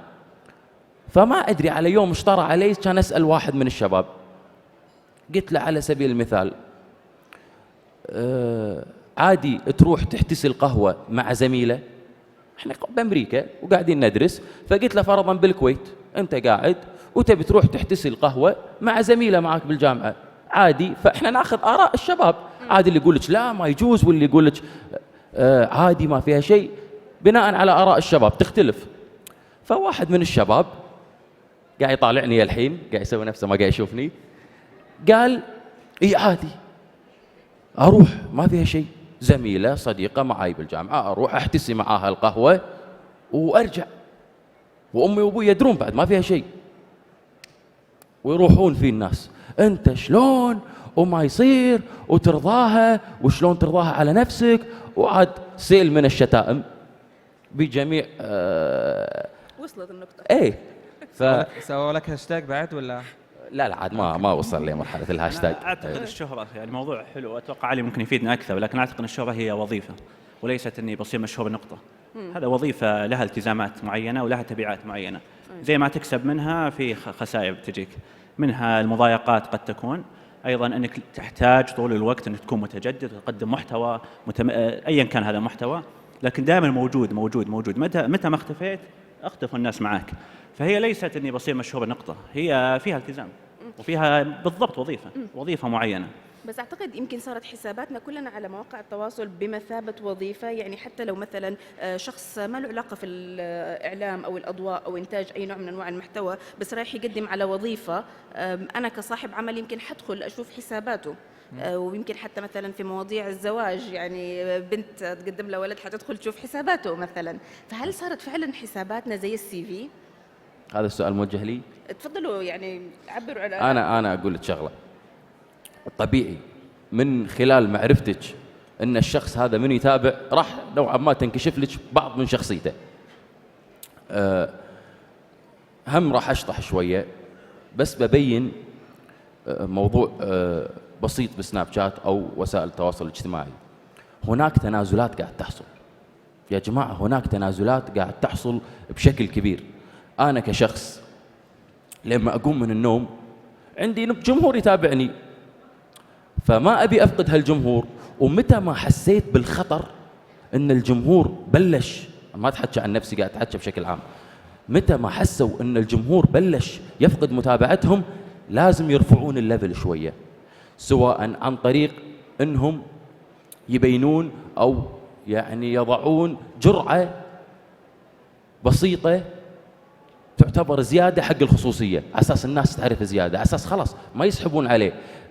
تبرج شويه، يعني فرضا البنت اول ما تبلش، انا حاكيش نوعا ما على الفاشينيستا، البنت اول ما تبلش تنشهر خلاص حست ان البساط بلش ينسحب من تحتها، تبلش والله ترقص شيء رقصه خفيفه. فرض قسما بالله يا جماعه ان الكلام هذا قاعد اقوله وانا صادق واعنيه، ما طبعا قاعد نحن بس ما نعمم لانه ما في ولا فاشينيستا موجوده ترد عليك. لا يعني. لا اكيد ما نعمم. يعني شيء رقصه بسيطه بسياره، بعدين حست تطرح موضوع جريء فرضا، فالموضوع كذي عباره عن ليفل، كل ما زادت المده كل ما صعد الليفل. والموضوع مخزي، لان انا حصلت لي قصه صغيره ما تتجاوز الدقيقه. سبق ان انا دشيت الديوانيه، كلنا نقعد بالديوانيه، قاعد بالديوانيه ولا الشباب قاعد يطالعون سناب شات، اوه يا جماعه طاعوا هذه صاروخ، شوفوا ايش لابسه اليوم. الحين احنا قاعدين، في واحد اول مره اشوفه بالديوانيه، اول مره اشوفه بهالقعده، وقاعد اشوف وياها قاعد يعرق، في شيء غلط بالموضوع. فجاه 5 دقائق طلع، ولا الولد اللي قال عن البنت يا جماعه شوفوا هذه طاع ايش لابسه، اخوها قاعد بالديوانيه. يعني انت عارفه حتى الشباب صايرين برضو بيعلوا المعيار عشان برضو يجيبوا عدد اكبر برضو من المتابعين. يعني لا صحيح صحيح. طيب عمار خلينا نتكلم على شغله، خلينا نتكلم على هذه موضوع انه كيف حساباتنا صارت سي في، وكيف بعض الناس بيستغلوها حتى كمان في النتوركينج او اقامه علاقات يعني قد تفيدهم حتى في المستقبل. أنا أعتقد ما في شيء يكشفنا اليوم كثر الشخص اللي يدون. المدونات الكتابية تكشف كثير من الشخصيات، لذلك قرار كان عندي أنا أول ما قدمت لي يعني زوجتي، قرأت كل مدوناتي فعرفت كل أفكاري، فبالتالي التوافق كان جدا سهل. بنفس الوقت أنا ممكن أتعرف على أي شخص معين موجود حاليا في وظيفة أو أي شغلة من المعلومات اللي هو كاتبها، وحتى لو كان حسابه برايفت الآن في طرق كثيرة موجودة يعني تبين لهذا الموضوع. يعني تنصح المقبلين على الزواج ينشئوا مدونة؟ ممكن. أنا أتكلم من تجربة، لكن لما نروح لموضوع العمل نروح على بعض الشغلات المفروض إحنا نفهمها كأشخاص أن ما نكشف كل أوراقنا. يعني مثلا أنا ممكن أضطر أحيانا أن أروح لكوفي شوب وما أصور فيه وأقعد على روقان، ولا أن أنا أقول لجمهوري ومتابعيني أنا وين كل يوم قاعد أقعد. خلي الناس تتعرف على الموضوع بالفطرة أو يعني بالصدفة، لأن أعتقد اليوم إحنا جدا صرنا واضحين بكل شيء. والله العظيم أن في ناس أتابعهم في سناب شات يصور منه هو نايم لحد ما يطفي النور. هذا الشخص نفسه مرة من المرات كنت طالع معاه طبعا عيست وانا كلمه ونلف وندور معاه. دخل الغرفه قال لي يعني دخل الغرفه وقال لي بعدين ان احنا بنطلع. دخل الغرفه سوى شغله وطلع. قلت له ايش سويت؟ قال لي صورت سناب ان انا مطفي النور تصبحون على خير، وطلع معي. فقلت له ليش سويت هالتصرف؟ قال لي المتابعين يعني من انا اصحى من النوم لما انام، بس الحين ما ابغى انام، ابي اطلع وياك. ففي بعض الشغلات او بعض التصرفات اللي تصير في الاعلام الاجتماعي للاسف هي مبالغات، والمهاترات هذه اللي احنا ما نقبل فيها. احنا اقول ان اليوم احنا لازم يعني نحافظ على خصوصياتنا، بما ان احنا تكلمنا عن سناب شات والفيسبوك، هم اكثر موقعين واكثر تطبيقين ياخذون من خصوصياتنا، وجزء كبير من الخصوصيه انت تتحكم فيها. انت بتقول للناس اليوم شو الساعه اللي لابسها، وين المكان اللي تاخذه. في ناس اليوم انا يمكن اعرف قيمه رواتبهم من سبب المحتوى اللي قاعد يطرحونه في الاعلام الاجتماعي. يا جماعه ما اعتقد ان الاعلام الاجتماعي سخر ان احنا نظهر يعني بهذا صار السطح. كل انسان زي براند، وكيف بيقدم نفسه في حسابه هو براند. طيب اياد، كيف نقدر على موضوع اني انا استغل هذه المواقع التواصل بدل ما تكون كذا تسليه، لا اجيب من وراها شغل وابني نفسي نبني على النقطة من غير شهرة يعني. بس لا، بس من نقطة البراند جميلة يعني، اللي هي الصورة الذهنية عنك في مواقع التواصل الاجتماعي. بحكم اني احب دائما اسوي تجارب في التواصل في المواقع يعني، فعلى موضوع اللي يطفي اللمبه، جاء يوم قلت بشوف كيف الناس يبنون عني صوره ذهنيه معينه في سناب. ففي سناب الشخصي بديت احط فقط الاكل الصحي اللي احط اكله صحيه كذا، بعدين اكل شيء ثاني عادي، اي اكل مو صحي ما احطه. بعد اسبوع بدا الناس يقولون لي ما شاء الله اكلك صحي، ما شاء الله، بدا كذا تكون هذا الانطباع الذهني عني اني انا انسان مهتم بالصحه. ليش؟ لأن الأشياء اللي تحطها في السوشيال ميديا هي كل نقطة تحطها أو كل كلمة تضعها أو كل فيديو تحطه هو يبني انطباع ذهني عنك، اللي بالضبط يسمونه براندنج في النهاية. وهذا يفيدك كثير في حياتك العملية، وقد لا يفيدك إذا كنت بنيته بشكل خطأ. فالنقطة الأولى اللي أحب أقولها هنا أن المهم الواحد يكون فعال في الشبكات الاجتماعية لكن بذكاء.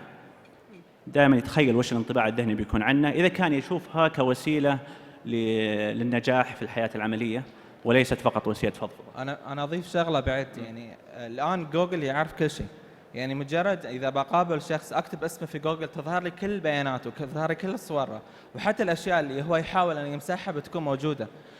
نفس الشيء في الاعلام الاجتماعي، في كثير من الناس تراجعوا عن افكارهم او تراجعوا عن بعض الشغلات او بعض التغريدات خصوصا. الان في سيرفرات موجوده تحتوي هذا الموضوع. انا بدل ما انا ادخل نفسي في دائره الخطا، خل ابتعد عن هذا الموضوع.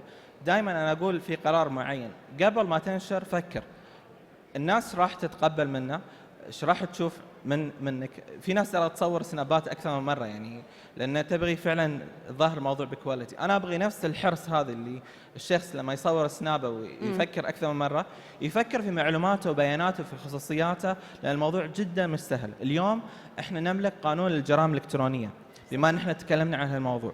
في حالات كثير من الابتزاز، في حالات كثير من التحرش اللي تصير على الانترنت، في تنمر الكتروني، وفي حالات يمكن مو بسيطه ان الواحد يتكلم عنها. لا نوصل لمواصيل ان احنا نستخدم القانون ونطبقه على الناس المجرمين، لان المجرم اليوم قاعد يتخفى باسماء مستعاره ويتخفى باي بي وفي بي ان وغيرها.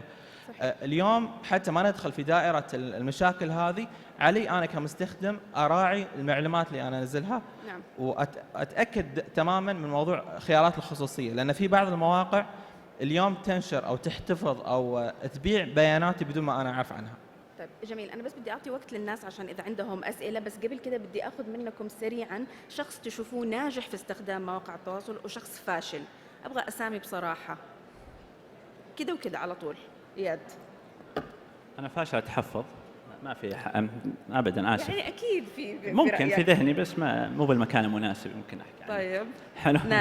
ناجح والله في نماذج متعدده، بس في نموذج افنان الباتل ممكن تكون ليش، لكن اعجبني فيها شيء معين، وهو انها وصلت فعلا انها تصل عدد كبير من المتابعين، لكن الشهرة في النهايه هي زي المنتج لها سايكل، حتى الشهرة لها سايكل اذا ما استثمرتها. فهي من الاشخاص اللي وظفت هذا الى اضافه منتجات مختلفه، فطلعت مثلا عبايات فاستغلت هذا الشيء، سوت هويه لها معينه، ايضا سوت خط لمنتجات التجميل. فهي قاعده تستغل هذا النجاح الى نجاح اضافي واضافي واضافي، بالتالي يضمن انها دائما في ماشيه مو مع الوقت. نعم. تقل. لاني بحكم اني اعمل في مجال الدعايه والاعلان، فاللي يحصل عاده ان المشهور له عرض وطلب، ممكن يكون إعلانه ب15 بعد سنة يصير ب8 لأن ما تجدد وما صار مقبول يعني. علي أعول على جرأتك. أنا جريء، أنا قلت السقف عالي اليوم. عطنا أعطينا حق. أخاف يرفعون علي قضية يشوفون شيء. لا هي وجهة نظر. لا والله نبلش بالناجح. أنا الشخص الناجح بالكويت أشوفه حمد قلم وأوجه له تحية طبعا، وصديقي وعزيزي جدا. هم شوي بعد نضرب حمد قلم مثل ما مدحناه. حمد قلم يمكن مو لأنه هو جدا متميز، أنا قاعد أقول لك هو متميز، بس ممكن الناس ترى إنه مو تميزه الشديد هو اللي صنع منه شيء. لا، الساحة تفتقر خلاص، ما في ناس صنعة، ما في ناس وايد محترمة، فالمحترم يفرض نفسه. أما الناس السيئة كل من يرى بأن نفسه سلعة تنباع وتنشرى، فهذول اللي أنا أشوفهم سيئين. وما عندي مشكلة أذكر أسامي اللي رحنا للسبيكر روم ونقول لك الأسامي. طيب أنا أعتقد أنه هو كل شخص ناجح قدر أنه يحول هوايته إلى بزنس، لكن المهم عنده أنه في قيم يقدمها، في كواليتي في منتجاته. للأسف يعني في ناس كثيرة انشهرت وراء الموضوع، آخر شيء المنتجات ضرت الزبون نفسه. احنا محتاجين لموضوع الشفافية، محتاجين للكواليتي، محتاجين أن ندعم. اليوم عندنا أكثر من شاب وشابة يملكون منشآت صغيرة ومتوسطة، وأتوقع أن جزء كبير من دعم الاقتصاد لهذا الشباب اللي فعلا تعبانين على البزنس اللي عندهم تحديات مرة مش بسيطة، وأتوقع أن يحتاجون أن احنا نحييهم على الجهد اللي سواه في الفترة اللي طافت. صحيح. طيب يمكن نشوف إذا في أسئلة. أنا نبتدي مع البنات معلش، لأن أنا مدياهم ظهري طول الوقت، فعندي تعاطف معهم وإحساس بالذنب. تفضلي.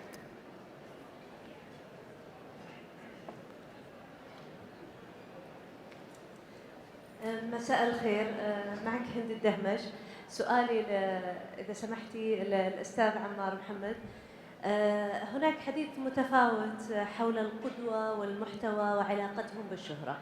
سؤالي إذا كان هناك قواعد للقدوة والمحتوى في الانتشار خلال الشبكات الاجتماعية مثل ما تفضلتم، من أوجد ذوي المحتوى الضعيف أو مثل ما أسميتهم المهرجين؟ اللي أوجدهم بالضبط هو إحنا. يعني أنا أتكلم عن أي حد مستخدم للإعلام الاجتماعي اليوم اللي سوى لايك أو نشر أو بدأ أنه هو يأخذ هذه الحسابات بعين الاعتبار. لكن أنا أعتقد لو إحنا فعلا من البداية تراجعنا عن هذا القرار وما شهرنا هذول الناس الموجودين، كما وصلوا لليوم لهذا المواصيل. يعني الناس بدأت تتجرأ لأفعال أساساً ضد قيم المجتمع، ما أتكلم ضد الدين بعد، ضد قيم المجتمع وضد الدين وضد الثقافة وضد غيرها، وعلى كل ذلك ينشر هذا الشيء في الواتساب أو يوصلنا لهذا المقطع. معناته احنا محتاجين ان نشتغل مو على موضوع ان نقول للناس افعل ولا تفعل، احنا محتاجين فعلا اليوم ندخل للتوعية، خصوصا الأطفال اليوم. يعني لما دخلت في المدارس وبدينا نتكلم معاهم، في أطفال اليوم أقل من 13 سنة يتعرضون لهذه النوعية من المحتوى. على فكرة المسؤولية للوالدين أن يتكلمون مع أطفالهم. اليوم كم ولي أمر موجود يشوفنا هني أو حاضر بالقاعة يتحاور مع أبنائه ويحاول يسيطر على الجوالات الموجودة في بين يدينا. الموضوع ترى مرة خطير، لأن حجم التدفق البيانات اللي قاعد يأخذون الأطفال ربما يتجاوز أعمارهم، وهذه ترى ظاهرة جدا مش بسيطة، تأثر على صحتهم، تأثر على أفكارهم يعني ويفقدون فيها سلامتهم، والملام الأول هو ولي الأمر. جميل. السلام عليكم. أهلا. سؤالي بشكل عام، عاد صار اختار انت من اللي يسأل اللي يجاوب، عن شهرة الأطفال. الفترة الأخيرة صار في تركيز كبير جدا من الآباء والأمهات إنه يعني يلبسون ويمثلون أبنائهم شيء معين في قالب معين علشان يشتهرون. فبعد ما يكبروا ب5 6 سنوات، تأثير الشهرة هذه على الطفل كيف راح يكون انعكاسها؟ طيب قبل بس ما نجاوب على سؤالك، أنا أبغى أسألك سؤال. أنا مستمع. لا بس لأنه بنتكلم كنا عن هذا الموضوع، وموضوع إنه المشاهير.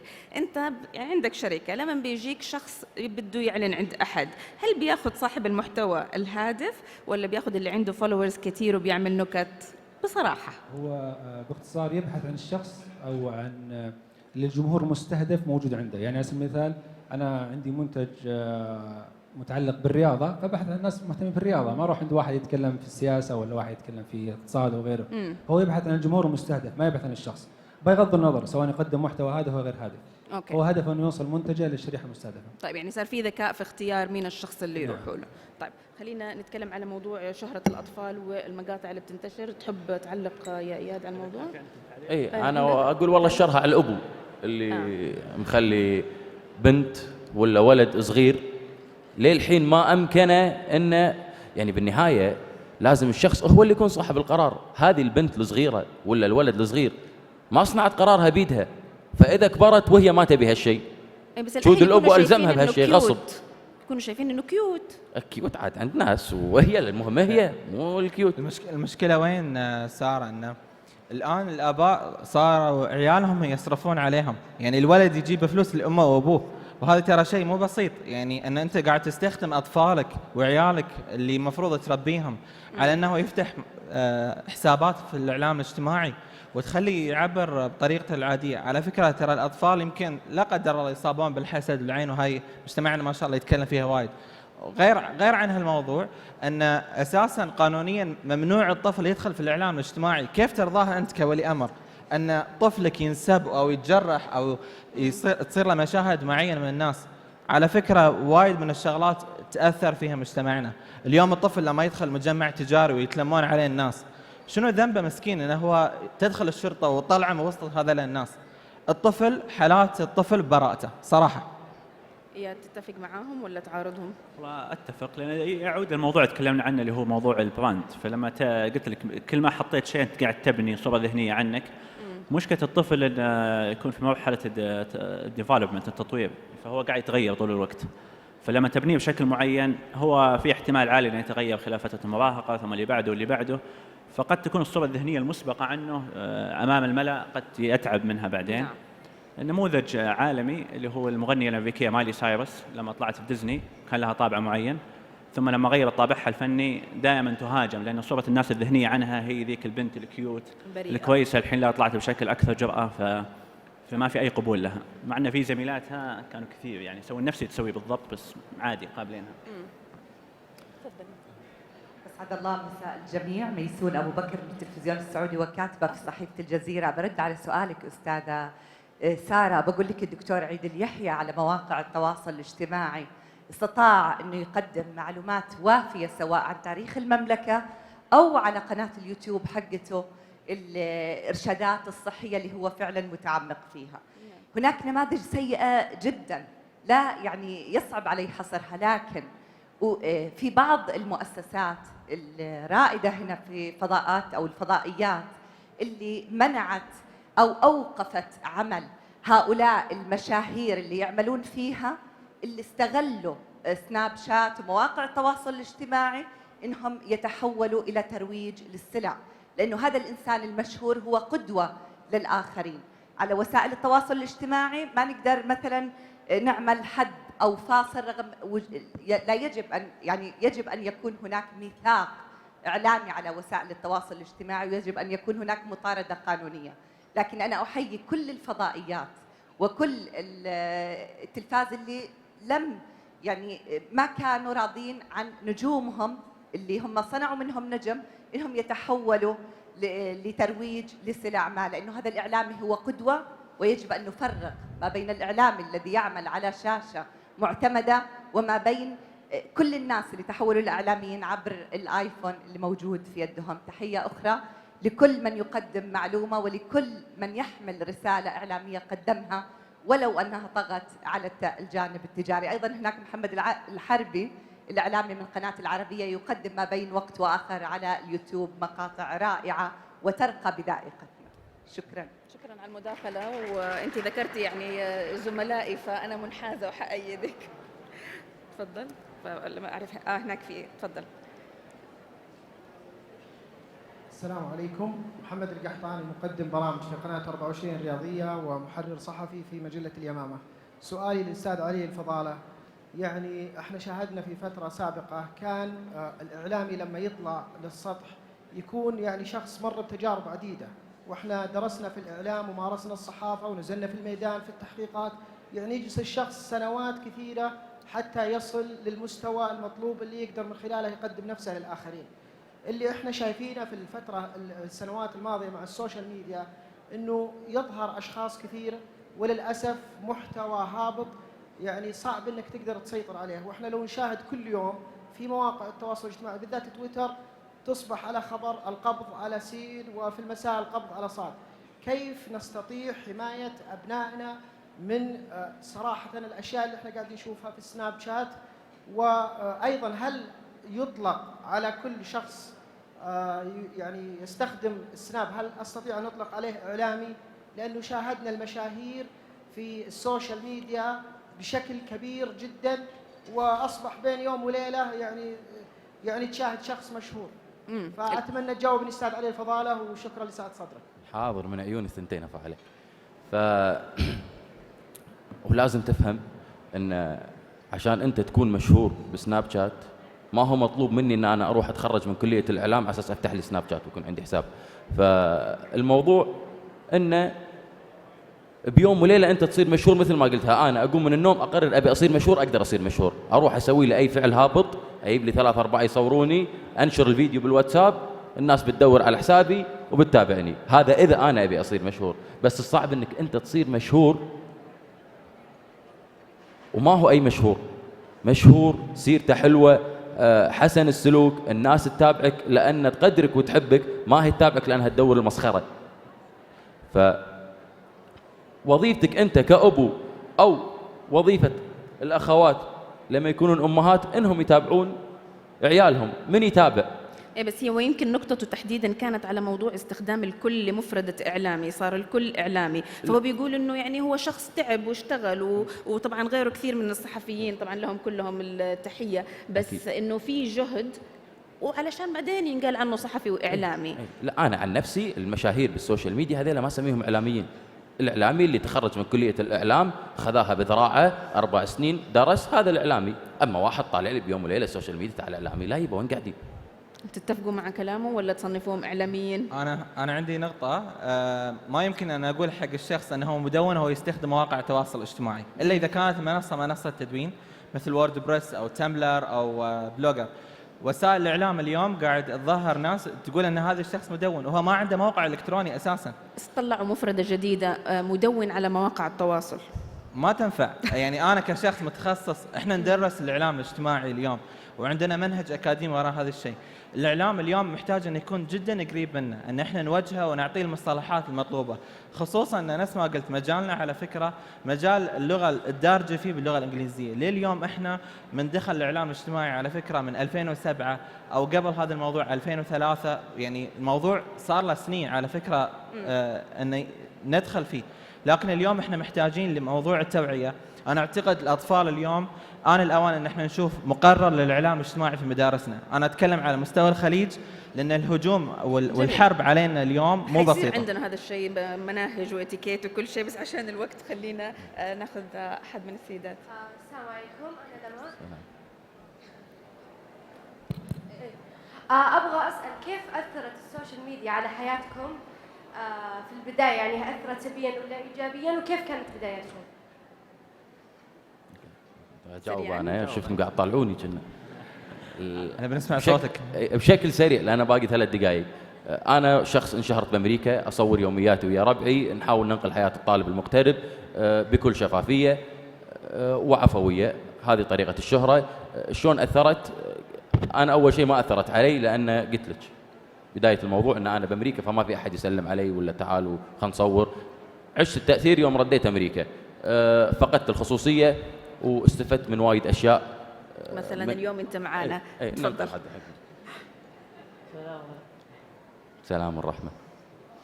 معك الدكتور عمر بوغس، رئيس جمعية صوت الإرادة لدعم الموهوبين والموهوبات من ذوي الإعاقة، وهذه أول جمعية متخصصة في دعم مواهب ذوي الإعاقة على مستوى العالم. هذا حقيقة من جاي أعمل دعاية للجمعية، ولو أن هي فرصة ذهبية من واحد يستغل هذا الكرنفال الرائع. لكن أنا سؤال الإخوة عمار وزياد وعلي، إيش طموحاتكم وأنتم الآن من مشاهير ونجوم السوشيال ميديا؟ يعني أنا أعلم أنه لاعب كرة القدم معروف طموحه، المغني، الفنان، الممثل، لكن نجم السوشيال ميديا فين يبغى يوصل في الآخر؟ إيش طموحه؟ فين يعني المحطة اللي يبغى يوصل لها؟ وقبل لا أسمع الإجابة، رجاء خاص منكم كمشاهير لهذا مواقع التواصل الاجتماعي أن تسلطوا الضوء على الأشخاص من ذوي الإعاقة بأن لديهم طاقات وقدرات ومواهب قادرين على العطاء والإنتاج والتميز في مجتمع، وربما يتفوق بعض هؤلاء الأشخاص على كثير من الأصحاء، لأنه في النهاية الإعاقة الحقيقية هي إعاقة فكر وليست إعاقة جسد. وشكرا جزيلا. شكرا لك، يعني كانت صراحة مداخلة جدا جميلة وسؤال مرة مهم. كل الناس بتتساءل مواقع التواصل الذي تقول لي عليه الإجابة بس سريعا، إنه أنا نجم في مواقع التواصل الآن أو مؤثر في مواقع التواصل، بكرة يطلع شيء ثاني، أنا إيش يصير فيا؟ زي ما قلت إنه بالنسبة للشخص المشهور إنه يحتاج يتجدد دائما، وهي هذه أداة في النهاية أو قناة. فالقنوات الشاطر اللي ينتقل من قناة إلى قناة بذكاء ويستغل الماضي حقه. لكن إجابة للسؤال أن كيف الواحد ممكن يستفيد منها ويتطلع منها، في 3 أشياء عندي 20 ثانية بحاول ألخصها. أولا هو زي ما قلنا بناء الصورة النمطية عنك، الصورة الذهنية أنها تكون بشكل ذكي وفعال. النقطة الأهم اللي هي بناء العلاقات. يقال كثيرا لما تكون شبكة علاقاتك أغلبهم اسمان حتكون سمين زيهم. ليش؟ لأن هذا هو مصدر المعلومات اللي يجيك ومصدر التأثير اللي يجيك. فمهم جدا أن الواحد ينتقي مصادر المعلومات تبعهم الأشخاص اللي يتابعهم. فبناء على شبكة العلاقات هذه يعطيك المعلومات أولا ويعطيك الفرص. كثير من البزنس والوظائف والنجاحات تجيك من هذه الشبكة. ونهاية مهم جدا الواحد يبدأ يتفاعل مع الشبكة الاجتماعية، أن يشارك الأشياء تبعه حتى يكون دائما حاضر. الناس لا تذكر الناس مختفين، أنت مختفي يعني بعيد عن القلب بعيد عن العين، أو بعيد عن العين بعيد عن القلب. نفس المبدأ في الشبكات الاجتماعية، ما تتواصل ما حد يشوفك، بالتالي تخسر الكثير من الفرص. تفضل، بس حيكون آخر سؤال لأنه الوقت خلاص. شكرا. أول شيء أنا أشكر الحقيقة القائمين على مسك في هذا المنتدى العالمي اللي يوصل المملكة العربية السعودية إلى العالمية، وهي حقيقة تستحق أكثر من هذا. الكوادر الشابة اللي قاعدة الحقيقة تدير هذا المنتدى هي قادرة على أن تقود العالم بإذن الله في المستقبل القريب. أنا أبدأ من حيث انتهت سارة. سألتي الأخ الزميل بجواري أن المعلن يتجه إلى الفلاورز، وبالتالي إحنا نعطيه مجال أنه يتجه إلى الفلاورز، ولكن على اللونج تايم حيتجه إلى صاحب المحتوى القيم، صاحب القيم التي يفترض أن تكون هي مبادئ وقيم جميلة في المجتمع. أحيي عمار في أول كلمة قالها الحقيقة في هذا الجلسة، هو عملية التهريج من هؤلاء الذين ظهروا على السوشيال ميديا وأصبح لهم داعم قوي، وبالتالي تقبلهم الجمهور العربي الخليجي السعودي بالتحديد مع الأسف، وأعطاهم مجالات حتى أنهم يقدمون هذا التهريج على طبق من ذهب، وبالتالي يكون عندهم أعداد. تقبلتهم بعض القنوات الفضائية، دعمتهم، وهذا مع الأسف حقيقة يجب أن نعود إلى القيم وبالتحديد النشء. حتى أنا أتفق مع عمار على أن احنا نبدأ من النشء حتى لا نسيء إلى الذائقة العربية أو الخليجية والسعودية، وبالتالي نخسر أشياء كثيرة. أنا لا أتفق مع إياد أبدا أنه أنا أقدم محتوى والشارع أو السوق هو اللي يتطلبني، أبدا بالعكس. أنا يفترض أنه يكون عندي نوع من القيم حتى لو تكلمت بلغة بسيطة جدا، ولكن أحاول أن أمزج هذه المحتوى الرسالة بالعادات والتقاليد والدين والى اخره، بحيث تكون عندي نوع من الرساله الهادفه. اختتم ساره، شكرا لك، بس انا اعتقد انه احنا بحاجه الى صناعه العقول واستثمار العقول. لدينا عقول رائعه جدا تستحق الحقيقه ان احنا نستثمرها، تستحق احنا ندعمها، تستحق ان احنا نضع من السوشيال ميديا طريق انه كيف يصنعونها العقول واستثمار العقول. شكرا لك. شكرا لك. وعشان كده عندنا منتدى مسك العالمي. اياد، بما انه قال انه ما يتفق معك، عندك فرصه ترد سريعا بس. والله أنا زي نفس النقطة السابقة ما راح أطول فيها، لكن أعتقد أن هي زي ما قلت هي مساحة، ومن الطبيعي جدا أن تكون في هذه الاختلافات واختلاف الأذواق واختلاف حتى القيم. احنا كنا مجتمع في السابق أحادي القيم، احنا صرنا نتحول إلى مجتمع تعدد القيم، بدأت الناس يختلفون بشكل واسع جدا. فمن الصعب جدا أن نوحد هذه أو نختزلها في عادات معينة. ستكون هذه الساحة مفتوحة للجميع وكل يدفع باتجاه، فهي عملية تدافع ضخمة جدا. لا يعني أنا أتفق مع كثير من المطروح، لكن هذا هو الواقع الموجود، ويحتاج الناس يبذلون بالتدافع هذا، يبذل باتجاهات اللي يشوفها هو صح. بالنهاية احنا نتدافع بأفكارنا واختلافاتنا، والمساحة موجودة. بالنسبة للنش لست أب لا أعلم، لكن أعتقد أن من التحدي أن نسوي سيطرة على المعلومات اللي حتكون موجودة، نلعب على أنفسنا. يعني في النهاية حتيجي معلومات من كل مكان، الموضوع صعب جدا. فهي حتكون التحدي أمام الآباء هو أن يجعلها في ذات الطفل، هي قيمة داخلية، هو من نفسه يقول إيه أو لا مستقبلا، وليس أنا أقفل عليه لا تشوف هذا وشوف هذا. لن يتمكن أبدا وتلعب على نفسك يعني.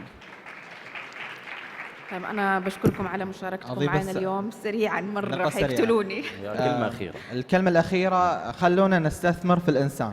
أنت اليوم عندك فرصة موجودة على الإنترنت، اصقل مواهبك، تعلم منها، وحول أنت كصاحب معرفة إلى منتجات. إذا عندك اليوم فرصة أن تكون محتوى في مواقع التواصل الاجتماعي، خلونا نشوف لك كتاب، خلونا نشوف لك فيلم على اليوتيوب، خلونا نشوف لك مقاطع على الساوند كلاود، لأن احنا فعلا محتاجين هذه الثورة المعلوماتية. جميل. علي. أنا أول شيء حاب أوجه لكم الشكر على هذه الدعوة الكريمة، وعلى هذا المنتدى اللي ما كان ممكن يكون بهالجمال لولا الشباب والبنات اللي قايمين عليه.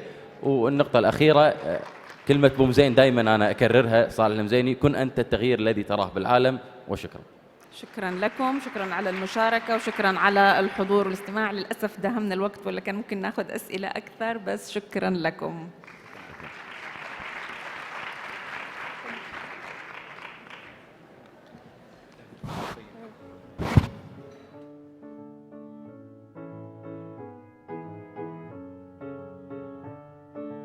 سيداتي سادتي، بإمكانكم الجلوس في مقاعدكم.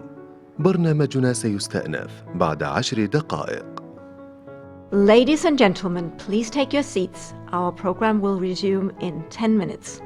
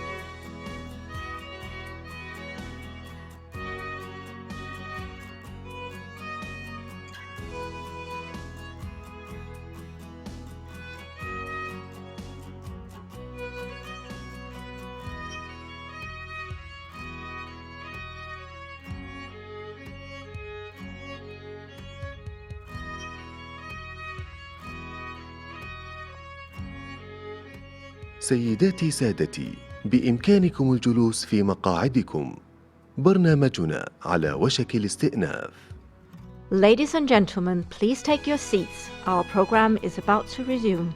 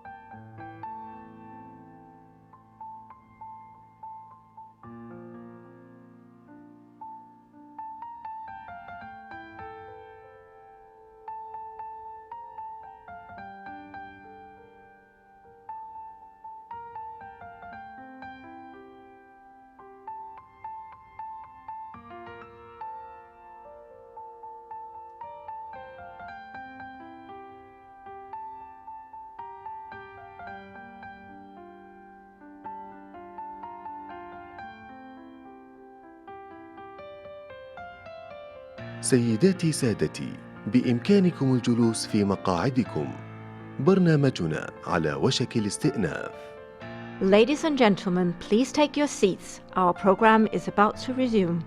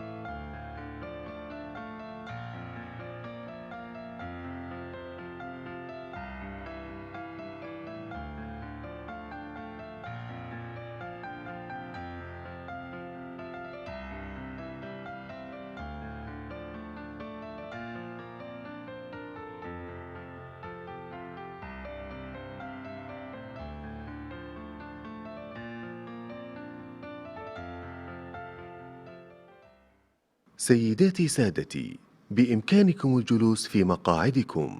برنامجنا سيستأنف الآن. Ladies and gentlemen, please take your seats. Our program will now resume.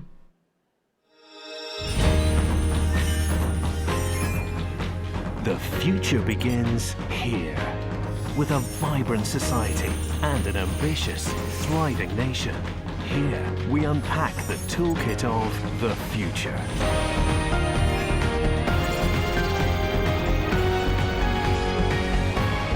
Unleashing their potential, leading the way for the sustainable development of Saudi Arabia. Welcome to the MiSK Global Forum. سيداتي سادتي، من فضلكم رحبوا معنا برئيس التحرير في سكاي نيوز العربية علي القرني وضيوفه الكرام. Ladies and gentlemen, please welcome sports editor Sky News Arabia, Ali El Ghani, and his panel.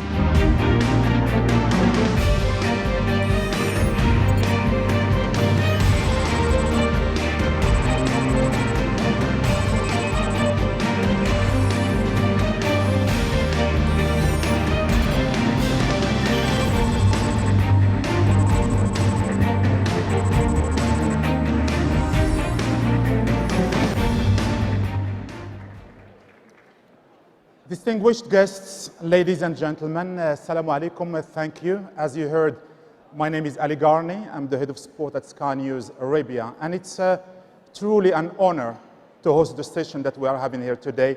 It's also a privilege to take part in this first global forum, and on behalf of Sky News Arabia, just for the record, I would like to thank the organizers and MiSK for including a sports topic in their program.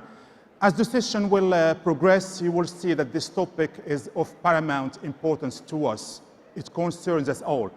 Because given the volatile nature of the world we live in today, with this increasing level of conflicts that are tearing apart our societies, and also the level of exclusions and discriminations and divisions that we see every day in our communities, and also this feeling of non-belonging and loss of identity and lack of motivation, it's scary, it's really frightening. We are looking for solutions other than the decisions, the resolutions and the laws. We are looking for a solution that's been tried and tested time and time again, a solution which is very effective. And ladies and gentlemen, that solution is simply sport. As strange as it may sound, that's true. Sport, if it's applied correctly and used properly, it can do magic. It's a tool that can promote social togetherness, reconciliation, peace. It can empower people both at home and at the workplace and in all walks of life. Most of us here, including myself, don't know really the real impact of sport that sports can have on society. Luckily, we have two distinguished guests who know more than anybody else what sport can do. Ladies and gentlemen, Her Royal Highness Princess Rima Bandar Al Saud, the Vice President of the Women's Affairs of the General Authority of the Kingdom of Saudi Arabia, and Mr. Dikembe Mutombo, Chairman and President of the Dikembe Mutombo Foundation. Your Highness, Mr. Dikembe, it's a pleasure to be with you here on stage. I would have loved to introduce you the normal way, the usual way. But ladies and gentlemen, just believe me, I've tried in the last few days to come up with a short and a summary to introduce them. But these two people have done so much in their lives that even the 45 minutes which is allocated to this session won't be enough to go through the resume of one of them. And honestly, if I can achieve just a small fraction of what they have achieved in their lives, I would be very content with my life. So what we will do, I will just, as the session progresses, you will introduce yourself to the audience through the experiences. And just before we start, ladies and gentlemen, just to go briefly through the format of this session so that you know what to expect. The discussion will remain here on stage at the beginning. Then at the end, we will open the floor for questions. But please, if you can, keep your questions short and direct so that we can take as many questions as possible. From time to time, we might even take questions during the discussion. And I'll start with Your Highness. When I was introducing the topic, I said some beautiful and nice things about sports. Then I looked and I saw a couple of faces who were a bit cynical. Was I exaggerating? Through your experience how come sport can do all this magic? How can sport unlock all this and do this much good for the society? So what I'd first like to say is thank you for coming to listen to us today, and thank you for the MiSK Forum for inviting us. Today is a symbol of the vision of Saudi that is evolving, and it's a vision that encompasses youth, and it encompasses sports for all, and it also is focused on our health. Our health has more to do with physical activity than anybody today really would like to accept. We're not asking for anything controversial. What we're actually saying is today, for your physical well-being, for your physical health, your emotional health, and your mental health, physical activity is important. My role at the General Sports Authority really does not encompass competitive sport. My focus is on a mass participation mandate, which is how do we include as many people as possible from birth all the way to age 99, all of us, to understand that a healthy lifestyle is not only important for your physical health, it's important for your family dynamic, it is important for an economic development of this country. Today we are spending more money on our health care than is reasonable when the solution is in our own hands.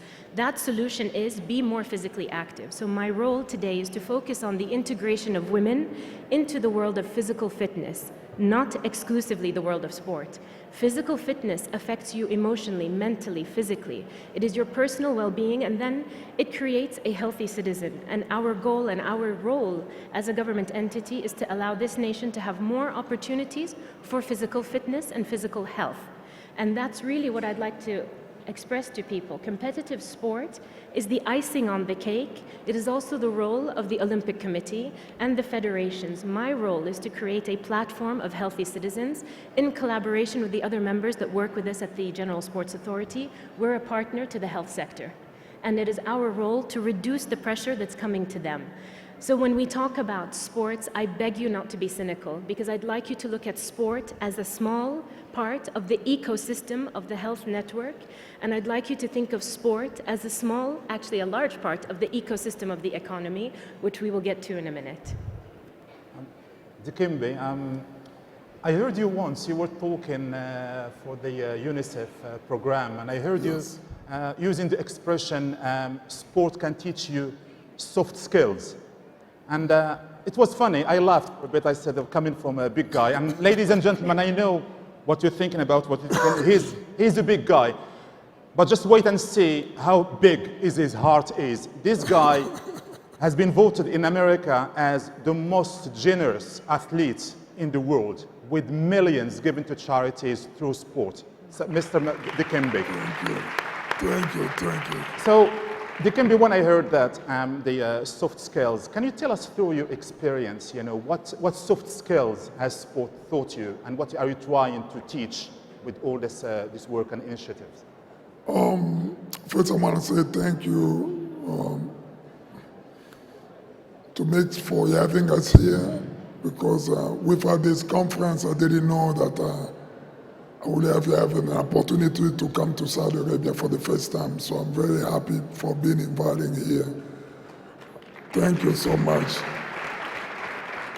What I will say about sport, we have to remember that sport by general, sport you have a power to change the society.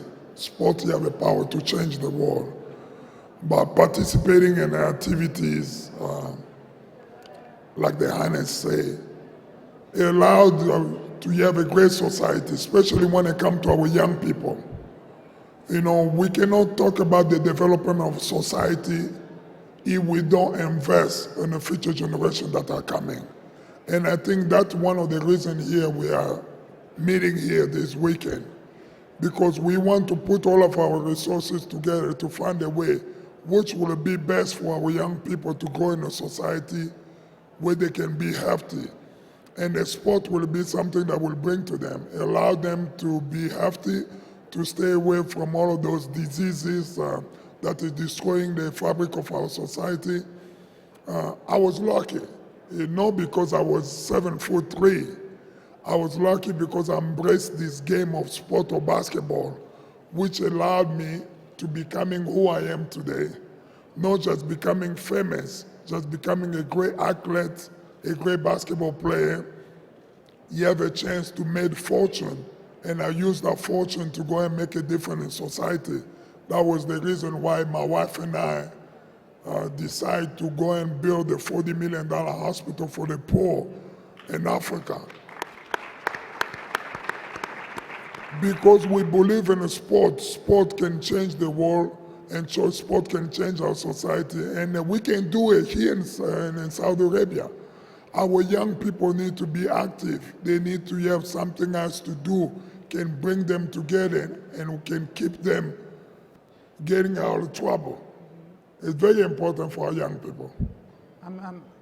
Your Highness, it's not as easy as it seems. Sport, for the communities. We know that the female sport is a key part of the Kingdom's vision, 2030 vision. What's desired from this in that vision? What can we see in the next 5 years, 10 years? Because people want really to know how sport can help. Well, what is desired is really the opportunity for women to engage more. I have been working with the General Sports Authority since the 1st of August, and for the past few months, our teams have diligently been surveying the canvas and the landscape of the kingdom to see what exists that we could capitalize on, and what do we need to actually invest in. What exists today is an army of enthusiastic and engaged young women that understand their value to this country. What we're looking for is to open more doors for them to express how they feel in their sense of unity. Unity is really important because what sports allows you to do is a team spirit. If we would like to progress with young people and encourage them to be more effective employees in future, today we need young people active in sports. Team spirit is something you learn from a young age if you're exposed to it. And today, from a young audience, I think it's really important that we include women in this because as the labor force increases and more integration of women happens, I believe we all need to understand what failure looks like. We need to understand what success looks like. We need to understand what it means to diligently practice your trade, diligently practice your skill, iterate and reiterate until you achieve success. So what we are looking for is really how do we integrate this in a way that befits our community. One of the things I've noticed is the private sector is highly engaged. I've really and honestly noticed with all of our meetings that we've had with the different government sectors, they understand it, but what they're looking for is someone to give them a roadmap. The roadmap is what we've been investigating right now, and members of my team are actually sitting in the audience here. And I can tell you we've been working sometimes until 2, 3 in the morning to understand the best programs exist everywhere in the world. But that does not mean it's the best program for us here in Saudi. Our needs are different, our culture and our expression is different. The way we engage with each other is different. So what we can promise you is that the programs that we'll be delivering will be ones that help us achieve not only the health impact that we'd like to do, but the economic impact. Today, the value of sports as a sector could equal, unbelievably, 250,000 jobs for women over the next 2 years. That's unheard of. This is a sector that doesn't exist today. And now it's not only a sector that doesn't exist, it doesn't exist for women either. So imagine the double impact of that. The jobs that are going to be created when we think of the programs that we're going to do for mass participation. I'll give you a very brief example. We would like to encourage young people to walk more. We would like to encourage young people to ride bicycles, create hobby clubs. How is it possible to create a club for hobbies, which is a sport, for bicycles, if in the nation's capital we have 1, maybe 2 stores that sell bicycles from a professional capacity, other than Toys R Us for children? It is impossible to create a demand with no supply. So our role would be then to work with young entrepreneurs who I'm hoping are in the room to understand we will create the demand for you. Please come and create the supply because that supply equals the economy of sport. Not only is the supply that's needed from the actual bicycle, it's the bicycle repair, it is the tourism company that might come up because we now have an enthusiastic group of young people that would like to travel the world and ride their bicycles. We may even have journalism in sports. We may have journalism specifically to bicycle, which by the way exists in the world. There's a magazine called Golf. There's a magazine called Walk. There's a magazine called Running. What is to stop us from expanding our understanding of every single sector that exists in this economy by adding sports before it or adding sports after it? That's what we would like to encourage you to do. So the value of sports is not only in your physical fitness, it is in your economic fitness. It is in all of our vested interest today to look at the ecosystem of sport and invest in it. It's in our vested interest today to look at it and innovate in technology, innovate in product, innovate in retail, innovate in activity. If we would like to have an elite competitive sports program that represents this country with pride, today we have to invest in our young people from a school level, from an after-school level, to allow them the interest, the exposure, and the ability to practice their sports, whether they are hobbies or not, in order to allow them to escalate themselves. But equally with this, we also need to look at the jobs that are created to support these individuals that are going to be going up. Today, we may not have the expertise here, but what a wonderful opportunity for somebody in this room to create the business that trains the people that are going to invest in the growth of our economy. And please look at our economy financially, please look at our economy as people, and also what I'd like to perhaps bring into the room today from a youth perspective is let's not only look at the return on the investment from a financial point of view, could we also consider the social return on this investment? The social return is the impact that our work will have on our community and our young people. It is what will create an integrated and healthy family. It's the dialogue that will bring us back to our roots. Historically and traditionally, we are family orientated. Historically and traditionally, we are a mobile people. It is our recent history that has made us sedentary. So what we are asking you to do is reach back into your root and go back to being mobile for the sake of your family and for the sake of the nation, economically, health-wise, and also community-wise. That's what we're asking of you in the room. Thank you, Your Highness. We have here kind of two different regions with different challenges. We have, Yes. we're talking about Africa, and you're talking about Asia and the region here of the Gulf. I think there are different challenges. For you, your foundation has been going on for some time. What are the challenges that you are, because you are facing different challenges, and we'll talk about the challenges here in the Gulf region, but for you, the challenges there, I think that's funding and facilities in Africa. I think the most challenging that we are facing in our world today is keeping our women healthy, because more investment that we are doing to invest in our young girls and our young women, our future mother of our society, those are good investments, because there's no society who can becoming strong, or no civilization or culture that can stand for himself and be strong with an investment on women. And we need to do that in a younger age. And I think the initiative that the princess have right now here in Saudi Arabia is very important, because more investment that we invest in our young girls, we're going to see that productivity in the years to come, where we're going to have a happy society, because there's no family who's strong with a good mother. There are no marriage that is good, strong with a good wife or healthy wife. You don't want to have the mom who's sick. You don't have a society that's full of women who are always sick. I give an example of Congo, where I'm working right now. We are talking about, we have a society where more than 20 million women, you have a chance to develop cervical cancer if they don't get screening. So I feel like I'm investing in the future of our society, which is very important, on a treatment that costs only $15. So because I knew that more than women are gone, more than the society is disappearing, more than our family being destroyed, more than we're going to have so many children, orphans, there will be nobody to look after them, nobody to cook the food for them. So I feel like we have to do whatever it takes in this program that I want to do. I want to come back in Saudi Arabia to find the time we work together with the princess, and to help not just the boys, but particularly the girls, also to make sure that they're becoming very productive in society and the sport, because they can change the world. It's amazing. I have a daughter, so I know. And Your Highness, I think it's the same for you. I think you will do whatever it takes, because that's what I understood from when you said before, you said in one of your interviews before, you said that there's no turning back from the involvement of you being involved, and also the involvement of women.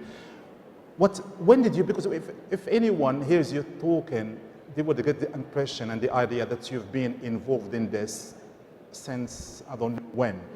What inspired you so that your focus will be just on this, on being the advocate of women integration in society and this sport thing? What inspired you? What inspired you? If anybody knows my past, I was working in, I was CEO of Alpha International, which is the owner of the Harvey Nichols department store. When I was working in Harvey Nichols, it was during the time of Saudiization where we were integrating women. The reaction that the women had coming into the workplace was something I'd never experienced before.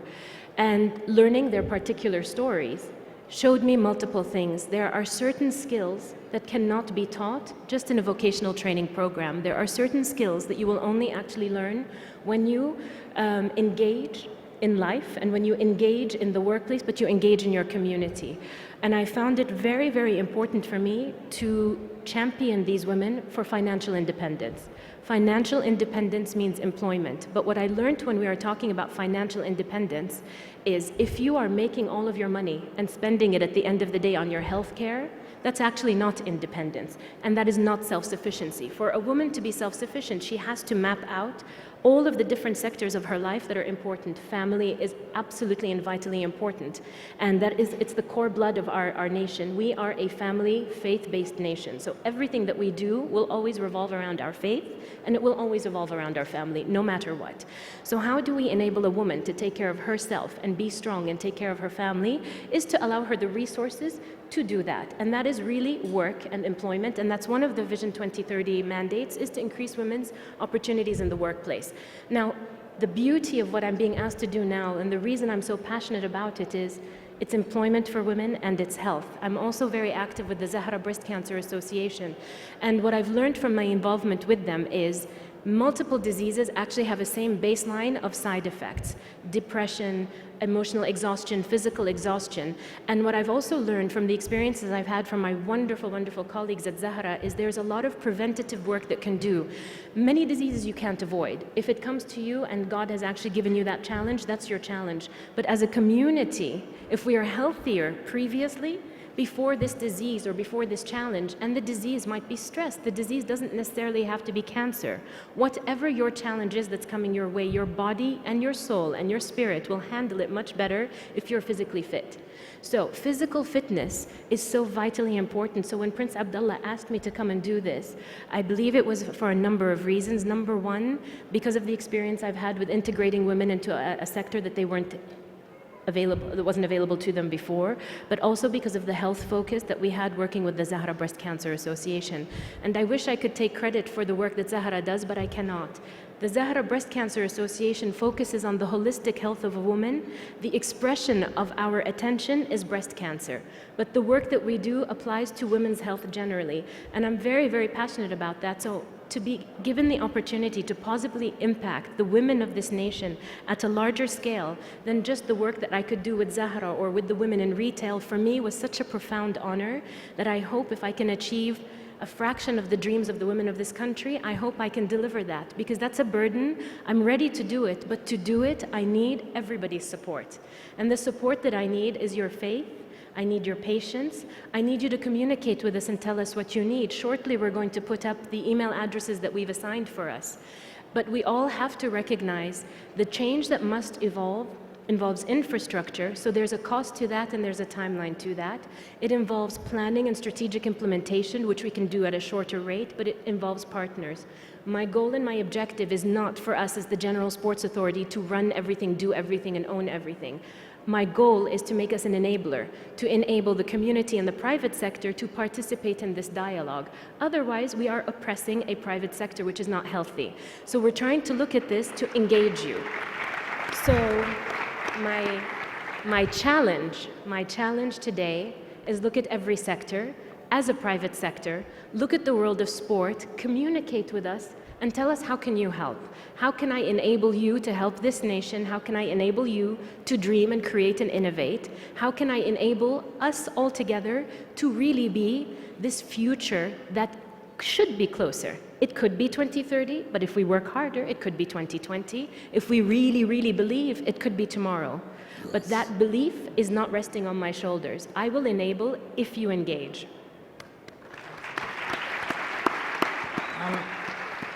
Det kan være I'll remind you of something that people say in Africa, and I think you will know it really well. They say if you take the lift or the elevator up, you gotta make sure that you send the elevator down because there's people who don't are waiting forget to to send take it. the same Yes. elevator up. And I think that's true to sport. That's the thing. Yes. That's the thing that we want to see. That's the thing that sport can promote. This feeling of togetherness and that one for all and all for one. I think it's a moral responsibility that when you succeed in life, in any aspect, you always gotta make sure how many people can I reach in my lifetime. Also, to be successful like I did. And I think that has been like a moral thing that's been bothering me as being a young African who came from the poverty, who grew up with the parents who made only $37 a month, and went into America, ended up to becoming who I'm becoming today. And I feel like I have the moral duty to do something in general. How many more people I can go to African and young girls that I can give the opportunity to come to America to be educated, and in the same token also to play the game of basketball. And I think I have done it so well. Today as I'm talking to you, I've been able, with the help of the NBA, to take at least more than 130 young girls and boys to America where they have gone to play basketball, they have gone to get an education, and now we have seen so many of them are playing in the NBA because I felt that it was my duty, not just to play a game, but also to look behind my shoulder to see how many more people can come, take over my shoes and my seat that I'm sitting in. So I encourage every one of you here in this room, we have to invest in our youth, no matter what you are doing in your life. If you are a great entrepreneur, trying to wake up every day, trying to see how can you invest in our youth. And a great place to invest to our young people is through sport. Because when you get them to becoming sportly active, and you have a great chance to come and talk to them about everything, because that's a great place you can find young girls and young boys coming together, being committing with the same goal and the same objective for accomplishing something. And they give all of us opportunity to come to the platform to address them, to every concern that we have in a society about them. And your Highness, for talking about entrepreneurs, sport, it really helps you, it teaches you that spirit of togetherness, and it can give you some clues how to be a real leader. It does have that power. Now we have a law that has been passed here in the kingdom and regarding the privatization of the clubs. So many people are asking, how could that benefit, because it's about football clubs, but how could that benefit, the society as a whole? Is there some money coming back to the society? So this is really where Prince Abdullah bin Saad, my boss, is a visionary. He could have sold these clubs, and that the money could have gone back to the Ministry of Finance, it could have gone to other initiatives. But part of his strategic plan was to create a development fund for the world of sports. And that today is so significant because it means that every young child can grow up and feel there is someone who could help them realistically. It means they have a specific place to go to achieve this. And it's very hard to dream and then action your dream if there's not a point of focus. And what Prince Abdullah has done today is given them that point of focus and a belief that there is someone that will give them an opportunity and the chance. My role will be to look at how we would integrate women and make sure women's initiatives are actually also supported in this. The fund will be no less than 2.5 billion riyals, and that shows you the dedication of our organization, and it shows you the dedication of this country to its youth. And when we're talking about sports, what's really important, and I think it's quite, poetic, our focus historically has been football. And everybody keeps asking, why the focus on football? We've done nothing but football. But how beautiful is it today that the thing that we were singularly focused on is actually going to be the seed capital of our future. So to be able to take that step of what was and invest in what could be today is what dreams are made of. And so today we're saying, dream. We're going to support you if you meet the criteria. The criteria is not going to be easy, nor should it be easy, because to dream, to activate, to aspire, and to innovate, you have to elevate. So the dialogue that we would like to have coming out of here is a dialogue of innovation that is elevated, that's not just locally impactful, but is globally impactful. And we need to begin to see ourselves as larger than ourselves. Every action that we create in this country has an echo outside. Every word we say here, every competition we do here, today, through social media, through global social media presence and media presence, everybody knows what we're doing. So right now, let's actually make the decision to actually operate at a higher standard of sports competition. Let's elevate our dialogue in how we engage with each other in our health and our fitness. And why don't we be the ones that promote positive things out of here that could be campaigns and initiatives that the world follows rather than us follow the world. It's a chance for leadership for us, and I'm really excited to be a part of it. But I'm also very proud that Prince Abdullah was so dedicated to keep going. And it has taken him multiple years, and many of you that follow the world of sport know his history and know that this is something he's been calling for years. So to be a part of the team and watch this be achieved today is a moment I'm very proud and honored to be a part of. And I hope you are too, because we are now investing in our social development through holistic health that is exhibited as sports and physical fitness. We'll take a couple of questions from the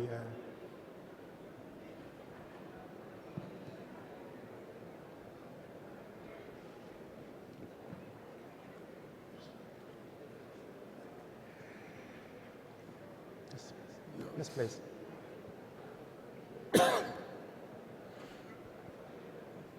السلام عليكم. وعليكم السلام. مساء الخير. أولاً قبل السؤال بس خلينا نستغل الجلسة وعندي طلب لسمو الأميرة ريما. يعني احنا هذا أول ظهور ممكن نشوف الأميرة فيه من بعد ما صدر القرار مجلس الوزراء بتعيين الأميرة. الطلب إنه أول ظهور إعلامي يكون لسمو الأميرة على شاشة سكاي نيوز عربية. عفواً أنا حمد المحمود مدير مكتب قناة سكاي نيوز عربية بالسعودية. فطلبي إنه أول ظهور لك إعلامي على شاشة التلفزيون يكون معنا في المحطة ونتشرف في استضافتك معنا. السؤال موجه لك سمو الأميرة الآن أعتقد بعد مضي 100 يوم، مضى أكثر من 100 يوم من تاريخ تعيينك كوكيل الرئيس لشؤون المرأة. ليست المرأة فقط السعودية اللي تسأل، المجتمع كله يسأل ما هي خطة العمل لكم؟ أنتم تعملون الآن داخل الرئاسة العامة أو داخل هيئة الرياضة، ما هي خطة العمل؟ ما الأهداف؟ التارجت لكم أنتم كقسم نسائي لشؤون المرأة لابد أن يعلن للكل، ما يكون المجال مفتوح للتهاونات، فقط هذا هو السؤال. طبعا يشرفني أني أطلع على السكاي العربية، بس بالإضافة لسكاي العربية يتهيألي كمان الحضور لازم يكون مع الإعلاميين الموجودين الوطنيين في البلد كلنا مع بعض، لأنه رسالتنا وواجبنا للوطن. I need to engage. I'm sorry, we're speaking in Arabic. أهم شيء الرسالة توصل لشبابنا اللي موجودين هنا وبالإضافة لشبابنا اللي برا. ثانياً الخطوة اللي بعدها هي الرسالة العالمية. خطة العمل لنا إحنا طبعاً مشاركة المرأة بالمشاريع الرياضية الصحية لنا زي ما قلت مو 100 يوم، حوالي 90 يوم. قاعدين ندرس الساحة الموجودة عندنا الحين، إيش الناقص وإيش الزايد وإيش الأشياء اللي ممكن نأسسها هنا في المملكة وإيش الشراكات اللي ممكن نعقدها. أولاً لنا اجتماعات مع وزارة العمل، وزارة البلديات، لأنه في أشياء تخص هذه الوزارات لازم نتعاون معاهم على أساس نطلع البرامج اللي نبغى نطلعها. وزارة العمل شريك جدا جدا مهم لأنه عندهم برامج التنمية الاجتماعية، وهذه الفئة جدا مهمة أنه إحنا نتعامل ونتعاقد معاها على أساس تدخل في المجال الرياضي. غير عن كذا في خطة للأفتر سكول أكتيفيتيز، في خطة كمان وشراكات مع الكشافة مع الجمعيات اللي موجودة على أساس نوصل مو بس بنات المناطق رياض جدة والخبر، إحنا ودنا يكون البريزنس حقنا في المملكة العربية كلها. زي ما قلت أول، ما نبغى أنه إحنا نصنع كل شيء وإحنا نكون مسؤولين على كل شيء، نبغى إحنا نضع خطة العمل ونأسس التولز والأساسيات على أساس القطاع الخاص وكمان non government organization اللي هي الجمعيات تشارك معنا في صناعة هذه البرامج. co-creation بالنسبة لي شيء جدا مهم. كيف نشارك البنات في المجتمع الرياضي في الاقتصاد الرياضي؟ أبغاكم بس تفهموا شيء جدا جدا مهم. الاقتصاد الرياضي له أهمية قد الرياضة نفسها، والمرأة ممكن تشارك في الاقتصاد الرياضي بطريقة مهولة، وعندنا خطط استراتيجية إن شاء الله حنضعها ونعلن عنها خلال الأسبوعين الجاية أو 3 أسابيع. في كذا معلومة إن شاء الله حتطلع، ما ودي أحكي فيها اليوم لأنه لسه في MOUs حنوقعها خلال الأسبوعين الجاية، بس معنا شراكات مع الجامعات، معنا شراكات مع الجمعيات، معنا شراكات مع وزارات أخرى. طبعا إحنا هيئة، ما إحنا وزارة، بس إن شاء الله قد ما إحنا صغار إن شاء الله يكون الصدى حقنا كبير. فاللي قلته أنا بالإنجليزي واللي ودي أعيده بالعربي، أبغاكم أنتوا تشاركوا معنا، أفكاركم هي المهمة، برامجكم هي المهمة، إحنا دورنا إنه نفتح الباب. بس أنا ما حعرف أي باب أفتحه إلا لما أسمع منكم إيش الأبواب اللي أنتوا تحتاجوها تفتح. فإن شاء الله حنحط الإيميل حقنا في الهيئة، علمونا إيش تبغوا، بس we will not do your job. إحنا ما حنسوي شغلكم، إحنا حنسوي شغلنا، وشغلنا نفتح الباب، شغلنا نسهل، شغلنا إنه نوسع المفاهيم، وشغلنا كمان إنه نكون المسج بروفايدر، التوجيه. واللي أتمنى من الشباب وأتمنى من البنات اللي موجودين، وعوا نفسكم على أهمية صحتكم الشخصية، وبوابة التوعية ممكن تكون الرياضة. فبليز use us.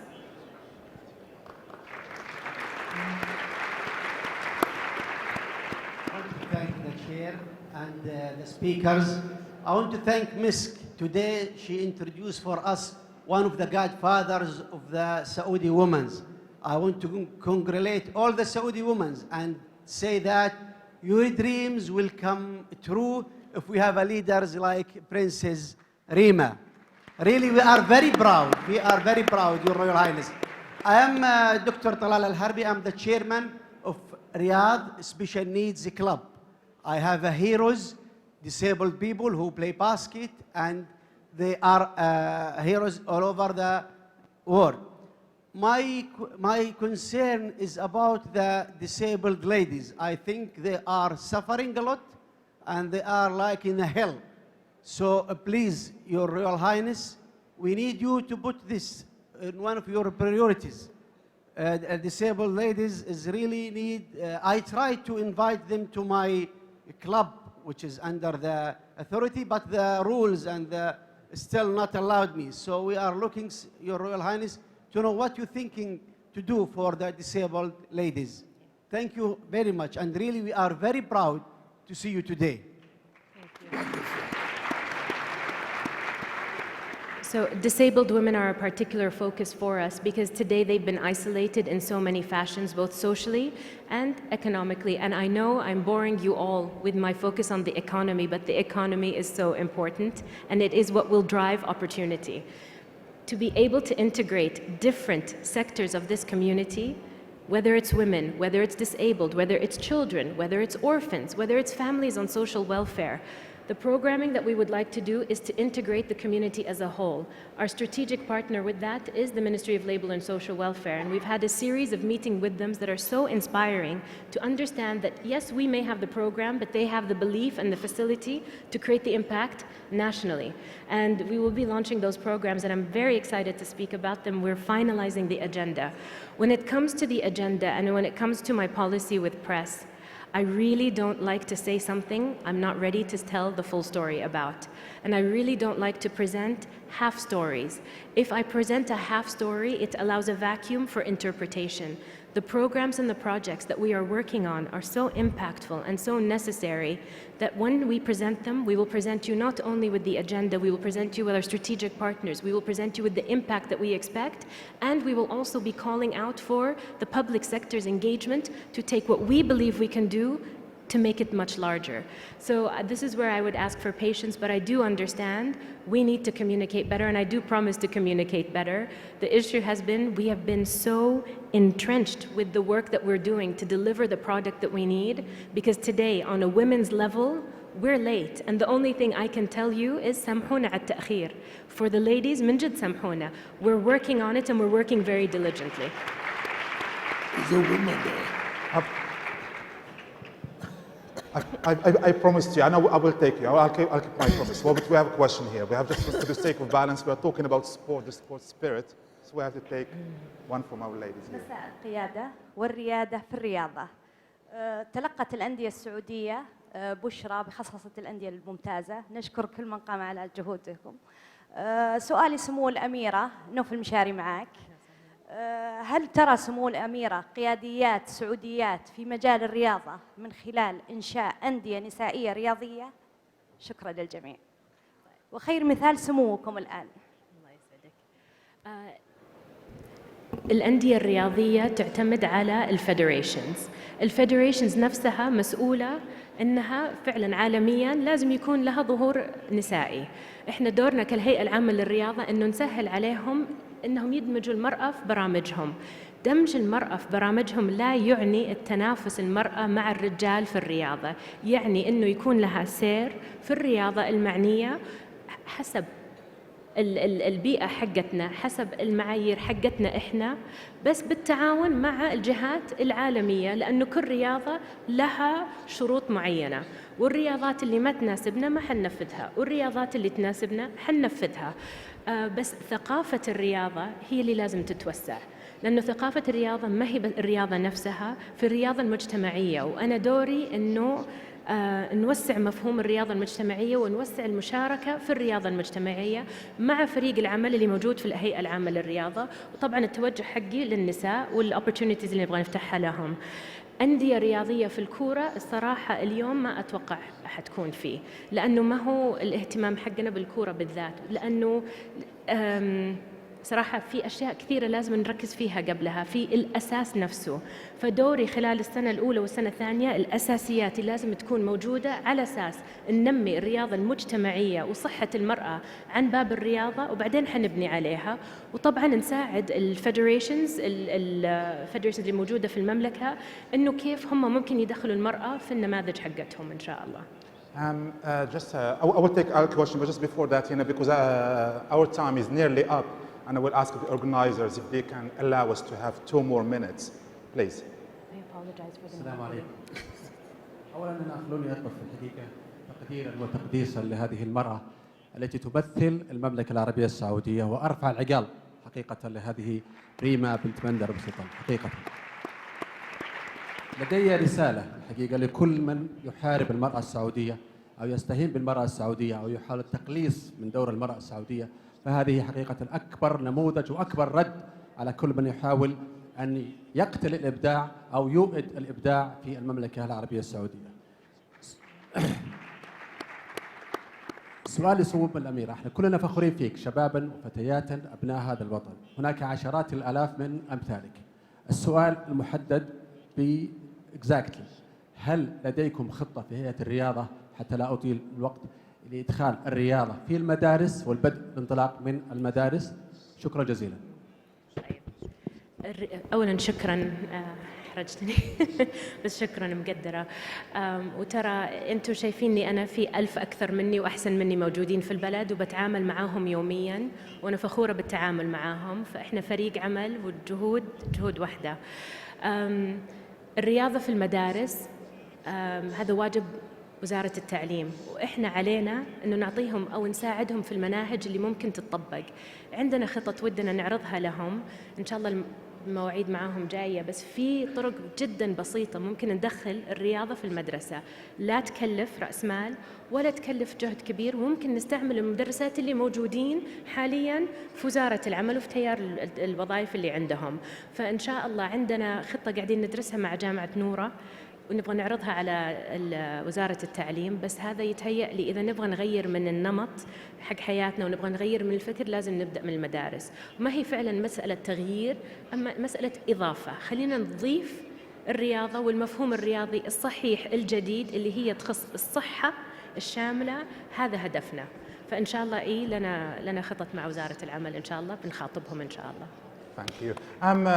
Dikembe looks, our time is up because no one, Dikembe looks really happy because he didn't get any kind of questions. So I'll ask you this question, that's the last question. It's become like a tradition here in this 2 days global forum that all the time the speakers are asked to give their advice to the entrepreneurs and to the young people here. What's your advice when we talk about sport? Can you just, because still now we talked about some people who are cynical about what sport can do to the society. What can you say to them? To me, the best advice I can give to anyone here in this room is just we have to invest in our youth.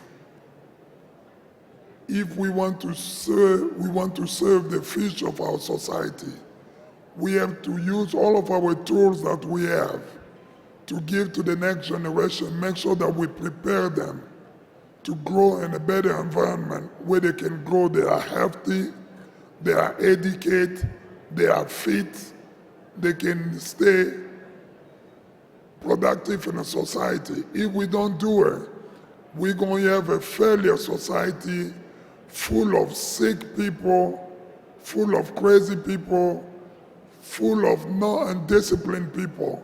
And we cannot do that. And all of that starts with our young people. So take your time out of your busy schedule, whatever you do in life. If you can take maybe an hour to 2 hours a week, say that I will meet young people in this corner. I know there's a group of young people who play basketball in that gym, and I'm going to come talk to them about the investment. That will be a great place for you to come talk to them about the investment. Or you're going to come talk to them about how can they stay healthy, how they can make a choice in their life on what they eat. If I'm a doctor, I'm going to tell them about other initiatives. That's the only way you can contribute. Not because you're a doctor, you're a scientist. You think when we are talking about sport, your role is not there. Each one of us have a role in a society. Each one of us have a place to play in a society. It's just about finding your time and being committed to have the next generation so they can grow in a society where they can be successful. Thank you. Thank you. Ladies and gentlemen, Her Royal Highness Princess Rima bint Bandar Al Saud and Mr. Dikembe Mutombo. Yes. Please, and just before we leave, I want to make this announcement because the MiSK initiatives will be announced shortly, so please don't leave. Thank you. Thank you. Thank you.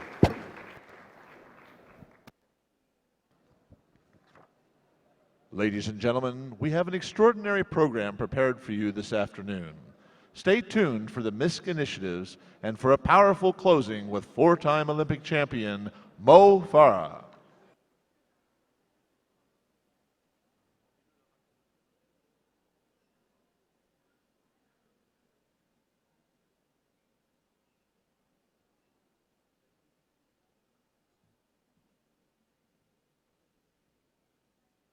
Hey, I'm Larry King, and I'm so sorry I was not able to be with you in person, but I congratulate His Royal Highness on the MiSK Global Forum and Vision 2030. And I'm certain you'll all have important, constructive conversations about the future as it relates to the youth of Saudi Arabia. The Arab world and beyond, young people everywhere have the potential to create change at home and globally through innovation, creativity, and communication. Now, different cultures are connected now more than ever before, and new media is an essential tool for sharing ideas and information. I know that His Royal Highness looks at this opportunity as a way to create more inclusive, open society, and a way for the world to see what the youth of Saudi Arabia are capable of as agents of change.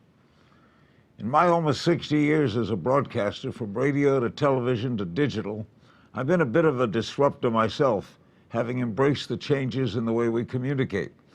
But while the manner in which my interviews are seen and heard has changed, one thing stays the same: the essence of communication. When we get right down to it, it's always people with people. You can have all the technology in the world. Nothing beats people across a table talking about the future. I'm always amazed at the way the youth is able to adapt, expand, and innovate based on changes in technology, and I look forward to seeing what disruption comes next.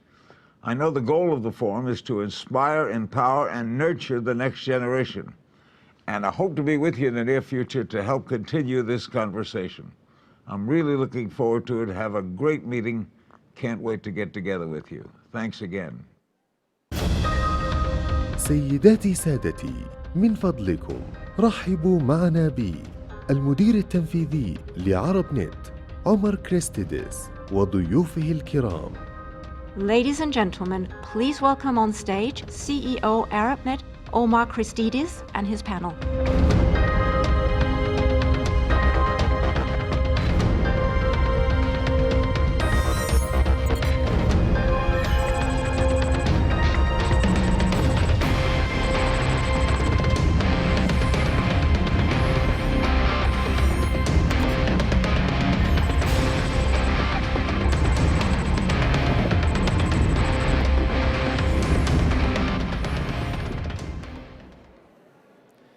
Assalamu alaikum.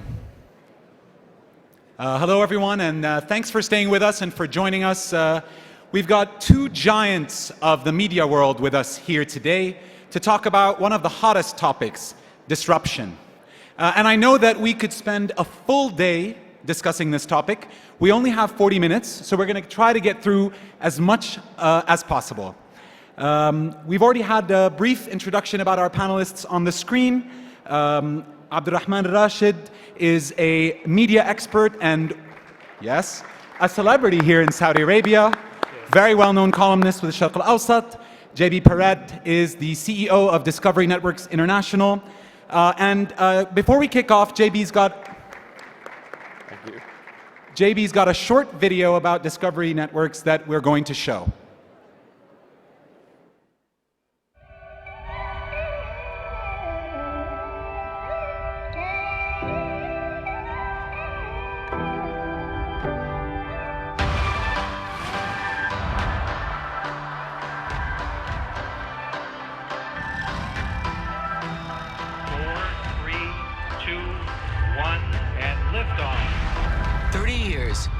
The limits of what's possible has shown that the power of discovery defies even our wildest imagination. From a single non-fiction network to the global leader in premium entertainment, reaching 3 billion viewers worldwide across sports, kids, and documentaries.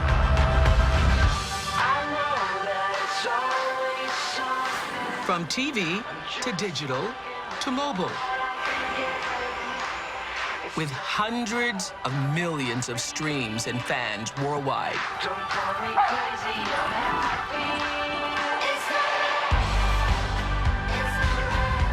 The global leader in VR. And now, Europe's home for the Olympic Games. Today and in the future, we will continue to push boundaries and see from a new perspective. But our mission remains the same: to empower and celebrate, to explore and delight on any screen at any time.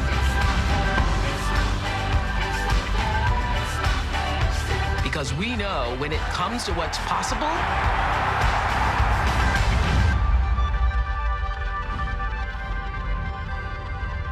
there is no limit to discovery.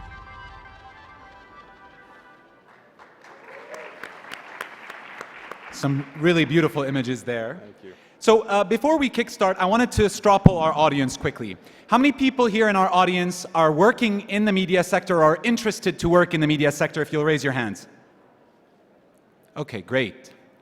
And another question, just to size up digital disruption, how many people here spend more time consuming content on their phones or computers than on a traditional TV screen or a newspaper? Raise your hand. Great. This is disruption in action. A couple of statistics. Very real. Yes. 500 million YouTube views per day in the Middle East region. Saudi Arabia, one of the highest consumers per capita of online video. And so to kick off, gentlemen, what are 2 or 3 trends that you believe have shaped or reshaped the media industry in the last 5 years? Well, look, first of all, it's fantastic to be here. Thank you for the MiSK Foundation for inviting us. It's a great honor to be here. I think at Discovery, we've been around for 30 years, and we have constantly tried to reinvent ourselves, as you see from the video. And you look at today, and obviously the revolution that's going on, we continue to evolve. I think if you look for 2 or 3 things specifically that are shaping it, I think inevitably, I would say the screens. This is no longer a world of television, meaning TV, meaning television. This is TV, meaning total video. It's video everywhere. And so multi-screen, personalization based on data and consumer habits, much more specifically. And then thirdly, I'd say, is a model of just an explosion of models in terms of short form, long form. The storytelling narrative is changing to be more dynamic than ever before. Excellent. عبد الرحمن. أعتقد التغييرات طبعا في تغييرات كثير الحقيقة، لكن التغييرات الأساسية أنا شايفها الانتجريشن. الإعلام القديم أصبح الآن يدخل على الإعلام الجديد ويخرج من منطقته إلى المنطقة الحالية. الكثير من المؤسسات الكبيرة أصبحت تملك مواقع وحسابات على كل منصات التواصل الاجتماعي، فهذا تغيير حصل فقط في ال5 سنوات. قبل 5 سنوات ما كان فيها الرغبة، وكان يعتقد أنه التواصل الاجتماعي ما ممكن يصير خلال السنوات اللاحقة. الجزء الثاني اللي هو الانفلونسرز. أنا أعتقد الأفراد الانفلونسرز اللي كانوا في الأول يعني مستقلين وتأثيرهم محدود جدا، اليوم الانفلونسرز في الميديا بشكل عام في المملكة العربية السعودية وفي العالم بشكل كامل هم لاعبين أساسيين بعد ما كانوا مجرد نجوم في داخل مؤسساتهم. الجزء الثالث طبعا اللي هو التغييرات فيما يخص الموسيقى والرياضة والى آخره من الساوند كلاود. أنا أعتقد هذه أيضا بيج ترند الآن موجود في السوق وغيرت المعادلة مرة ثانية. So we've seen like all sorts of disruption. We're talking about many screens, many channels, streaming, the power of the individual influencer. What are some of the top areas that you're investing in, your organization is investing in, to keep up with this digital disruption, to keep relevant and at the cutting edge? Look, for us, at the end of the day, when we were founded by a guy who said he wanted to create channels that ignited and satisfied curiosity, that was his simple but powerful message. It was about great storytelling. And the reality is, and I think we heard it earlier, and Larry King said this in the video, despite all the changes in technology and new formats of ways to tell story, what is still the same is you need a great story. And great stories require great characters. And so for us at Discovery, the one thing that is still the bedrock of what we do is trying to find great characters that have lived or have experienced great things and take them and tell great stories and take them to the world. So that's the core still of what we do. Now, the how we do that is changing. And so we will take, obviously, still 22-minute or 44-minute episodes and tell them on TV. We'll make that content available through our own services. We go direct to consumer now. Instead of just going through a cable or satellite operator, we go direct to consumer with our OTT products like our Eurosport Sports Player app, which people can download and buy for 6 or 7 euros in Europe. And then we engage in a different way. So historically, we were a one-way medium where it was just us talking to the audience. And now it's a two-way medium where it's having a very big live conversation with the audience where we actually have a relationship with the community. And we try and nurture the community and the conversation that happens in the community.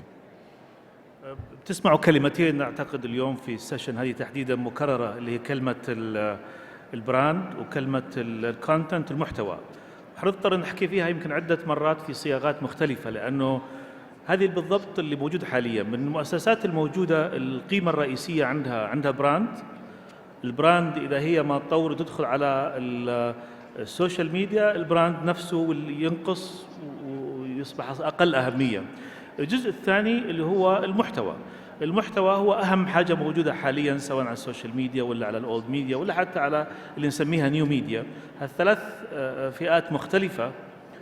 المحتوى هو اللاعب الرئيسي وهو القيمة الأساسية، ولكن في يد مين موجه لمين والنشاطات المختلفة. وأنا أعتقد المؤسسات يعني الموجودة حالياً هي بتحاول تستفيد من هالجزئيتين اللي هي البراند وهي المحتوى. طالما أنه استطاعت تستخدم الاسم اللي عندها وتحاول تبيع الاسم إلى فئات عمرية مختلفة زي الشباب، وتحاول توصل إلى مناطق أخرى ما كانت توصلها أول لأنه كان في physical limitation من حيث الطباعة ومن حيث الترانسميشن، أكيد ما في شك أنه هذا بيتغير مع الوقت. طب خلنا مركزين على المحتوى. Stay on the topic of content, right? The world, the internet has in some ways changed the kind of content that people consume, right? Some people spend time watching cat videos and we watch images. We're changing the types of content. What kind of content do you think flourishes in this digital world that we reside in? Look, if I had the answer perfectly, I would be in a different situation. No, look, I think it's an evolving question. There's not a single answer, but I will say, and I think for the purposes of culture and organizations,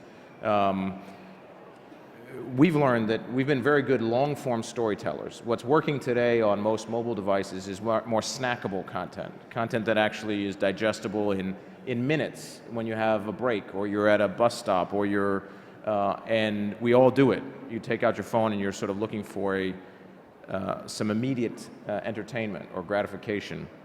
And we realized, you know what, we needed to be much better at that, but to do that well, we were an organization built on long form. We just giving that long form to people to say, cut it up into slices, was not necessarily what was going to work. We wanted original content for this new medium of mobile consumption. And so we invested in a new company just literally a month ago called Group 9, which pulled together various different digital brands which were entirely focused on creating snackable short-form content.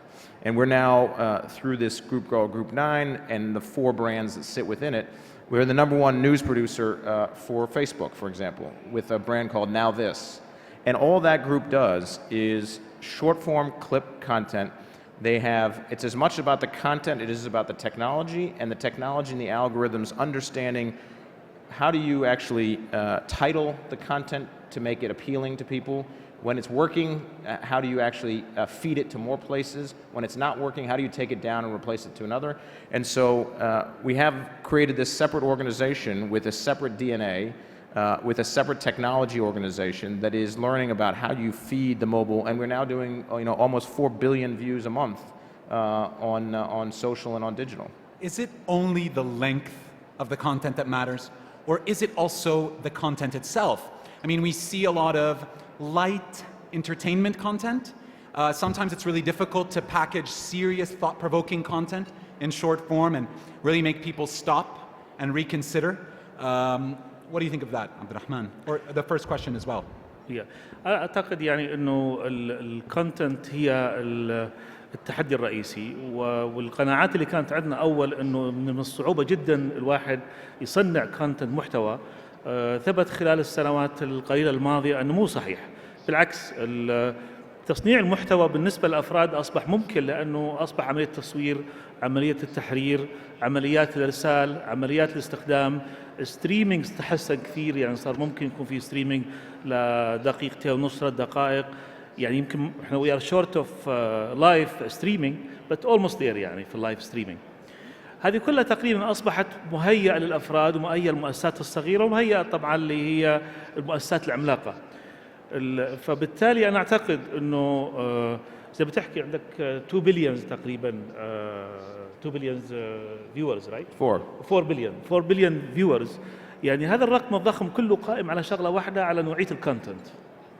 فإذا الكونتنت خلينا نقول مثلا في مناسبة، مش بالضرورة في مكان معين، الانتخابات الأمريكية الكم الهائل اللي تم تبادله في ظرف 10 شهور معظم الحقيقة كونتنت عبارة عن آراء، جزء منها عن معلومات تم توزيعها أو تم يعني تصنيعها أو تغطيتها حية ولا مؤقتة. هذه الكونتنت مهمة جدا. المباريات أنا أعتقد هذه مهمة جدا أيضا في موضوع التغيير، لكن يعني أرد على السؤال الثاني، أنا أعتقد يعني إحنا لسه في منتصف الطريق، الأمور مش واضحة حتى الآن. الستريمينج لا يزال قدرته الستريم لا تزال محدودة، دقيقتين 3 دقائق. 2 قدرة هالكم الهائل من المنتجين التالنتس يتحولون لنشاطات تجارية لا يزال أيضا محدود. التالنتس ما حيستمروا موجودين بدون ما يكون في مؤسسات تجارية ضخمة تحتويهم. JB, did you have some comments on this? I mean, I'd just add that to the simple answer to your question, it's not just about the length. It is about much more than that. So, and again, this is still very early days. It's as much as we are in this for the last decade or so, it's still very much the early days of this. But we find, for example, as a perfect example, Fatafit is a channel we have in the Middle East about cooking. It was sort of the first and leading cooking channel in the Middle East. We will tell long-form stories on the channel in a traditional fashion. And then online and in digital and on social, yes, we will do shorter form stuff, but we will do a much more different engagement with the audience where we will invite people to submit their recipes, to submit their cooking experiences. We've done stuff in South Africa and parts of Africa where we selected a host for a show using entirely a digital platform and getting people to submit online for their ideas. We've done things in Poland where we ultimately had a host presenter of one of our shows do a Facebook Live chat in advance of the show coming on to sort of tell people, here's what's coming, and have people engage. And then she answered questions live as she went. And so the authenticity of the digital is so critical from a tone perspective, and the ability to engage with this community and nurture the community of fans to our brands is a dynamic that is totally different than traditional long form, and goes well beyond just cutting up the long form into 2-minute, 1-minute, 3-minute segments. Very interesting. Let's switch gears a little bit and let's talk about distribution. Today we have historically, people used to go turn on a channel that they like or go to a website that they are used to visiting and consume their content there. But today, a lot of people actually expect the content to come to them on their social media feeds, whatever, Facebook, Twitter. What are some of the best practices that you're using to tackle this new forms of distribution? يعني أنا أعتقد خليني أعطيك مقارنة من تجربتي الشخصية بحكم يعني معايشتي للإعلام القديم والصحف الورقية وبعدين حالياً في الأونلاين. الصحف كانت بتدفع تقريباً 40% من قيمة الجريدة تروح للمطبعة للطباعة، وتدفع 40% ثانية من قيمة الصحيفة تروح للموزعين اللي هو بياخذها ويوصلها لحد المحطة. 80% تقريباً من قيمة الصحيفة، لو افترضنا قيمة الصحيفة ريال واحد، 80% من الريال يروح للمطبعة ويروح للموزع. اللي يكتب النصوص ويقدم الأفكار ويسوي المحتوى يبقى له 20%. ال20% فقط تروح للمجموعة دي كلها.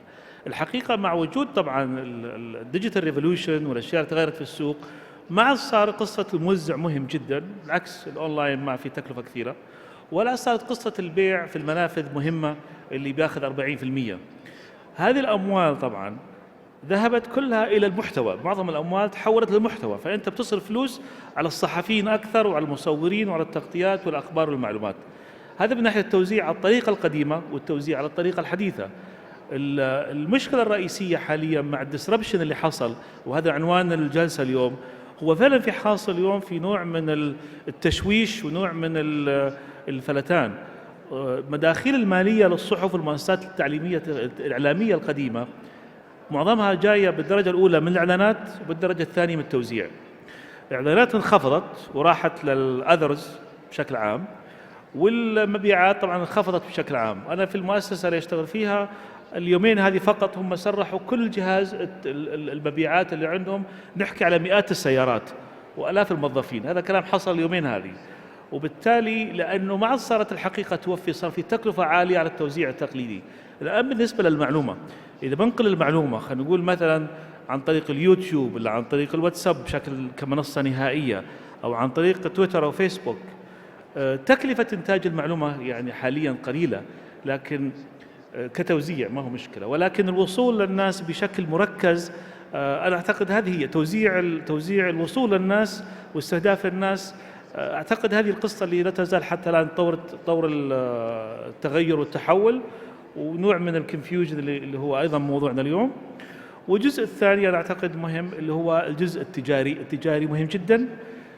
القصة المالية قصة أساسية لبقاء واستمرار هذا العمل، بدونه ما ممكن يستمر هذا العمل بشكل قوي وفعال. هنحكي عن هيدا السؤال. We're going to address this topic shortly. But JB, do you have other thoughts? Abdurrahman was telling us about the increasing importance of the content creator and the power vis-a-vis the distributor and how that's changed over time. But in terms of best practices in the new media world, especially the role of social media as a key distribution platform, what are some of the best practices that you've been using? Well, look, it's the traditional media world where it was sort of a closed, whether it be in the publishing world, whether it be in the television world, whether it be in the radio, where we lived in a world where there was a defined set of competitors and a defined set of outlets, has obviously exploded, right? And the internet has completely democratized that for all media. And so now we're in a competition of against two main things, choice. So people have infinite choice for what to do with their leisure time, whereas previously, when you got home, if you wanted to be entertained, it's either you'd turn on the television or you'd listen to your radio, or there was a more defined set of choices. So choice is a big challenge, and then free is a big challenge, because particularly in our business, producing great stories costs money. And so it's very hard to compete, but free is great as a consumer, as a model. And so I guess our view is you have to be really differentiated back to what he was suggesting in the beginning. As a brand, people have to clearly know what the value is and what you stand for as a brand, and be willing to sort of put value on that. And then the content itself has to be something different and unique, that it can't be available anywhere else or in any other form. And then the gap in the middle between that and the very long tail of infinite amount of content is that no man's land, where frankly there's a lot of still stuff in that I think is going to die because it just won't be supported anymore. And so for us, and I guess from the people who are working in the digital space, one of the hardest thing in today's day and age, because everything is a lot of stuff, there's so much choice and so much competition for everybody's leisure time, is that to be recognized, to be heard, is very challenging. And we still think traditional media in some ways is an important mouthpiece and way to send a signal. So when we tell a story on television, which is still, despite all the talk about digital, television is still a very powerful medium, we start the story and then it continues and it sort of echoes and it gets amplified online. To break through the noise of the internet, you need either something exceptional, which as we say is very hard to do over and over again, because the cat videos or is what we call catching lightning in a bottle. You can do it once maybe, but it's very hard to predict. Or you have to have a platform that gets you visibility. And visibility can come through traditional television and a big audience, can come through promotion, can come through help of obviously good data and analytics to try and get you up in the search rankings or get you up on Facebook and the news feed. But it's a much more challenging world. So we're going to tackle one more area which you've both addressed, which is monetization and the challenges of monetization. And I do want to turn to the audience here and ask a question. How many people here have paid for any form of media in the last month? Okay. How many people have paid for any form of digital subscription in the last month? Okay, so we are seeing about 50% of our audience, actually to be honest, more than I expected, are people who are paying for content. So if you could let us know, what do you think are some of the new revenue streams in this new media world that publishers are going to be able to exploit? خليني أحكي لك على التكاليف. Okay. Because this is what it's about.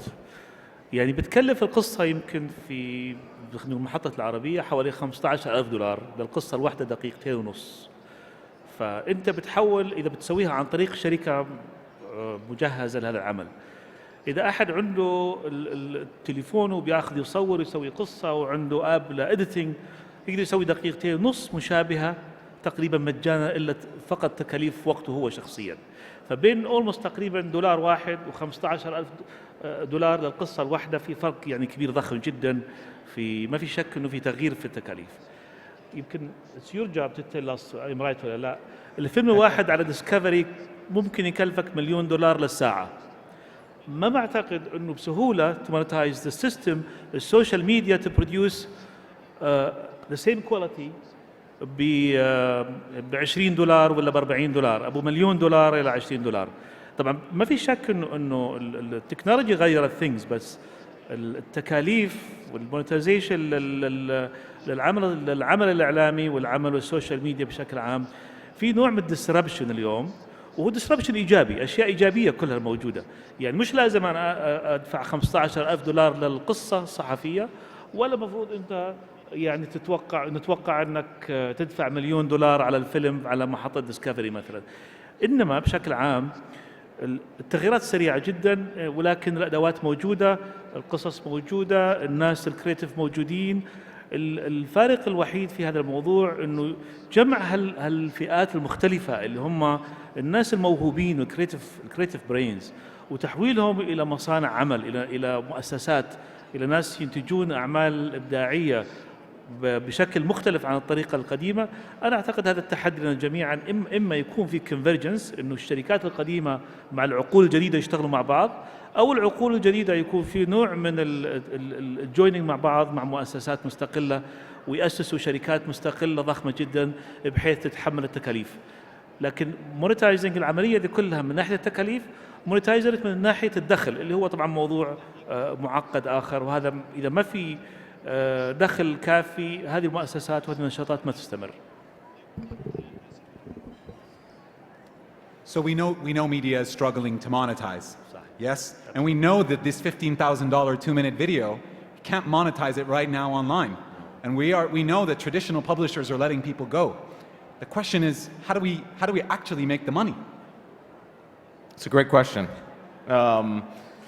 Look, at least in the video business, I think there is a increasing channel of direct-to-consumer.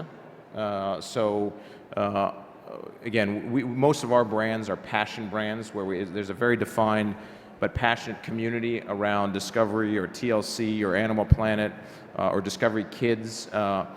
And I think it's back to the challenge on us is to make sure that the brands are clear and stand for something, and that the content that's available there is premium, is perceived as premium and differentiated enough, and the stories are strong enough that someone would say, you know what, I'm willing to subscribe or pay. Because you're right, look, the production costs today are for well done, not to mention our content, but if you go in the high end of a Game of Thrones or some of these big scripted series, are in the millions per hour. And no ad-supported model by itself is going to, invest, put that kind of, no one's going to put that kind of money in to invest in it. So you still need I think the direct-to-consumer subscription model particularly for well-defined, passionate audiences and brands that really resonate in a community, I think is a new model that's interesting. We're seeing it, again, we've seen it in the sports space, as we have several 100,000 subscribers in Europe that subscribe to us directly. We're launching a few other services in the US with that same idea in mind now. I think the commerce side of the business is interesting, albeit, people have been trying to do video and commerce for a long time in maybe not as advanced technology as internet, but through the cable box, et cetera, and it's never really taken off. But I think there's that. I think transactional models where people can pay more on an a la carte basis. And then new advertising models that are about sponsorship or program integrations or something that you do in sponsorship with, of someone who's going to fund part of the programming.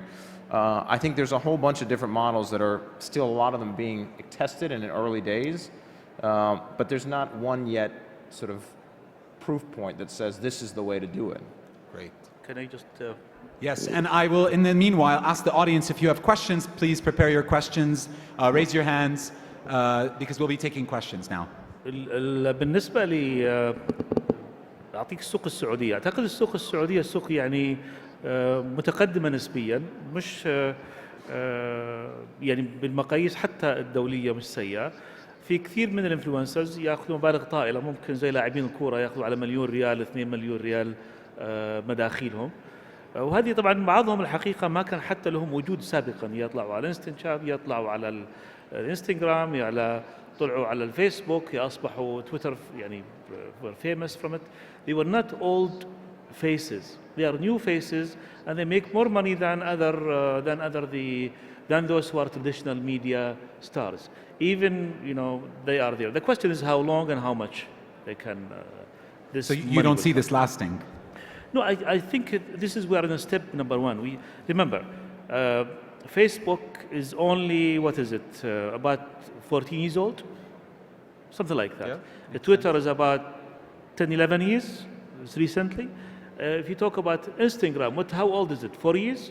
It's only 4 years, and it's changing. So is Twitter an old media now? It's almost old media. So what's going to happen next week or next year? These things will change. أنا أعتقد إنه بشكل عام إذا بتحاول إنه تشوف التغييرات هو مش مهم، المهم الحقيقة السوق نفسه تتغير. أنا أعتقد السوق السعودية فيها إمكانية تتغير to monetize, to reward, to make good money طبعا بشكل أساسي اللي يشتغلوا فيها. We're going to take the first question from the ladies section. دكتورة عائشة العيافي، بنك الإسلامي للتنمية. I have two questions, one for you and for brother Abdurrahman. My first question, we work for Fighting Poverty Department, which is $10 billion budget. What we are facing is the visibility. Visibility for the department is when you talk about branding, we have an issue. People, they think branding is only having a logo. Branding is the uniqueness, as you know. And to reach to the market, you have to have brand, and you have to have, in order to have brand, you have to have value. As well, you have to have a leadership in order to prepare actually the communication strategy. What we are facing is right now is the visibility.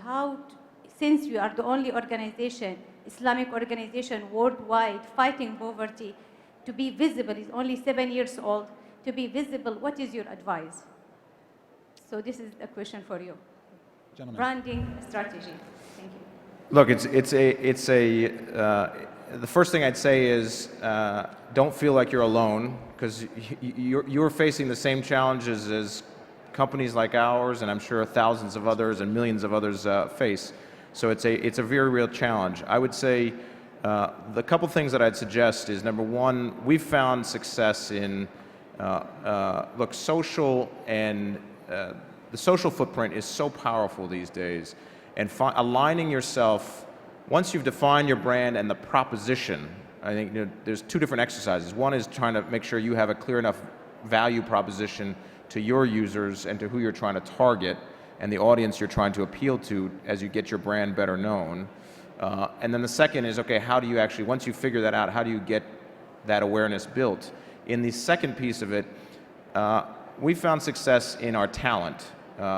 And our brand, which are sort of our brand ambassadors. You had Buddy on the panel earlier today, who's a long time, his Cake Boss show started on TLC, which is one of our networks. Buddy has a massive following. There's nobody more powerful for TLC and for our networks than Buddy. When you get him, and he has a massive following, and so associating your brand with people who have big social or digital followings, who represent the values and the propositions that you're trying to attract, and getting them to speak on your behalf, they break through. They have some people, and they have a following base that they can actually use their megahorn, or megaphone, I should say, of communication to help amplify your message. So that's one idea, at least in terms of trying to attach your message to ambassadors or people who can help you get through and break through the clutter, who have their own followings as well. أعتقد يعني البراند هي مسألة، هي أصعب مهمة في عملنا بشكل عام. البراند هو النتيجة النهائية، هو آخر شيء ممكن الإنسان يحقق النجاح الكامل يكون عنده براند ناجح. ممكن الشخص يكون ناجح بس ما هو براند. ممكن تكون المؤسسة الإعلامية، تلفزيون، صحيفة، الآخري، يعني عندها منتجات وعندها مطبوعات ولكن براند عندها ضعيف. ممكن يكون البراند قوي هالسنة يكون براند ضعيف السنة اللي وراها. عملية الحقيقة هي المنتج النهائي، النجاح النهائي هو البراند. بالنسبة لسؤالك على المنظمة الإسلامية، أنا أعتقد يعني 10 مليار يعني هذه ما تخلق البراند. البراند هو العمل نفسه، الرسائل نفسها، التواصل مع الجمهور المستهدف تحديداً، وحقيقة خلق وجود على الأرض حقيقي. يعني في مؤسسات تقدم خدمات مختلفة، سواء العمليات الإنسانية، الخدمات زي الوايت هيلمتس اللي في سوريا نموذج. الوايت هيلمتس ما عندهم براند، كانوا إلى قبل سنة ونص ما لهم وجود أصلا، ولا أحد يعرف الوايت هيلمتس. الوايت هيلمتس هي حقيقة معظمها سوشيال ميديا براند، لأن الناس بتشتغل في سوريا ما حد داري عنهم، إلا كم واحد استطاع أنه يأخذ الصور ويطلعها على السوشيال ميديا، وأصبحوا خلال فترة قصيرة 6 أشهر 7 شهور واحدة من أشهر البراندز في العالم. الوايت هيلمتس، الإسلاميك أورجانيزيشن والمنظمة الإسلامية بالتأكيد ممكن تكون براند، بس بنفس الطريقة. يعني لازم يكون في معالجة لكل للرسائل والأشخاص وللنجوم إذا عندهم نجوم، وطبيعة الوسائل المستخدمة. We're going to go to the next question here, please. أستاذ الرحمن راشد، فرصة رائعة نشوفك اليوم وتحدثنا ونتحدث لك. المنتدى كان غالبا يعني عن موجه للشباب، لكن فاته شغله اللي هو العواصف الفكريه والنفسيه والتحولات اللي الشباب، يعني انت تعرف حتى في عالم مستقر، عالم هادي مليء بالامكانيات، فتره الشباب فتره عاصفه، فتره مليئه بالتحولات، الاسئله، الايمان، ما اقصد الايمان المعلب اللي قاعد ندرسه في المدارس للاسف، الحب، الفكر، الفلسفه. هذه المرحله العاصفه احنا الشباب ما قاعد نعيشها فقط، قاعد نفسر التغيرات اللي تصير فينا، قاعد نحاول نفسر برضو العالم اللي قاعد يتغير. انا السوشيال ميديا تقريبا هي اخر شغله، اتكلم من 2001 تقريبا هذه الفتره، انه عالم اصبح متغير، فصرنا امام عاصفتين، نفسر العاصفه النفسيه الفكريه داخلنا والعاصفه اللي حولنا. فايضا مثال على ذلك، بس سؤال اذا بعصبك، لانه انا ما اعرف صراحه اذا كنت ابي تفسير او ابى ممكن بعض العزاء لي ولا ابناء جيلي.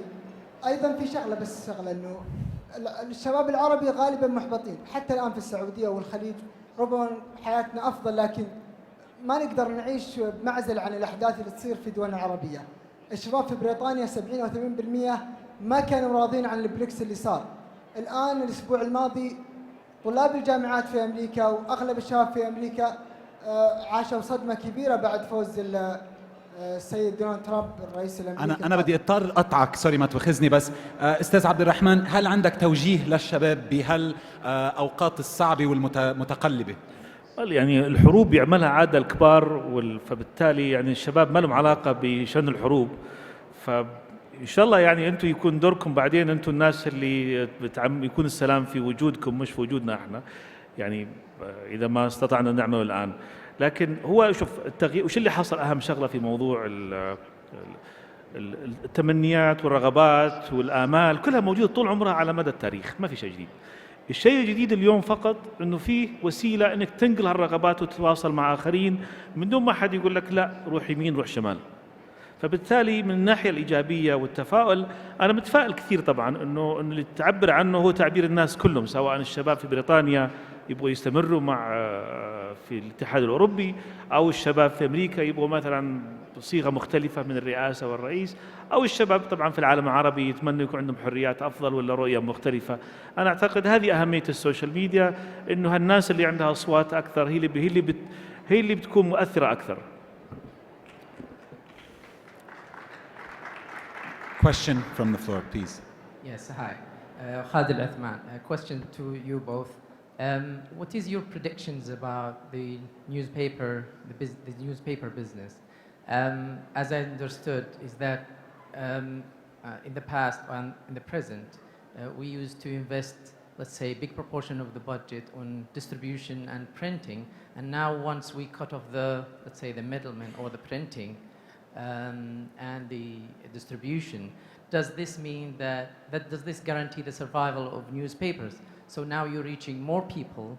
Does this mean that you will have more business in the advertisement? And a personal question to you, Mr. Abdurrahman. I appreciate your article so much. Now, we know you, how do you communicate with readers? Now, you write a coherent, long articles where you can say all what you want, and you just launched your Twitter account last year. When I read it, I see two different, let's say, discourse. I will not say two different people. So I would like your comment on that. I think we'll have to just tackle the first one because we're almost running out of time. But I hope Mr. Abdurrahman will continue to stay with you and be able to answer that question afterwards. Yes. But the future of newspapers. أعتقد أنا حكيت عنها من شوية على وش اللي حاصل التكاليف وشرحت المعادلة الاقتصادية في داخل المطبوعة اللي حسب النظام القديم والوضع الجديد. الصحف زي كل المؤسسات التقليدية عندها ميزة البراند، عندها ميزة المحتوى، عندها طبعا الجمهور معها. الآن هذه الصحف تتغير أو المحطات التلفزيون تتغير إلى أن تتحول إلى سوشيال ميديا. لو تلاحظ معظم الحسابات الرئيسية الموجودة اليوم في السوشيال ميديا تحديدا في الفيسبوك وفي تويتر معظمها محطات تلفزيون أو صحف، فبالتالي هذه المحطات تتغير، هذا التغيير من صالحها تبقى. الصحف اللي ما تتغير حتموت، ما في نقاش يعني. هذا بالنسبة للتغيير. الموضوع الشخصي يعني نحكي فيه بعدين. JB, do you have any other comments that you'd like to add there? No, look, it's less of my business, so I know my personal view is more of an editorial commentary on. I think the challenge is very real, and newspapers are shrinking in size, literally, in terms of the publications, and yet the role they play in an independent voice and in society, I think, is very important. And so the only challenge of what the digital world is many more people are getting their news from the same kind of voices or perspectives that they believe in. And so this idea of a neutral voice that provides a more neutral view of, it is creating a little bit more of this polarized world that we obviously are seeing in a lot of parts of the US and Europe and other parts of the world. So I don't have the answer, but I do think it's a real challenge, not just for the newspaper industry, but for society to figure out how to address an independent, a healthy, strong, independent journalist community, I think is a very important part of every culture. So I think we're out of time. Can I take one more question? No, I cannot take two, that's for sure. They'll shoot me over there. But I do have to give a question to the ladies. So I'm going to take the last question from the ladies, and I hope our panelists will stay with us afterwards. But there's the question. Hi, so I'm an advisor to a media and animation startup in the US, and I was wondering, I know we spoke about brand before, in a disaggregated media environment, how would a new media company go about building their own brand so that content that appears on multiple platforms is attributed to a single company and isn't just a video that goes viral and that's kind of the end of it? Thanks. Well, the viral video piece is easy to say, very hard to do. And so I think that's not a strategy, that's luck and timing.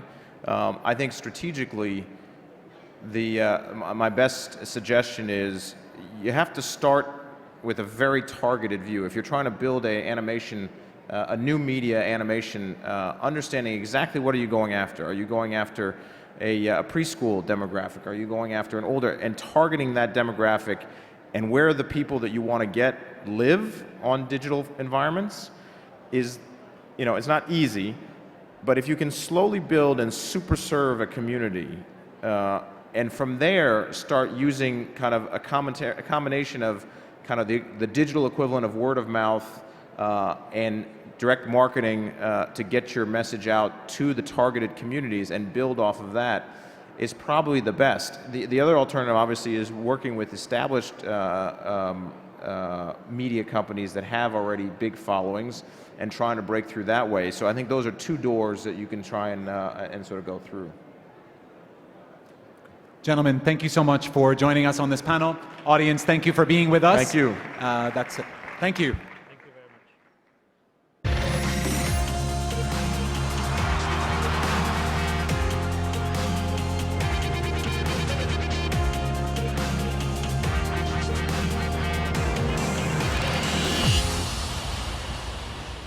سيداتي سادتي، من فضلكم رحبوا معنا بمدير تطوير الأعمال بمؤسسة مسك الخيرية ومدير مشروع منتدى مسك العالمي الشيماء حميد الدين. Ladies and gentlemen, please welcome Shaima Hamiduddin of the MiSK Foundation.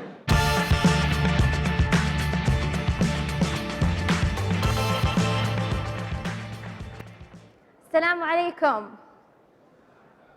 Wow, big lunch, huh? Assalamu alaikum. How's everyone doing? Welcome to Saudi Arabia.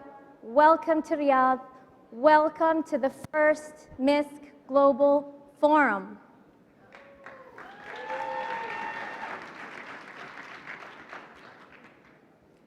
I'm very humbled. I'm incredibly pleased that I get to represent my team at MiSK and be able to speak with you today. This is truly an honor. We're so happy you can come out. This has been a long time coming.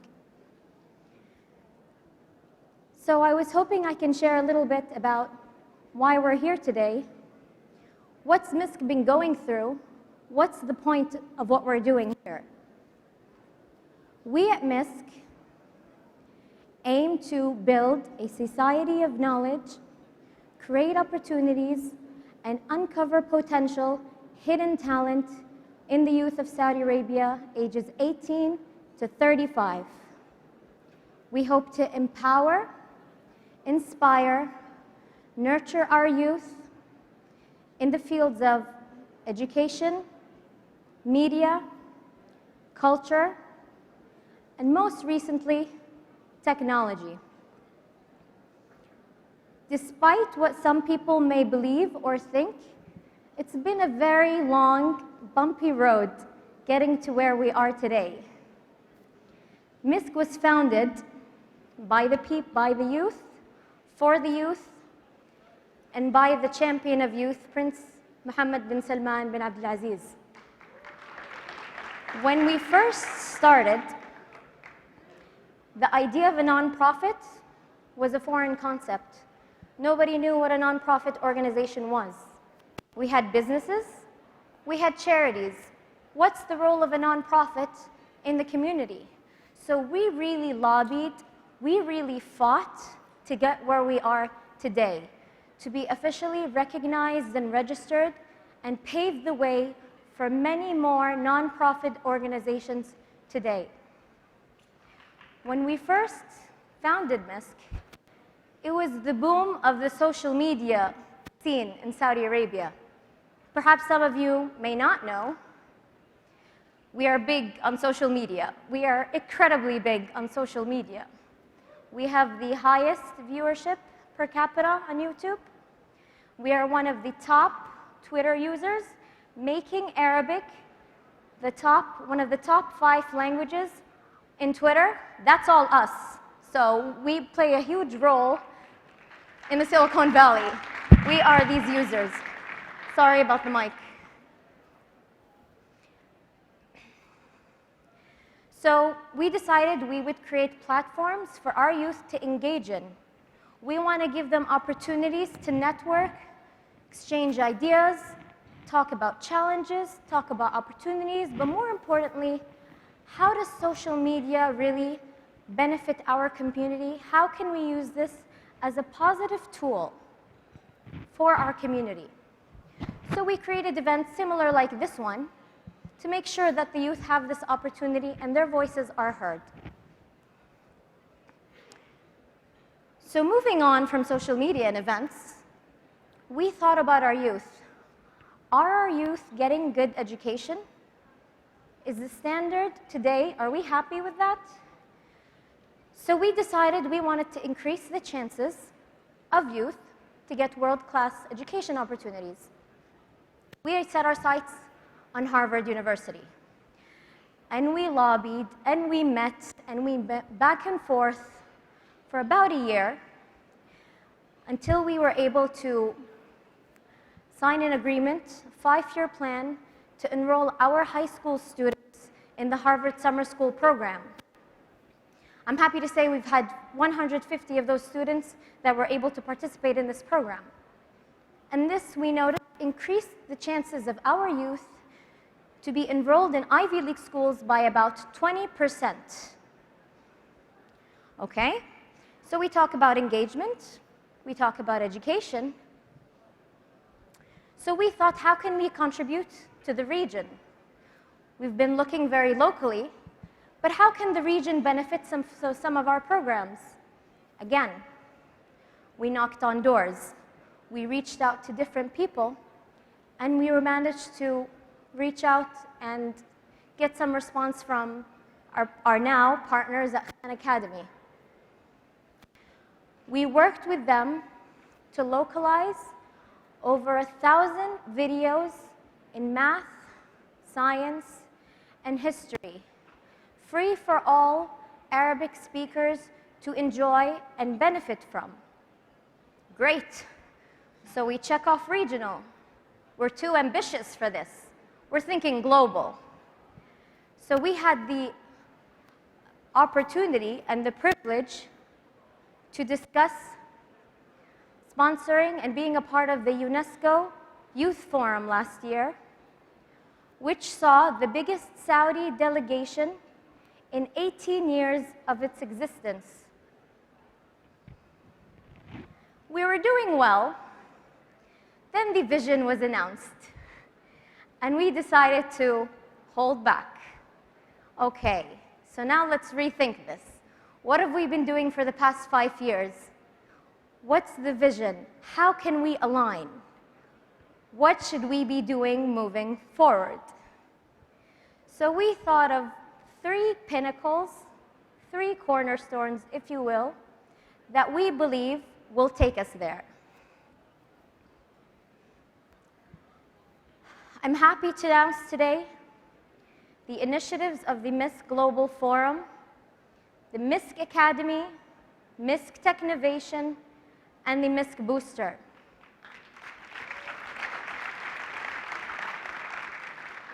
MiSK Academy. What are we seeking at the MiSK Academy? What's the point of having the Academy?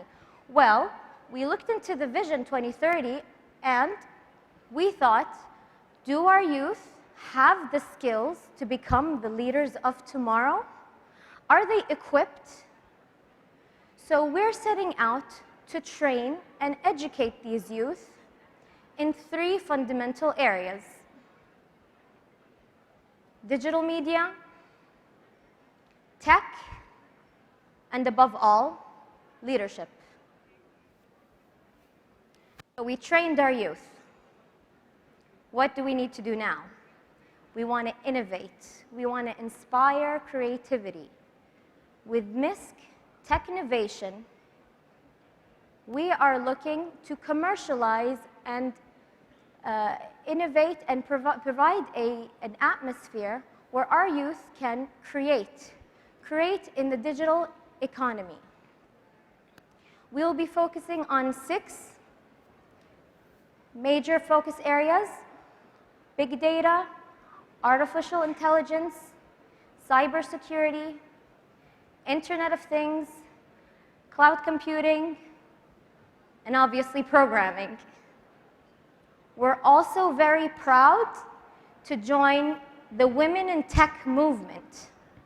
So we encourage more women to enter the tech field. Yes, ladies, this is all for you. So we'll be competing now. So we've trained our youth, we've inspired them and to innovate and create. Now we incubate. With the MiSK Booster, we are setting up a venture capital fund of over 200 million riyals to invest in startups in Saudi Arabia, but also globally. Also within the MiSK, yeah, big amount of money. Also in the MiSK booster, we will be incubating these startups and also accelerating them to make them commercial and scale them. Okay. So why are we doing these? Why are we working on these 3 initiatives? Well, with the Academy, we aim to unleash potential. With Technovation, we aim to unleash innovation. And with the booster, we are unleashing opportunities. And only then can we cross borders, shape our youth to be global citizens, and connect youth globally.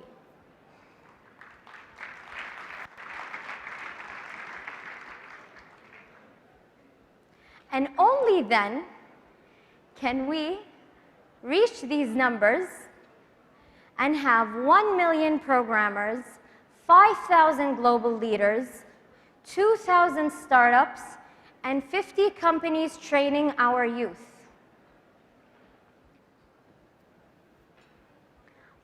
I thank you. I conclude by saying thank you for your support. Thank you for being here. We are all in this together. And I have one more thing I'd like to add. So recognizing the level of interest that our youth have in the culinary field, we are happy to announce that we're partnering with the King Abdullah Economic City in developing the first international culinary institute in Saudi Arabia, opening its doors November 2017. Thank you. Thank you for being here. I hope you enjoy the rest of the forum. Thank you.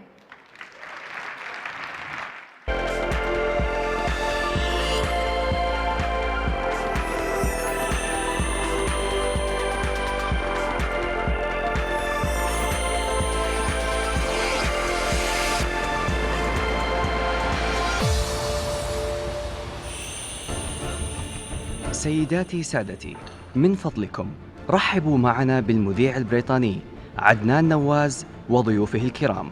Ladies and gentlemen, please welcome our moderator, British news anchor Adnan Nawaz and his panel.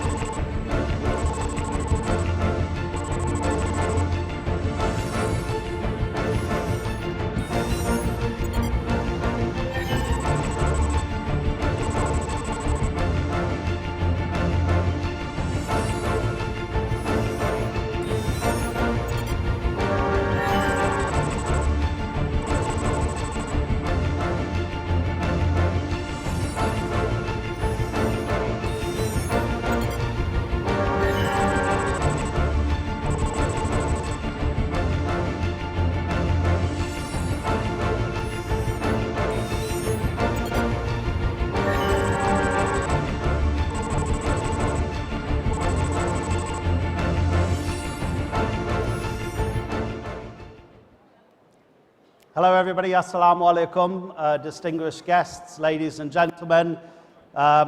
These guys say they're nervous. So am I. You know, this is a very special session indeed.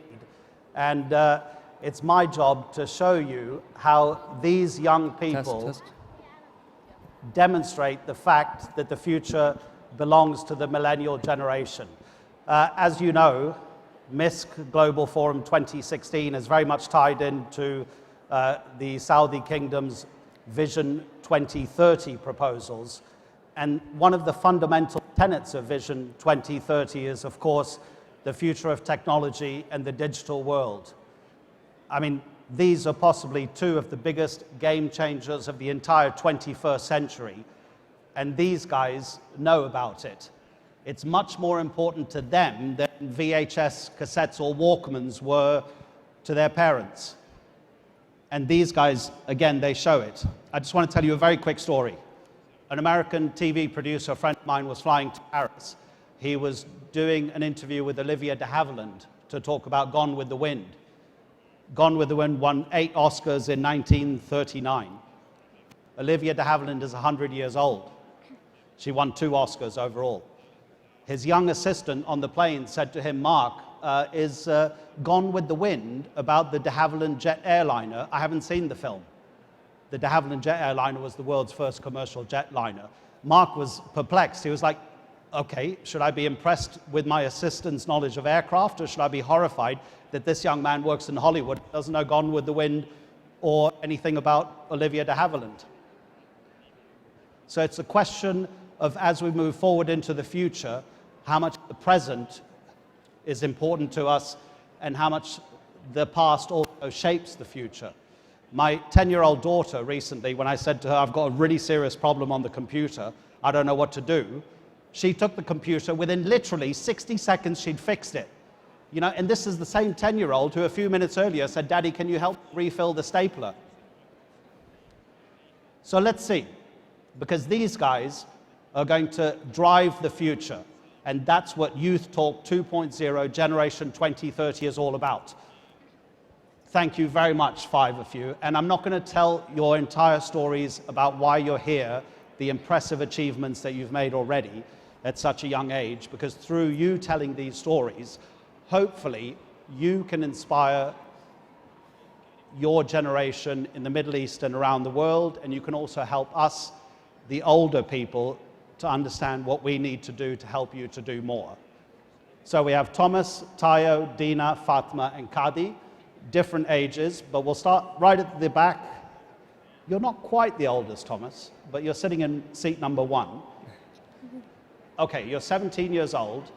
Let's go back to your very earliest memory of what started your career. And you call yourself a coder, right? So what started your career as a coder? Yeah, I mean, I've just always been fascinated by computers and technology. So ever since I can remember, I can't remember any real pivotal moment that got me into technology. All my life, I've been interested. But yeah, once we got, my family purchased a Mac Mini, which is in 2005. And I was fascinated by it. I started to do videos and video filmmaking with my brothers. And then when Apple released the iPhone, and with it the iPhone software development kit a few years later, I was so interested in getting into coding and getting into app development and writing apps for the computer. So that's when I started for coding. You know, I've been talking to these guys for the last hour or so, and one of the things that comes across quite clearly is that there was something at home that helped them pursue their interests that have eventually brought them here today. Dina, what was it at home that helped create that environment for you? And I'm going to tell you all of their achievements if they don't, because they're really incredible. I know you've got them in the programs. Let Dina answer this question, and I'll tell you what she's done. You will not believe it. So Dina, tell us about your home environment. Well, you know, growing up, both of my parents are scientists, and my dad is a pharmaceutical professor. So, you know, dinner table conversation would often be about whatever he was doing in the lab at the time. And then more than that, I'm the youngest of, 5 siblings. And growing up, I looked up to them a lot. Like when I was 5 years old, I would make up stories about how I was in calculus class, like my older sister, how I knew how to do derivatives and integrals, even though I had no idea what those words meant. So when my siblings started entering in science fair competitions, I joined right along at the age of 6, and I never stopped, and here I am. So give your kids the environment, and they will soon leave you behind. Dina's invention is a bandage or a spray, either way, that stops severe bleeding. How many times faster than anything that's currently on the market? Well, it can stop most wounds within 10 seconds, and the current standard of care takes about 12 minutes. It's outrageous. Thomas, what's your greatest achievement so far? Is it still to come? Because is it the 3D printer? Because I like that one. Yeah, it could be. Hopefully. Okay, tell people what the 3D printer is that you're working on. So I'm currently working on a new type of 3D printer called Orb, which is designed to be up to 10 times faster than current 3D printers. And we achieve that using new methods like a spinning disk and multiple stepped heaters, as well as be modular. So that means that anyone can come in on an open platform and create what we call modules or building blocks for the 3D printer. So that allows the possibilities of the 3D printer to be expanded much far beyond plastic. It could be expanded to metal or frosting or electronics maybe, or even laser scanners, things along those lines. So there's a lot of potential with a modular 3D printer, especially with an open platform that allows us to work together. And then also it's faster. Not just faster, 10 times faster than any 3D printer that exists today. The boy's 17. I've called you a boy, really you're a man, you're a genius. Okay, Tayo, you are just as much of a genius as everybody else. How old are you? 11. And how old were you when you invented your first game that became available on the App Store? 11. And who was it who said that his games weren't nearly as good as yours when he was 11? Mark Zuckerberg. Mark Zuckerberg thinks that Tayo is going to be big. Okay, Tayo, you're a coder. When we were sitting out there, you were telling me things, and I was saying, Tayo, I don't understand the language you're speaking in. So speak to me in plain English and tell me what it is that you do. So I develop games for Apple, so iOS. And right now I have a game on the Apple App Store for iPhones and iPod Touches. How do you do this? I mean, you're 11 years old and, sure, I understand that you might be interested in games and playing them, but how do you invent them? How did that happen? Was it something at home, again, that got you into this? So ever since I was even younger than I am now, I loved playing video games on phones or iPads or any devices, and I did kind of blocks for coding, which is kind of dropping blocks onto a screen where it would it's not really typing code, but it's using the logic to build something, but it never felt as satisfying as I thought it would be to actually type up all the code and actually see a finished product. And in 4th grade, I got the chance to learn a little bit of code, and I did. And at the time, my dad was opening a tech program, and it was teaching coding classes, so I joined it, and I've been taking it for the last 2 years. And this summer, I successfully released my first app.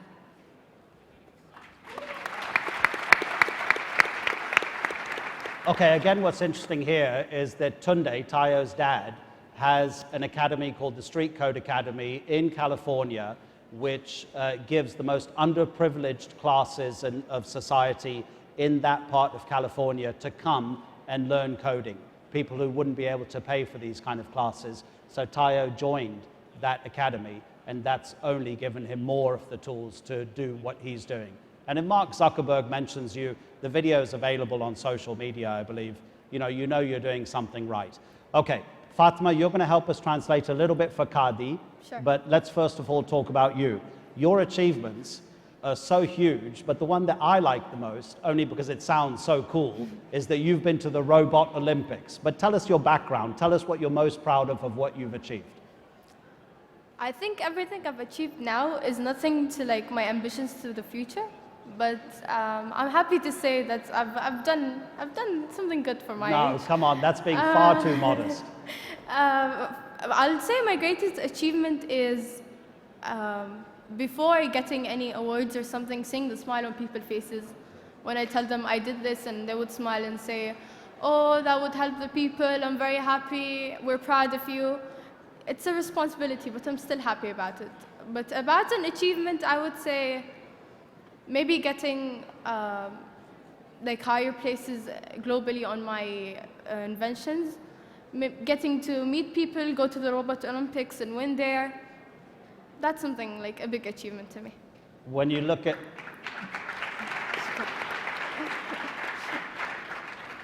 just look at Fatima's biography in the notes for the forum, and you'll see that she's being far too modest. But you say something very, very important. There's something about the millennial generation that it's pretty obvious that they think of the world in a different way to older generations. And I think Fatima kind of, they're more concerned about the environment than we ever were. We're being forced to be concerned about it. They were concerned about it before it almost became an issue. The way they share on social media, the way they interact with each other, clearly it makes them more aware of what's happening in the rest of the world than we ever could be just by watching TV. Fatima, you said putting a smile on people's faces, people saying to you that you can help people. Is that undoubtedly one of your main aims? Because I presume if you're successful at that, you'll also be able to make some money. I'll tell you, being in the science field, and especially, I'd say it's kind of complicated for people in like our age. Till maybe Tayo's good at coding, but I don't enjoy it. But I'll have to go through it. So it's a long process. You have to do studies and do stuff. So after every invention, I'm like, forget Fatma the inventor. I don't want to do it anymore. And then when I get to like represent my invention anywhere and people look at it and tell me what they think about it, I'm like, I have to do another one, maybe one more. Yeah. And one by one leads to another. So I think it's one of my aims in a long list of aims after every invention. Okay, so then we're going to finish introducing who these guys are and what they've achieved, and then we'll get into a bit more detail about what their futures will be and how that might help the rest of the world. Kadi, you're my favorite person on this panel, okay, because you're like my 10-year-old daughter. Tell us about your invention. اختراعي هو قلم في رأسه أشعة ضوئية وبه شاشة رقمية تظهر النتائج المبدئية بأنه يوجد كسر أم لا.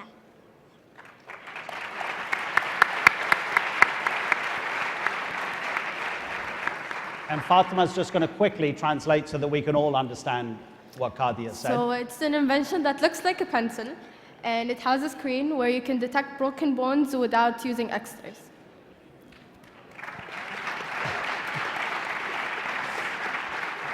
And my 10-year-old, if you're watching, Freya, stop playing Super Mario, okay? Who is going to use this, Kadi?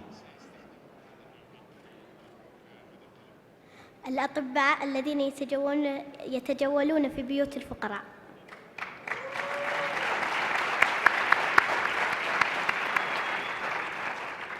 So it's for doctors who tour around houses for poor people.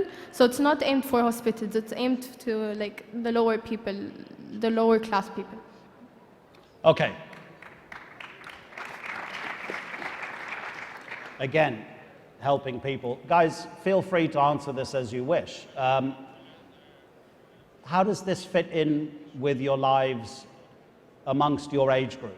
Okay, because usually in your age group, kids are hanging out, they're doing whatever they're doing, they're playing sport, or, they're on their iPads playing games. They've got Tayo, you play a lot of basketball, but how much of your time is spent doing this?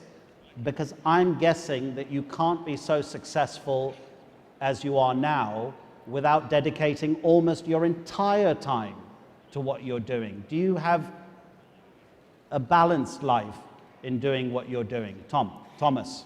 Yes, I think balance is extremely important, especially when we're young and we have a huge social life, of course, and it definitely drains you. I mean, it doesn't drain you. It takes a lot of effort. So you're working every day towards something for hours that you really. I mean, it's fun. It's definitely a lot of fun. For me, it was programming originally, and then now programming and 3D printing. But it's really important to have a balance, as you said, to hang out with friends. For me, it's going out biking, going out running with my friends, playing guitar, playing in a rock band. So those kind of things that you can still socialize and you can still hang out with friends. It's so important. So. Tayo, you did like a crash course in coding over the summer, didn't you? You know, was it at the Street Code Academy? You did like 200 hours in a few months. Yes. So what were you doing with the rest of the time, or did you have no other time? So for the summer, I joined the Street Code Accelerator, where I spent 6 hours a day, and usually more because I'd stay after, to work on my project.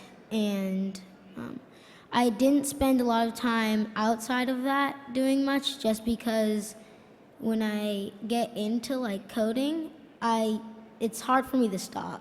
So I'll get into it and just keep on going, and then be sad that we have to leave or do something else. And it's just really engaging and fun to me to solve the problems that come up, and there were a lot of them, and fix those. That's interesting. And Thomas, I'm going to say something after you say something. You want to talk? Yeah. No, I definitely agree with Tayo. It's a very rewarding thing to go after a problem, especially when you're bug hunting in code, and you're trying to find this problem. You can sometimes spend hours at the computer just because it's so fun, and sometimes it's very, very challenging. But yeah, it's definitely a lot of fun. You forget to take breaks. Sometimes you forget to get water and food and things like that. But it's definitely a lot of fun. That's exactly something that comes across when you speak to all five of these guys, is that it's very much their passion. If it's not their passion, they wouldn't dedicate themselves to it so fully. So you can't create a passion, but you can create the environment that fires the passion that they themselves will find. They'll all find their own, whatever it is. Tayo, if you grow up to be really, really tall, you could be like Dikembe Mutombo. I know you like basketball, you know? You could do coding and basketball. Okay, let's talk about something that Dina, that you and I talked about behind the stage here, was that you've got this incredible product that you can imagine paramedics and ER, accident and emergency departments, would all want to use. The spray, the bandage that stops the severe bleeding extremely quickly. When is that going to come onto the market? And what's the process that you, as a young person, are having to learn? Because all of your inventions will hopefully, fingers crossed, eventually be used by real people. And some already are, like your games that you guys have invented, Thomas and Tayo. So Dina, first of all, what are you learning and what are you having to learn to bring this stuff for the use of real people, by real people? Well, I think something that's, been really important to me and really part of the last few years is that when I started looking into this, when I started doing the research, and I looked at my data and I realized that I had something that was real, that, that I was confident that really worked better than what we had now. I wanted it to be, on the market immediately. I wanted it to be out there helping the people who needed it the most. But I realized that, for better, in most cases, there are these regulatory processes that you have to go to. And so that was a realization for me that was at first, frustrating, because I wanted to be helping people who needed my product. But now it's been really gratifying to work through the process. And hopefully, bring it to market in the coming years. Okay, well, Tayo and Thomas, already you've had the experience of getting those games onto the app stores. The 3D printer is developing really well. What about you, Fatima? Of all your inventions, is there anything in particular that you think could soon be used by people in the real world? I'd love to see my inventions at the markets. It's like a dream come true to anyone who makes inventions. Be like, I wish people could actually use it and get access to it anywhere and buy it all around the world. But being in a young age, it's hard to get your inventions patent around. About marketing, I don't have that background. But I'd love to see my inventions sometime soon in the market. And it all comes from the support of the community and the companies, because I don't think I can do anything alone. And I'm seeing the support from them. But I don't think I can own my own factory anytime soon, until like a couple of years. So maybe in a couple of years I'll have my own brand and company. We don't know. Kadi, do people talk to you about your invention being used in a hospital or anything like that? نعم يسألونني عن هذا الاختراع أني سأقدمه ومتى سأعرضه. They always ask her about it, and when is she going to present it, and when are they going to use it? Do your parents help you? Do they tell you when it might happen? نعم ساعداني لكن لا أدري متى سيتاح. They help her, but she don't know when her invention will be used. Okay. I'm also interested to know how much your teachers at school help you, because you clearly have something very special. Are they able to help you, or is most of your help coming from home? لا مساعدة أتت من المنزل ومن المدرسة. من المدرسة معلمة العلوم الأستاذة مها المرشد ساعدتني على اكتشاف موهبتي وتطويرها ورشحتني لبرنامج موهبة والآن أنا مرشحة لأولمبياد الرياضيات والعلوم.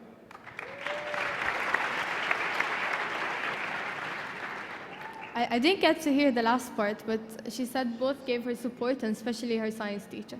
Great, excellent. When all of you were thinking of, let's concentrate on one particular thing, your greatest invention. Thomas, you can talk about anything, but I just like that 3D printer. Did you look at the market and did you think, okay, there's a gap there, and so therefore I'm going to concentrate on this particular thing? Because some of these things are completely unique. Can I start with you, Dina, on this? Sure. So I remember shadowing my cousin, who was a surgeon, and I just remember how frustrated he was that, oftentimes patients that would come in, they would pass away not from the complication with which they needed to be treated, but, of uncontrolled bleeding on the surgical table. And I remember looking into the way in which the current, standard of care works and just being frustrated that, clearly it wasn't good enough to meet the need. And so out of that frustration, that's where, a lot of my interest in the field came. And that's when I decided to work on this. Anyone else? Tayo, the game, when you came up, what was it called, Spike Rush? Mm-hmm. Did you think, okay, I need a game? I'm sorry, I don't know what Spike Rush does. I like video games, but I'll download it later, okay? If it's available for the format that I've got on my phone. When you made Spike Rush, was your thought that I need a game that specifically does this, so I'm going to invent it? At that point, I was just trying to come up with a game idea. It was just kind of another project to me to try and make, and I hadn't released an app onto the App Store before, so it was really just a chance to do something I hadn't done before. And I was just brainstorming, and I came up with the initial idea to have something where you have a character that's jumping over something, and my initial thought was just a triangle, like a spike. And then I was thinking of ways to make it better and more interesting, so I thought of gravity switches. Then I thought of power-ups and different levels. And ideas like this kept on being suggested and just came to me as I was working through it. So if something happened that wasn't supposed to in the game, that might trigger an idea that I would eventually implement into it.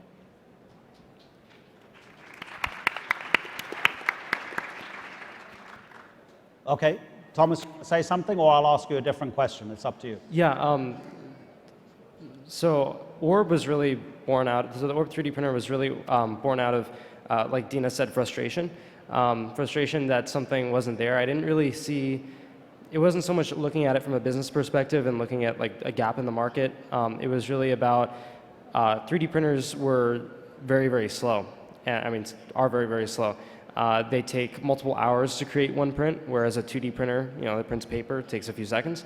And that was really apparent and frustrating, especially when I had a 3D printer club at my school, my middle school, and everyone was getting frustrated that they couldn't print their objects in time in a class period.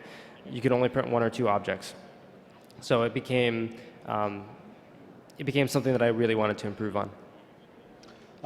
Thomas, your dad was telling me that you've learned more or just as much from your failures as your successes. And so tell us more about that, because all the great inventors have always said that when you fail, it tests you in a way that success doesn't, and you become better. Yes, it's very true. I look at failure as just success in a different context.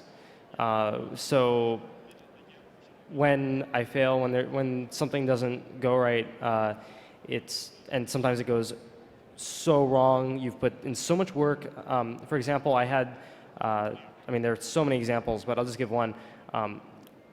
One time I was soldering up some PCBs, some printed circuit boards. I had, I was attaching wires and trying to solder different solder joints together. And what ended up happening was the first time I powered it on, and I was expecting this board to work that I had designed. I was expecting it to turn on and work. It turned out that I had actually had a little tiny wisp of solder, wisp of metal that was jumping from 12 volts to 5 volts. And 12 volts killed the entire board. So before I could even see it working at all, the board was fried. It was done. So that was very frustrating because I spent hours on it. But then I actually ordered a circuit board to specification that I had designed that alleviated that issue. So it was a very interesting learning experience, but yeah, it was frustrating at the same time. But failure is just success in a different context. I like that phrase a lot, that failure is just success in a different context. Anybody else care to talk about failure? Otherwise, I want to learn a bit about who you are as people and about the way you see the world, because the way you, the millennials, see the world is going to make a difference to, of course, how you interact with it, okay? Fatima, what concerns you most about the world we live in today? What are the things that you look at and think, I'm not happy about that, I'd like something to be a bit different here? The world around me now, I sleep in a safe country, in my bed with my parents around me, and I worry, will I tomorrow wake up in the same place? Will I still have the things I have today? And then the idea of people not living the same life I'm living now and not blessed with the things I have now comes up to me, and I always think about something that I could serve them with. Could I do something to help them? But it's hard, you know. We try to do everything, but again, we see small problems and we were blessed with something different than the people around us. Why don't we use it to serve people? So I'm like, maybe I'm good at this. I could fix that problem, or maybe I could help someone and we could fix it together. So if I can do it, why don't I do it? Just like do it. Well, you're special because you do it. Thank you. But I'm hoping that people your age are going to be watching us. You know, we're going to be on YouTube for eternity, and that they're going to think wherever they are in the world that if these guys can do it, then I can do it as well. I mean, that's one of the most important reasons that you're on stage. Anybody else? Do you look at the rest of the world? Do you think what's happening on the other side of the planet is important to you, or are you worried more about what's happening in your own community, in your neighborhood, with your friends, or in your house? Anybody? Tayo? So I think to most people, the problems that happen around them are more apparent and seem more relevant just because they probably affect them. But the problems around the world are definitely also important, just that a lot of people aren't given the chance to see them and aren't given the chance to learn how to fix them. And so like I live in the Bay Area, and there's like a lot of homelessness, a lot of pollution, and this is all stuff that's happening, that's trying to be fixed, but and it happens all over the world, but it might not seem as important to somebody who lives in a very clean neighborhood, or there isn't as much homelessness, but it's still very important. Thank you, Tayo. Kadi, what do you think your parents and the people like your parents of that age can do to help you more? Is there anything we can do to help you more?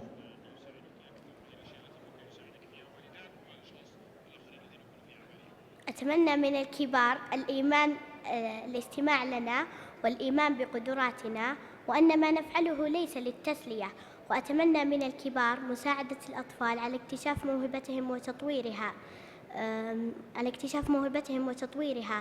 دائما أفكر بأن علاج مرض السرطان في عقل طفل لم تتح له فرصة اكتشاف موهبته وتطويرها، والعالم لا يزال بانتظار هذا الاكتشاف.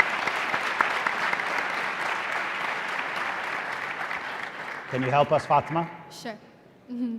She said she wants people, the older people, to listen to her and believe in her and believe in all of the children. And she said the way kids think is very different because maybe one of the kids has the medicine to cancer and no one listened to him. Yes, very good. Anybody else? How can the older generations help you? Okay, so let's move on and see who inspires you. So you can invite two famous people to dinner, okay, to a party if you don't know how to cook. Thomas, who do you invite? I don't know about the second one yet, but the first person I would invite is Elon Musk. Ah, very good. He's the entrepreneur I respect the most. He's open, he's humble, he's honest. And he works super hard to fulfill important missions. He puts himself on the line. So, of course, Elon Musk is the owner of Tesla. And for me, the favorite thing about Elon Musk is that he's wanting to send missions to Mars. At the moment, it's a one-way mission, you know. And he said, "Oh, I don't mind dying on Mars as long as it's not on impact. Yeah. You know, let's land first, and I'll live there for the rest of my living days, and I won't come back." I like Musk too. Tayo, two people. I don't know a lot of coders, but I am a basketball player, and I live in the Bay Area, and we have Steph Curry there. Very good, yeah. One more. I don't know. Does Steph Curry inspire you just daily because of what he does on the basketball court? Clearly, you're not going to go out there and dunk the ball, but you think if he's that brilliant, I want to be brilliant in what I do as well. Mm-hmm. He inspires me. In fact, I have a poster and it says, I can do all things, and it was a gift from my uncle for my birthday, and he knows I love Steph Curry, and as do a lot of people in the Bay Area, and I think that was really, he's a really big inspiration because he's humble, but he dominates on the court. Yep, quite right. Dina? Well, both of these guys have only come up with one person. Give me two people. Well, I'm a big believer in mentorship, and I'm a really big believer in looking up to people and being able to see what they do. So a lot of people come to mind to me, but I think there's one person that really stands out among them, and that's Dr. Martine Rothblatt. And Dr. Rothblatt is, she's a telecommunications, she's a very successful, inventor of telecommunications devices. So like if you've ever used GPS, for example, you've probably used, some technologies that she's been really instrumental in creating. But, what changed was when her daughter was diagnosed with pulmonary arterial hypertension, and the doctors told her that the disease was unfortunately fatal and unfortunately had no cure. She sat in the hospital room next to her daughter day and night reading scientific papers, and she quit her job in telecommunications, and from that point forward worked to find a cure for pulmonary arterial hypertension, and in the end she was successful. She was able to not only find the cure but also to treat her daughter before her daughter was affected by the disease, which the drive and the passion and the commitment to a field that wasn't her own was just something that's really incredible to me. Okay. So if you have any questions, we've probably got about 5 minutes left. So we've got the roving microphones, as you know, and you can ask some questions to these five. Okay, Fatima, two people that you admire, that you look up to, that if you could invite them, they definitely say, yes, I'm definitely coming to your house as long as your mother's cooking. I have a long list, but I have two people that I always meet And I'd love to have dinner with them and maybe breakfast the next Yes. day. We don't know. First, Sheikh Mohammad bin Rashid Al Maktoum. He's one of the greatest people I've ever looked up to. The way he thinks, the way he sees challenges, and how is the UAE today and how is Dubai. And the second person is Her Excellency Shamal Mazrou'i, the Minister of Youth, who spoke a few hours ago. She's very inspiring, and seeing a person age 22 getting to do all of this at this age, and a Minister of Youth, I can't say anything. Yes. Okay, very good. Kadi, two people, they can be anybody from anywhere in the world that they come to your house if you ask them to.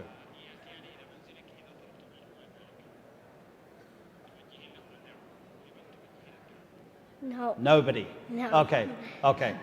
If you ask me, I'll come, okay? Okay, so questions, anybody? Number one over here.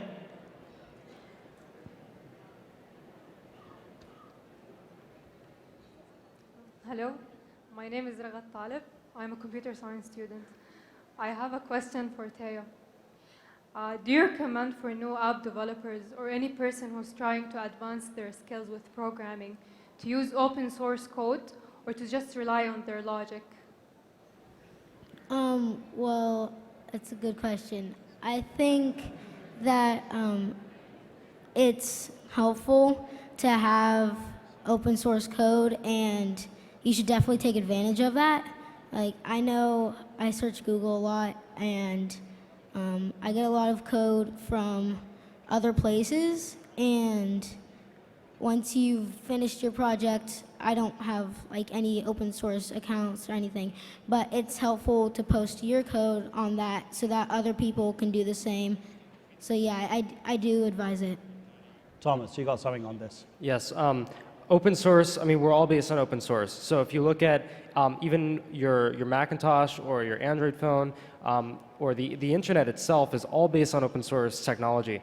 But one thing, so it's very important for us to give back to that open source community that gave us so much, but it's also important to keep some things proprietary. So yes, absolutely build on open source. It's there and it's designed to help, but it's important from a business perspective also to sustain yourself. So you have to sustain yourself. So what I like to do is have some things that are open source and also some things that are proprietary, just to make sure that we're still giving back some frameworks to the community.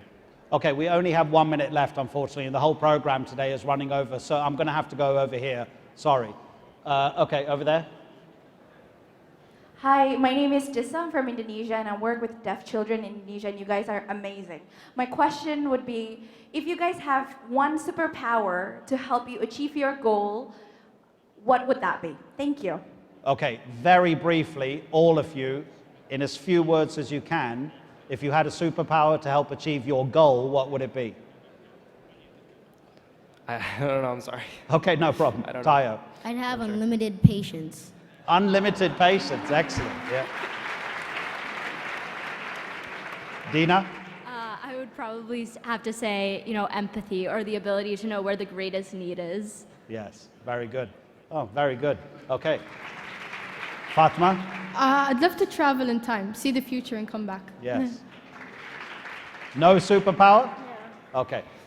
Okay, 5 seconds to go. You know what, ladies and gentlemen, I haven't told you even a quarter of what these guys have achieved.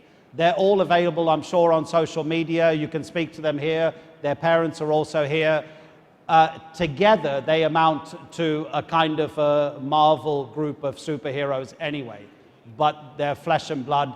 We haven't got time. I'm really sorry. We've run over. So we have Thomas, Tayo, Dina, Fatima, and Kadi. Ladies and gentlemen, thank you very much indeed.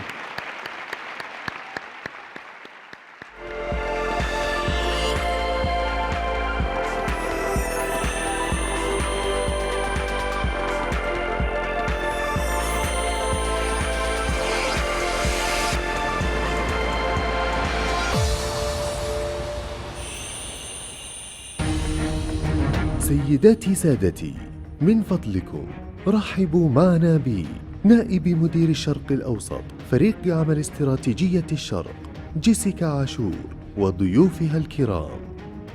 Ladies and gentlemen, please welcome from the Atlantic Council, Jessica Ashu and her panel.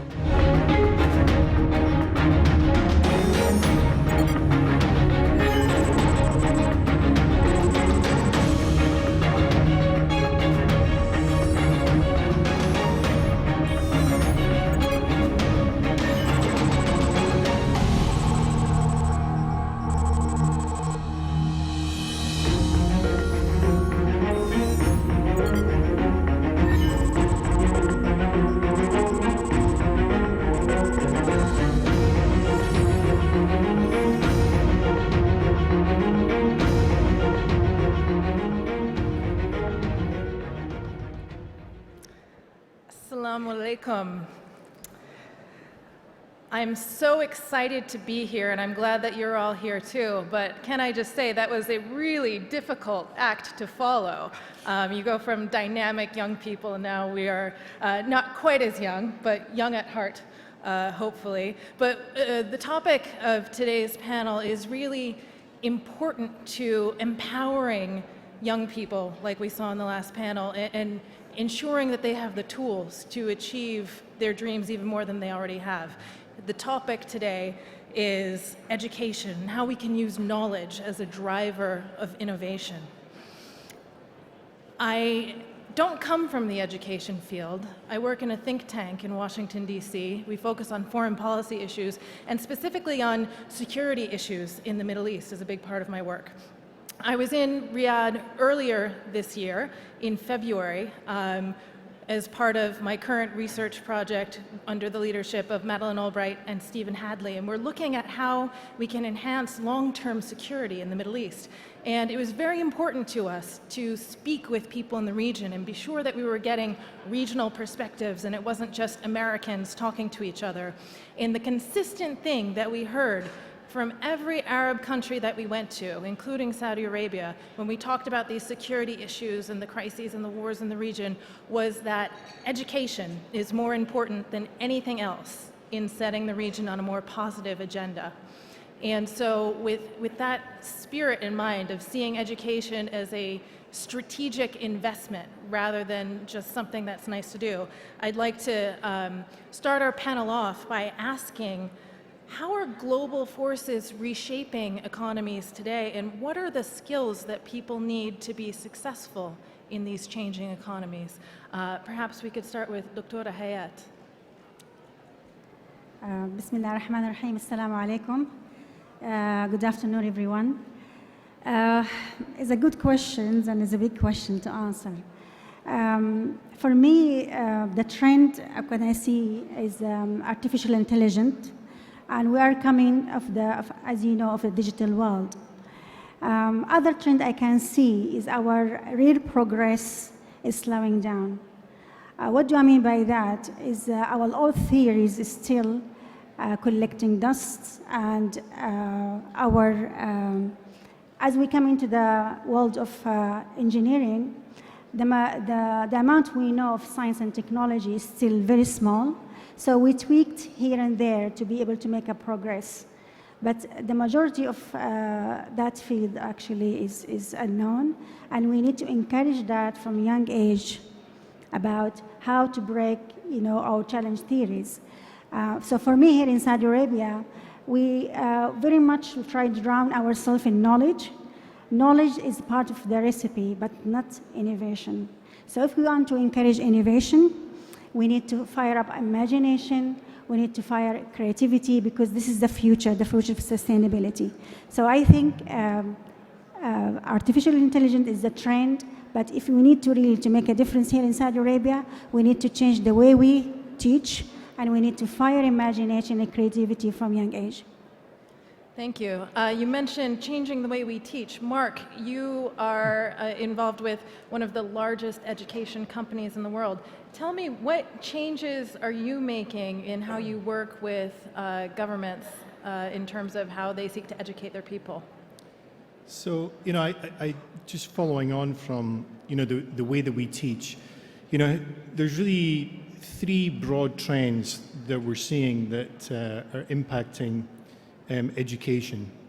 And really, it's kind of a move to where we, from where we are to somewhere else.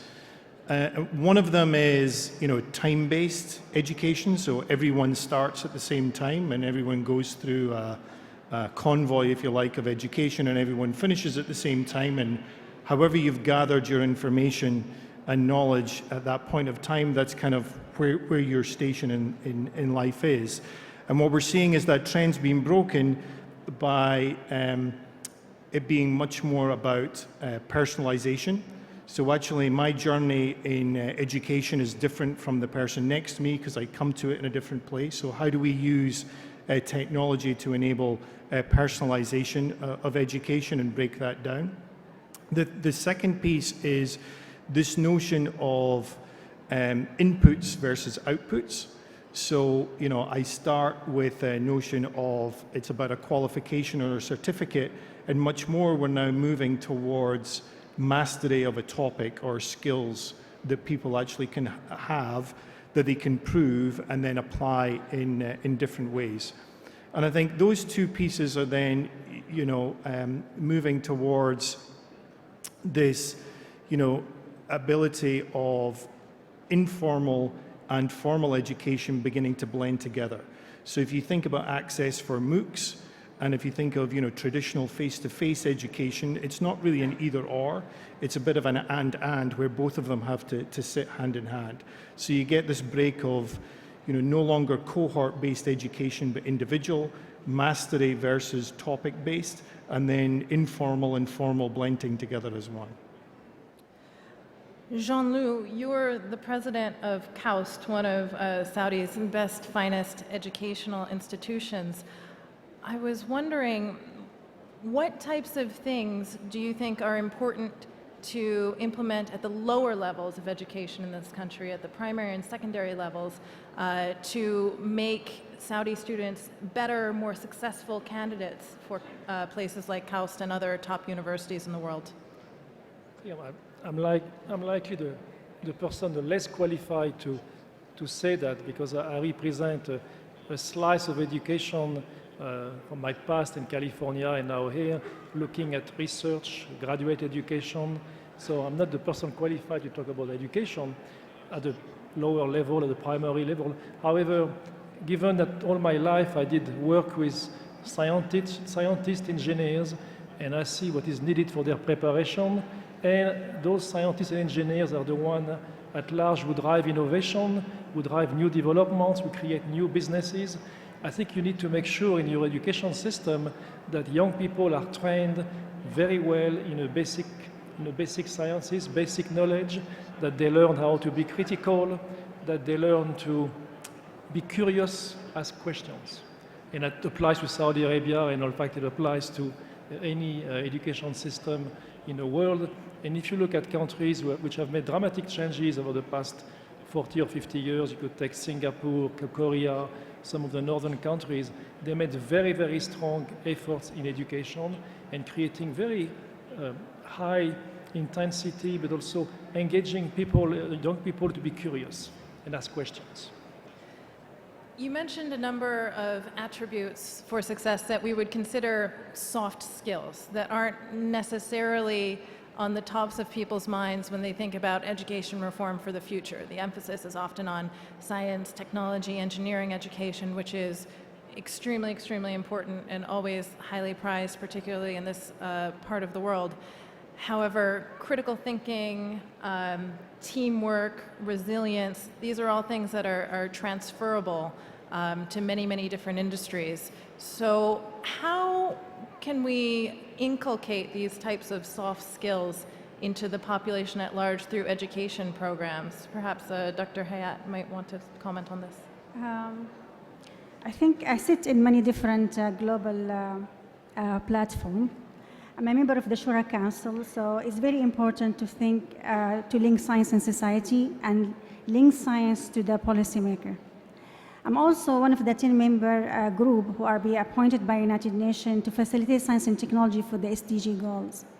And we can see that if you want to get rid of poverty, if you want to have a clean water, if you are really going to have a good health, renewable energy, opportunities, how we can reduce the climate change, equality.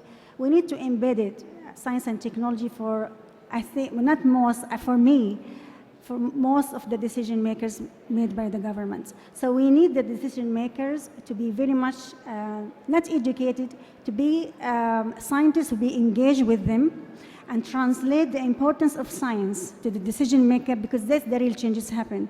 And also include the business people there. So if you really am going to change society, as always we know about how you define innovation-based society, and every time I hear this question, I get worried and scared, because it's not about how to go about the definition, it's about what do I want from that society. So what future do I want in here, especially in the government?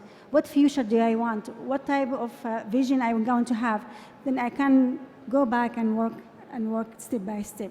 So for me, if I want to embed that, it has to be take really from the top and all the way down, because you cannot change anything without the force and the vision of the leaders who will really take it seriously. And for us, for the developing world, you can change the whole society. You can make people lift from their hardship by science, by very small tools of science and technology. We need to inject that. For me, like if I wanted to create a good system for science, I'm not looking to create another Einstein, though is important. I'm looking for change agent who's going to, with creativity, going to create clean water for me, for the children who die from the polluted water. I'm going to need people who are going to create for me renewable energy from very inexpensive material, so they can have 2 extra hours in a rural area of Africa. We take it for granted. 2 hours means 2 hours of operating theaters, 2 hours of education, 2 hours of women can cook and sew and sell products. So we really need the passion and the understanding of the power of the values of science and technology to embed it in all our decisions, with other decisions, to be able to see then any impact. I am an engineer, so I'm a simple mind person, and I like people to. I believe people learn by doing. So, given your question, research in universities like at KAUST or at Caltech is done by teams, and the same can be done in a school. On our campus, we also have a school for the children of our professors, of our staff, our students, and in that school, the children, for instance, in their science program, they work on projects and they have to work on teams. And they learn more by asking questions from the teacher than by having a teacher teaching to them. And you make those young people take the time to argue, to negotiate, and to develop their own plan. They learn to fail, they learn to succeed. And I think you can do those things without dramatic changes. Innovation is very important in education, and with new technology, there's reach for people beyond the traditional classroom. Mark, you and I were talking a bit about this morning. Most people know McGraw-Hill as a textbook company, but you were saying that you're actually now really a software company. So can you comment perhaps on how technology is helping us reach harder to reach populations and give them education in places where perhaps traditional schools are either not present or failing them? So, I think just off the last comment, it's really about creating conditions for success. And so for certain slices of the population globally, in certain, in good, primary schools or high schools, or, well-funded and well-organized higher education institutions, you've got great teachers, inspiring, environments, and great colleagues to work with in that team environment. That's not generally the case for most people in most places around the world. And so we spend a lot of time trying to create those conditions for success, and technology helps really on 2 fronts. So the most obvious one is access. So if we can use the internet and technology for people to actually gain access to content and tools, that's one way of reaching them, but quite frankly, that's not enough. It's not going to improve anything. So we then spend, we spend a lot of time really focusing on what we call the science of learning, so how people actually learn, and embed that into personalized, engaging software so people can actually do a little bit of self-guided learning. And really, it's, as I said, it's about the conditions for success. So if I just think of the panel that we had before, which were incredible individuals, all of them, they all had some of those soft skills you talked about. So they were all confident. They all wanted to continue to practice and understood failure was a natural part of learning. And they all wanted to succeed to apply their knowledge in a different way for the good of society. So what we try and create are these environments through software and interactivity where it's a safe place for people to go and practice some of the basic skills, primarily in literacy and numeracy, but we do it across about 1,400 different course types between K-12 and higher education, so that people can actually practice and fail in a safe environment and gain confidence and not be discouraged. And I think the combination of access and that safe place to practice creates some of those conditions for people to not just learn the basics, but become good learners in the rest of their life.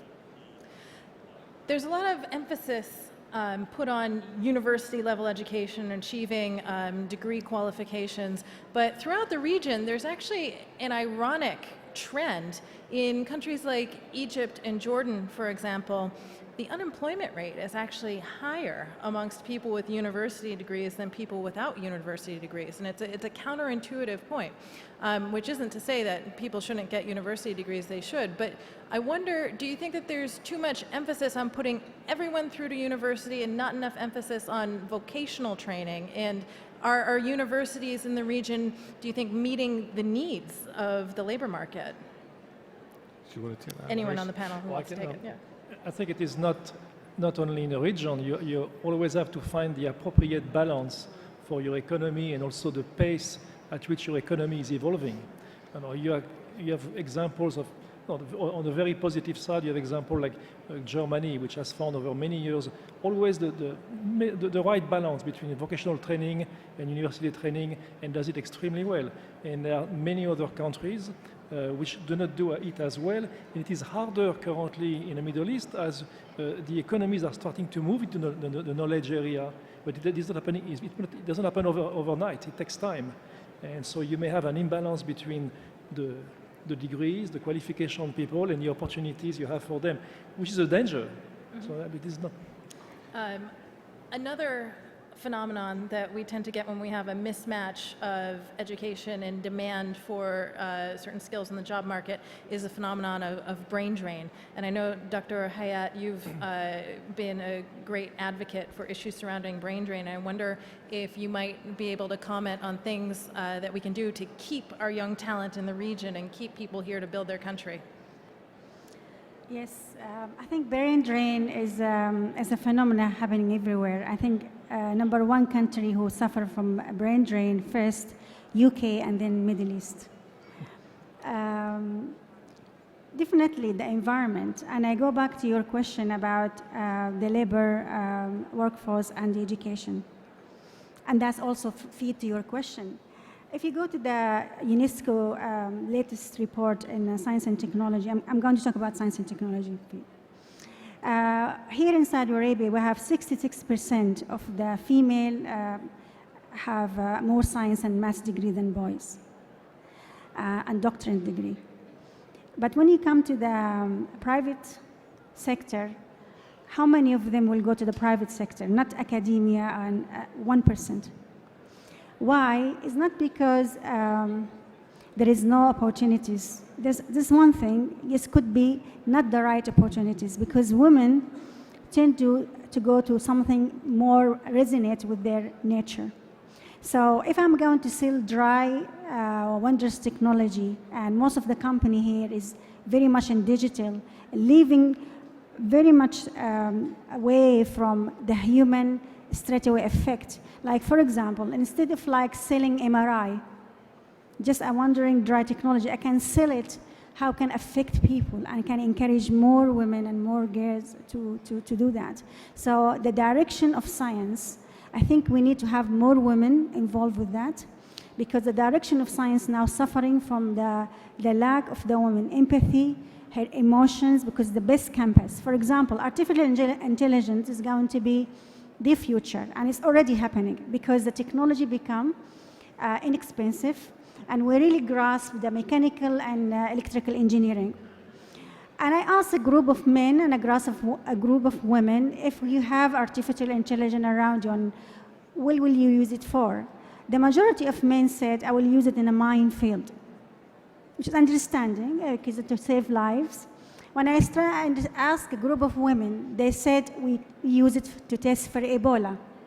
Both of them saving lives, but different angles. So we need to have women more in direction of science, so even when to create jobs, we'll create something resonate with their nature, okay? I'm not saying women shouldn't play with dolls and boys shouldn't play with football. And I'm a member of 115 experts in UNESCO to set up again the curriculum for STEM, like science, technology, energy, and math. We're not saying change the nature, we're saying this is the way we've been created. Cultivate that and create jobs that benefit for both society, because we're missing that. We're missing, and the origin of airbags. And I want to give you another example. When the airbags were designed in the beginning, with design, most of the decision makers were men. So we only have a car bag for a driver. But until women became a decision maker, we thought about the driver and everybody around. That's the touch we are missing. So we need to resonate the type of jobs with the women, passion and emotions, which is for me is a great campus. We will have less fast cars, we'll have no nuclear weapon, we'll have no laser killer beam if we have more women in direction of science. You know, So you know, just to tie some of these pieces together, because I think they're probably the same, is, you know, whether it's, you know, the application of education or the structure of education, it's really about having a healthy ecosystem, right? Because education at the end of the day is really about creating the conditions where you can have a healthy debate and have different points of view, and that those different points of view create that, you know, team environment where you do actually get innovation coming out. You need that friction. So, you know, if every higher education institution is going to be an R1 research institution, that's not really healthy for society generally. Similarly, if everyone's going to focus exclusively on vocational skills, you're not going to get, you know, the right kind of critical thinking and debate in society. So I think, you know, as we think forward, it's really got to be a healthy balance between the types of education you have, the types of debate you have, and also, you know, how does education fit into the broader society? How does it engage with industry? How does it engage with the other institutions? So it's benefiting all. You know, brain drain occurs because people go to opportunities. They go where they believe they can have an impact, which means it can be reversed, or you can take advantage of it. If you provide people with opportunities, not only will they stay, but they will also come to you. A great example, I believe, is currently happening in Saudi Arabia, where I am located. This huge university is assembling people from the kingdom, from all over the world, graduate students, faculty. People are very mobile nowadays. So if you provide them with the right opportunities, you can actually come them because they believe they will have an impact and they want to be with you. And by the way, 37% of them are young women from the kingdom. So it can be done not only with men, but also with women. Great. Hearing the theme of diversity and the importance of having different perspectives. We have a few more minutes left. I want to turn to the audience for questions. I see number 3. Hello there. Well, my question is, how do we promote science to kids and youth to make them more interested in it? It's a boring subject to a lot of people, no matter how much, because it's complicated. Not a lot of people will understand it. So how would we promote it? How would we mix fun and science to make more kids and youth interested in it? That's my question.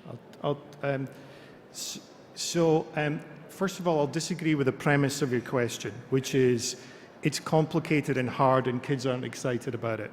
I think you saw some examples here, the panel before us, and yes, they're unique, but I think, you know, historic traditional methods of teaching. So we see this a lot in Southeast Asia with countries that we work with there on literacy, maths and science, is the forcing of rote teaching versus using maths like a language. Like people learning maths like a language is more like a language than a topic, so that people can understand maths and engage them with game.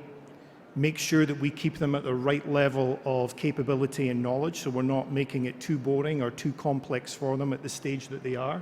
We get a lot of feedback from software that enables them to do that. And I think once you give children the right skills and the right environment, their natural curiosity takes over. And they're encouraged to do and test out the application in different ways.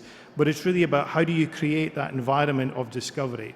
Because if science and maths was really boring, the video games industry wouldn't exist, because that's all maths and science in there. I just want to add one thing. I agree. Science is fun. Okay, all of us growing play with the magnets. Yes, it's fascinating to see the power of magnet move things around without any physical wires. But at the same time was frustrating because you can't take it apart to understand what's really going on. So you had to rely on your teacher. So here, I just follow up. Teaching the way we teach, I think, is very critical. And I remember when I was doing my school days, I didn't go to private school. I went to school here in Riyadh, and I had an amazing teacher who really encouraged me, gave me that confidence, and also had a great family. I had a great father who really encouraged me. And the main thing when I was growing up, my heroes were Al-Khwarizmi, Einstein, Ibn Sina. And I remember I used to ask my father, either really human being, فعلا هم يعني من البشر, because he said to me, yes, why are you asking? I said, because I cannot see anyone like me around. So a role model is important. We need to encourage scientists who to go to schools so that children can see the real impact. And when I go to schools to do like that and ask them, who is your hero? They always answer, dead people like Einstein. And we have amazing Nobel Prize winners. We have amazing scientists who are still alive, but they really need to go around and inspire, because really we're losing a lot of students to be a scientist from young age because it's not appealing. And now the trend of people to want to make quick money. So, and that's the downside of it. But motivation and inspiration and the way we teach is a great element to take you through the path. Thank you. I'm afraid that we're out of time, so I'd like to thank all of the panel. One question? All right, we're going to go over time. One question from the ladies' side, please. السلام عليكم. معكم بيان القاضي باحثة بعلم الاتصال. سؤالي للدكتورة حياة سندي، هل بالإمكان أن سنة الطبيعة أي إدماج العلوم الإنسانية والطبيعية والحيوية في بوتقة واحدة عن طريق نظرية المعلومات؟ كما هو معلوم أن هناك ما يسمى بالعقل العلمي الجديد، اللي هو ما في هناك دمج بالمعرفة، ولا توجد مسارات متقطعة بين العلوم. هل هذا ممكن يحصل في المستقبل؟ شكرا. Excellent question, and this is what I do in terms of, as I mentioned, I'm a member of 10 experts in the United Nations to facilitate science and technology, and now we have something called the science of sustainability, and this is a new type of trend of science, and we hear a lot of people talk about it, but they don't know what is involved. I can partially tell you what is involved. People had to work in a collaborative type of environment, and also they have to do different type of science. They can combine different skills. Now we're looking for minds or brains who have standout type of skills, but also had arrays of different type of science, so they can see the full picture. That's the science now we're looking for, because the world now needs science to get rid of poverty. need science to really give opportunities. Need science to really to have renewable energy and look out after planet. I remember I've seen a picture of Google map of planet Earth in 1990. And if I see the picture again nowadays, I see the amount of green is really shrinking.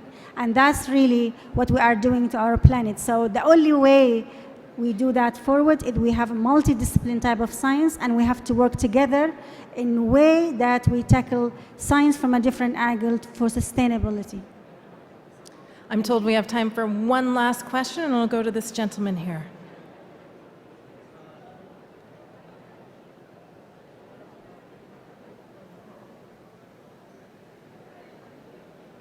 أيوة بسم الله. الأستاذ صلاح المالكي أصم، أول إعلامي أصم سعودي.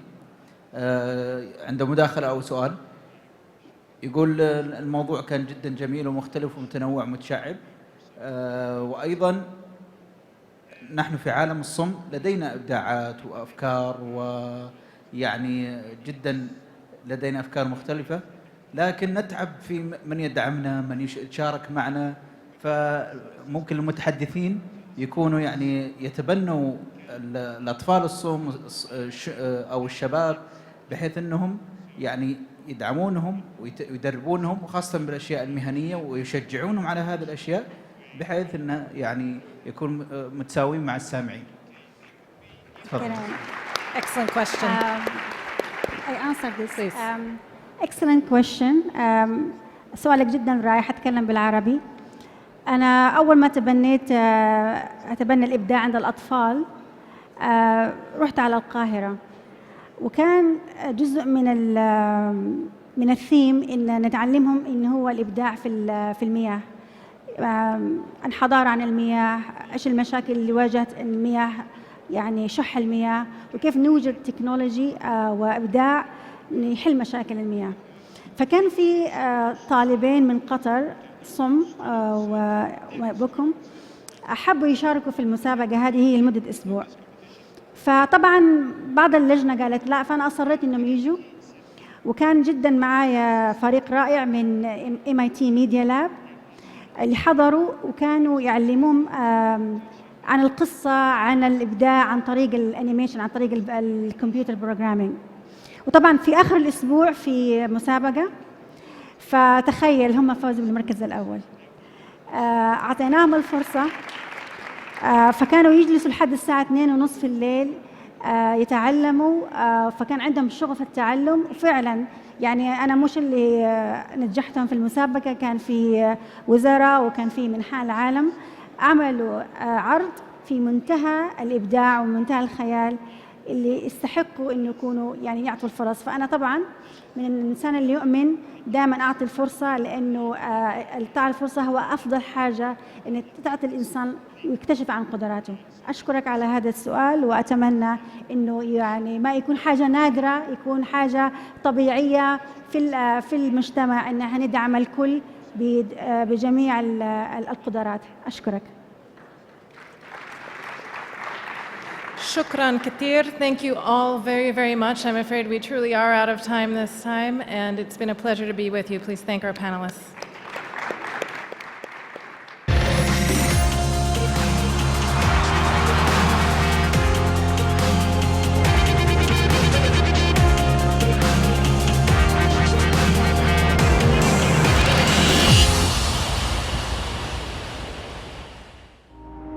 What really drives me is knowing you made your country proud, your nation, your people.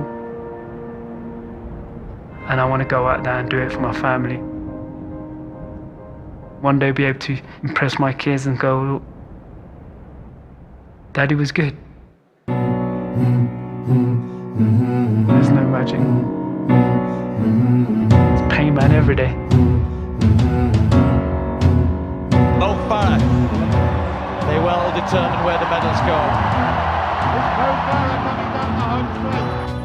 He's done it. The arms have got to pump, the knees have got to come up high. He's got to find something extra. It's Mo Farah takes gold for Great Britain.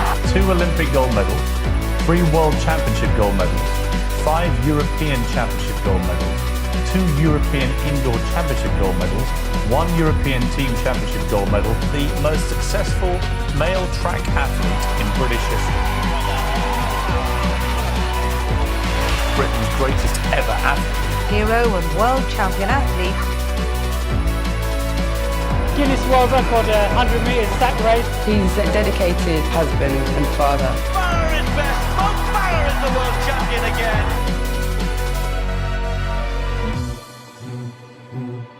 History is beckoning.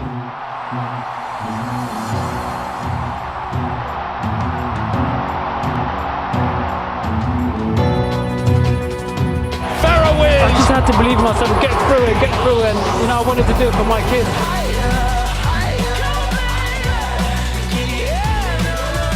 Farah now being challenged.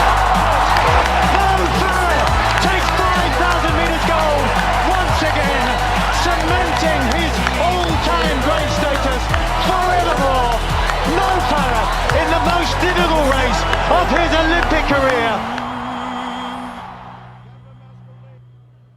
سيداتي سادتي، من فضلكم رحبوا معنا بمقدم البرامج الرياضية حسين الشمري، وضيفه بطل الألعاب الأولمبية 4 مرات محمد فرح. Ladies and gentlemen, please welcome from Saudi 2 channel Hussein Al-Shamari and 4-time Olympic champion Mo Farah.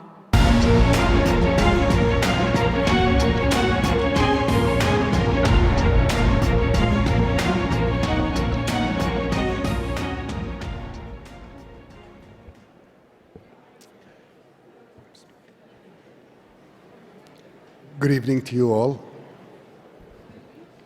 I'm glad to be among you speaking with an exceptional personality, a personality that have changed the impossible to be possible. Mohammad Farah, who's famously known by the name Mo Farah. Born in 1983 in Mogadishu, Somalia, lived between Somalia and Djibouti, moved to Britain at the age of 8 years old with a little English, but great hopes. Mo Farah became an example for any athlete. He became the greatest ever British track athlete. Welcome with me, Mo Farah.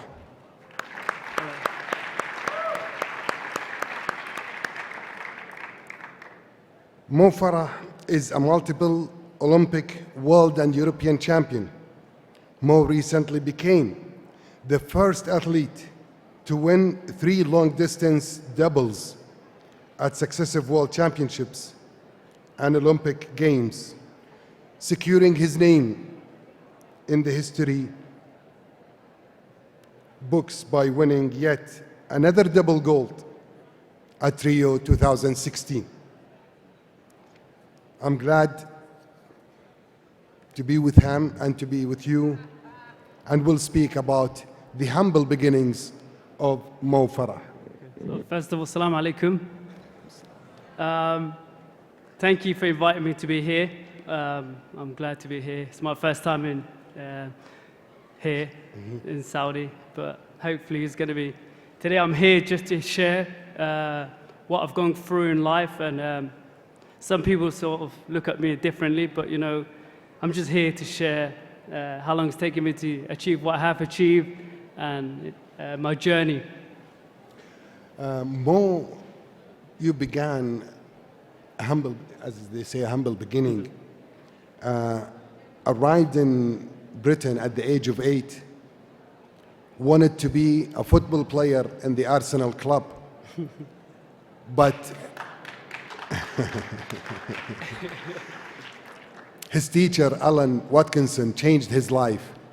When he saw him, he made sure that Mo moves on from football to running.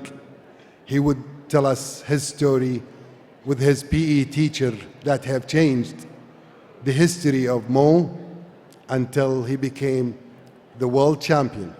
What could you say about that experience, Mo? Yeah, as a kid, I was born in Somalia, I spent a large amount of time in Djibouti where I grew up. And then at age of 8, I came to Britain to join my father. And then from age of 8, I went to school and firstly just wanted, as a kid, you know, as an 8-year-old, you always see what you want to be. And for me, it was like, we always saw football. So for me, I was like playing around football all the time. And then I wanted to become a footballer. So I came to Britain, went to school. And then from the school, you get a chance to play with PE. So playing PE and playing football, always was football. And then one time we had like a cross-country meet in school where you run for your school. And then teachers told me I was always running around. So he built me in a cross-country team. And I did really good. And then from there, he said to me, you should join a running club. And I was like, I didn't really want to run a club because in my heart, I thought I was good at football. I wanted to make it into football. And then he took me to the local club. His name was Alan Watkinson. And then from there, I joined the local running club. And then when I went there a couple of times, I made an excuse saying I can't go because I still wanted to play football. And then the only way he can get me going was basically saying to me, look, I'll take you to running club if you come early and play a little bit of football in the sports hall. And then from there, he took me to a local club. Mm-hmm. And from there, I haven't really looked back because I run for the club. Once I get into more training, I run for England. And then when I run for England, I run for Great Britain. And then after that, they took us to a trip in Disneyland, Florida, at age of, I think, 14, maybe going on 15. Mm-hmm.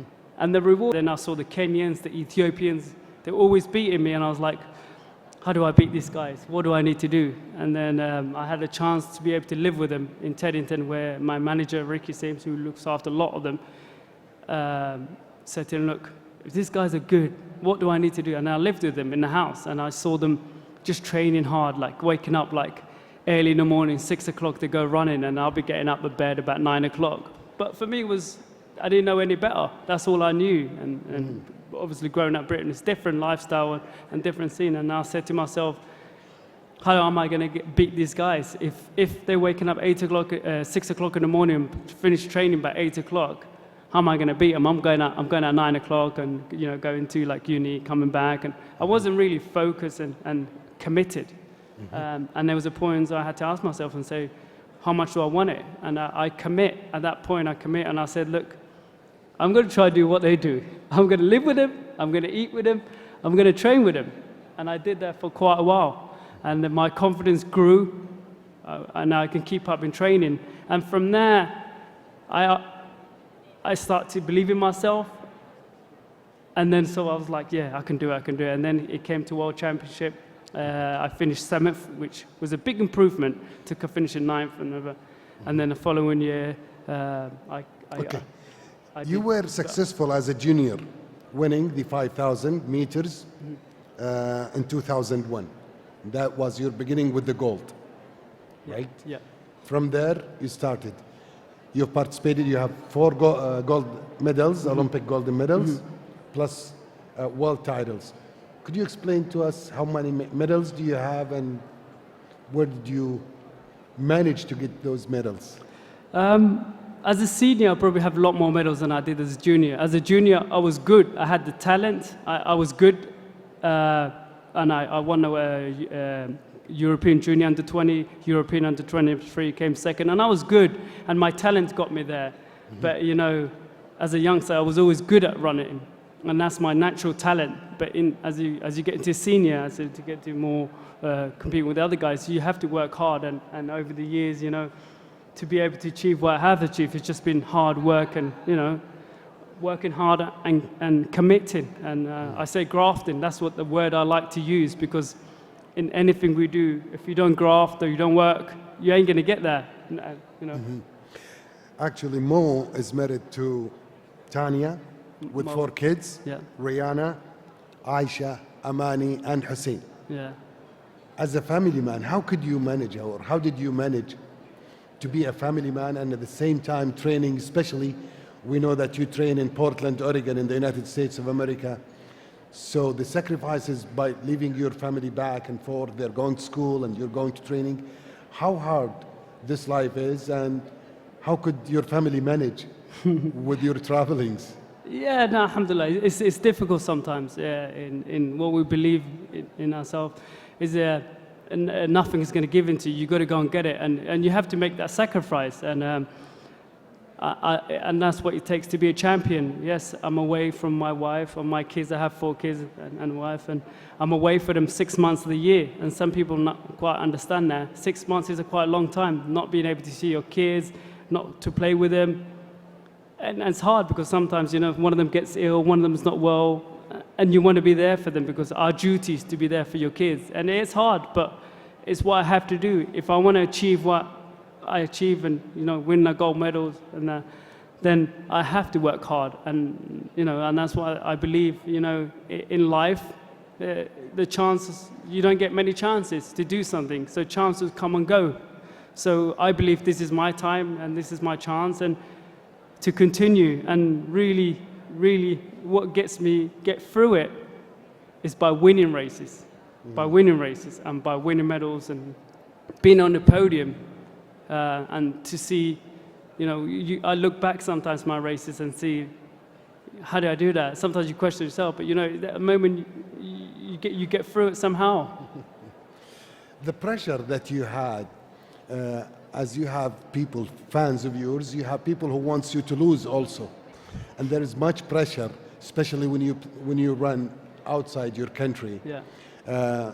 How do you deal with the pressure, being a world champion? For me, I just, you know, I started from nothing and to what I have achieved. So for me, it's like, it's really a dream come true, because as an athlete, you dream becoming Olympic champion once, and I become Olympic champion twice in my hometown. To do that and then to do a Rio was pretty amazing, and that's what drives me going into it. That pressure and that feed from the crowd and the nation. That's what drives me.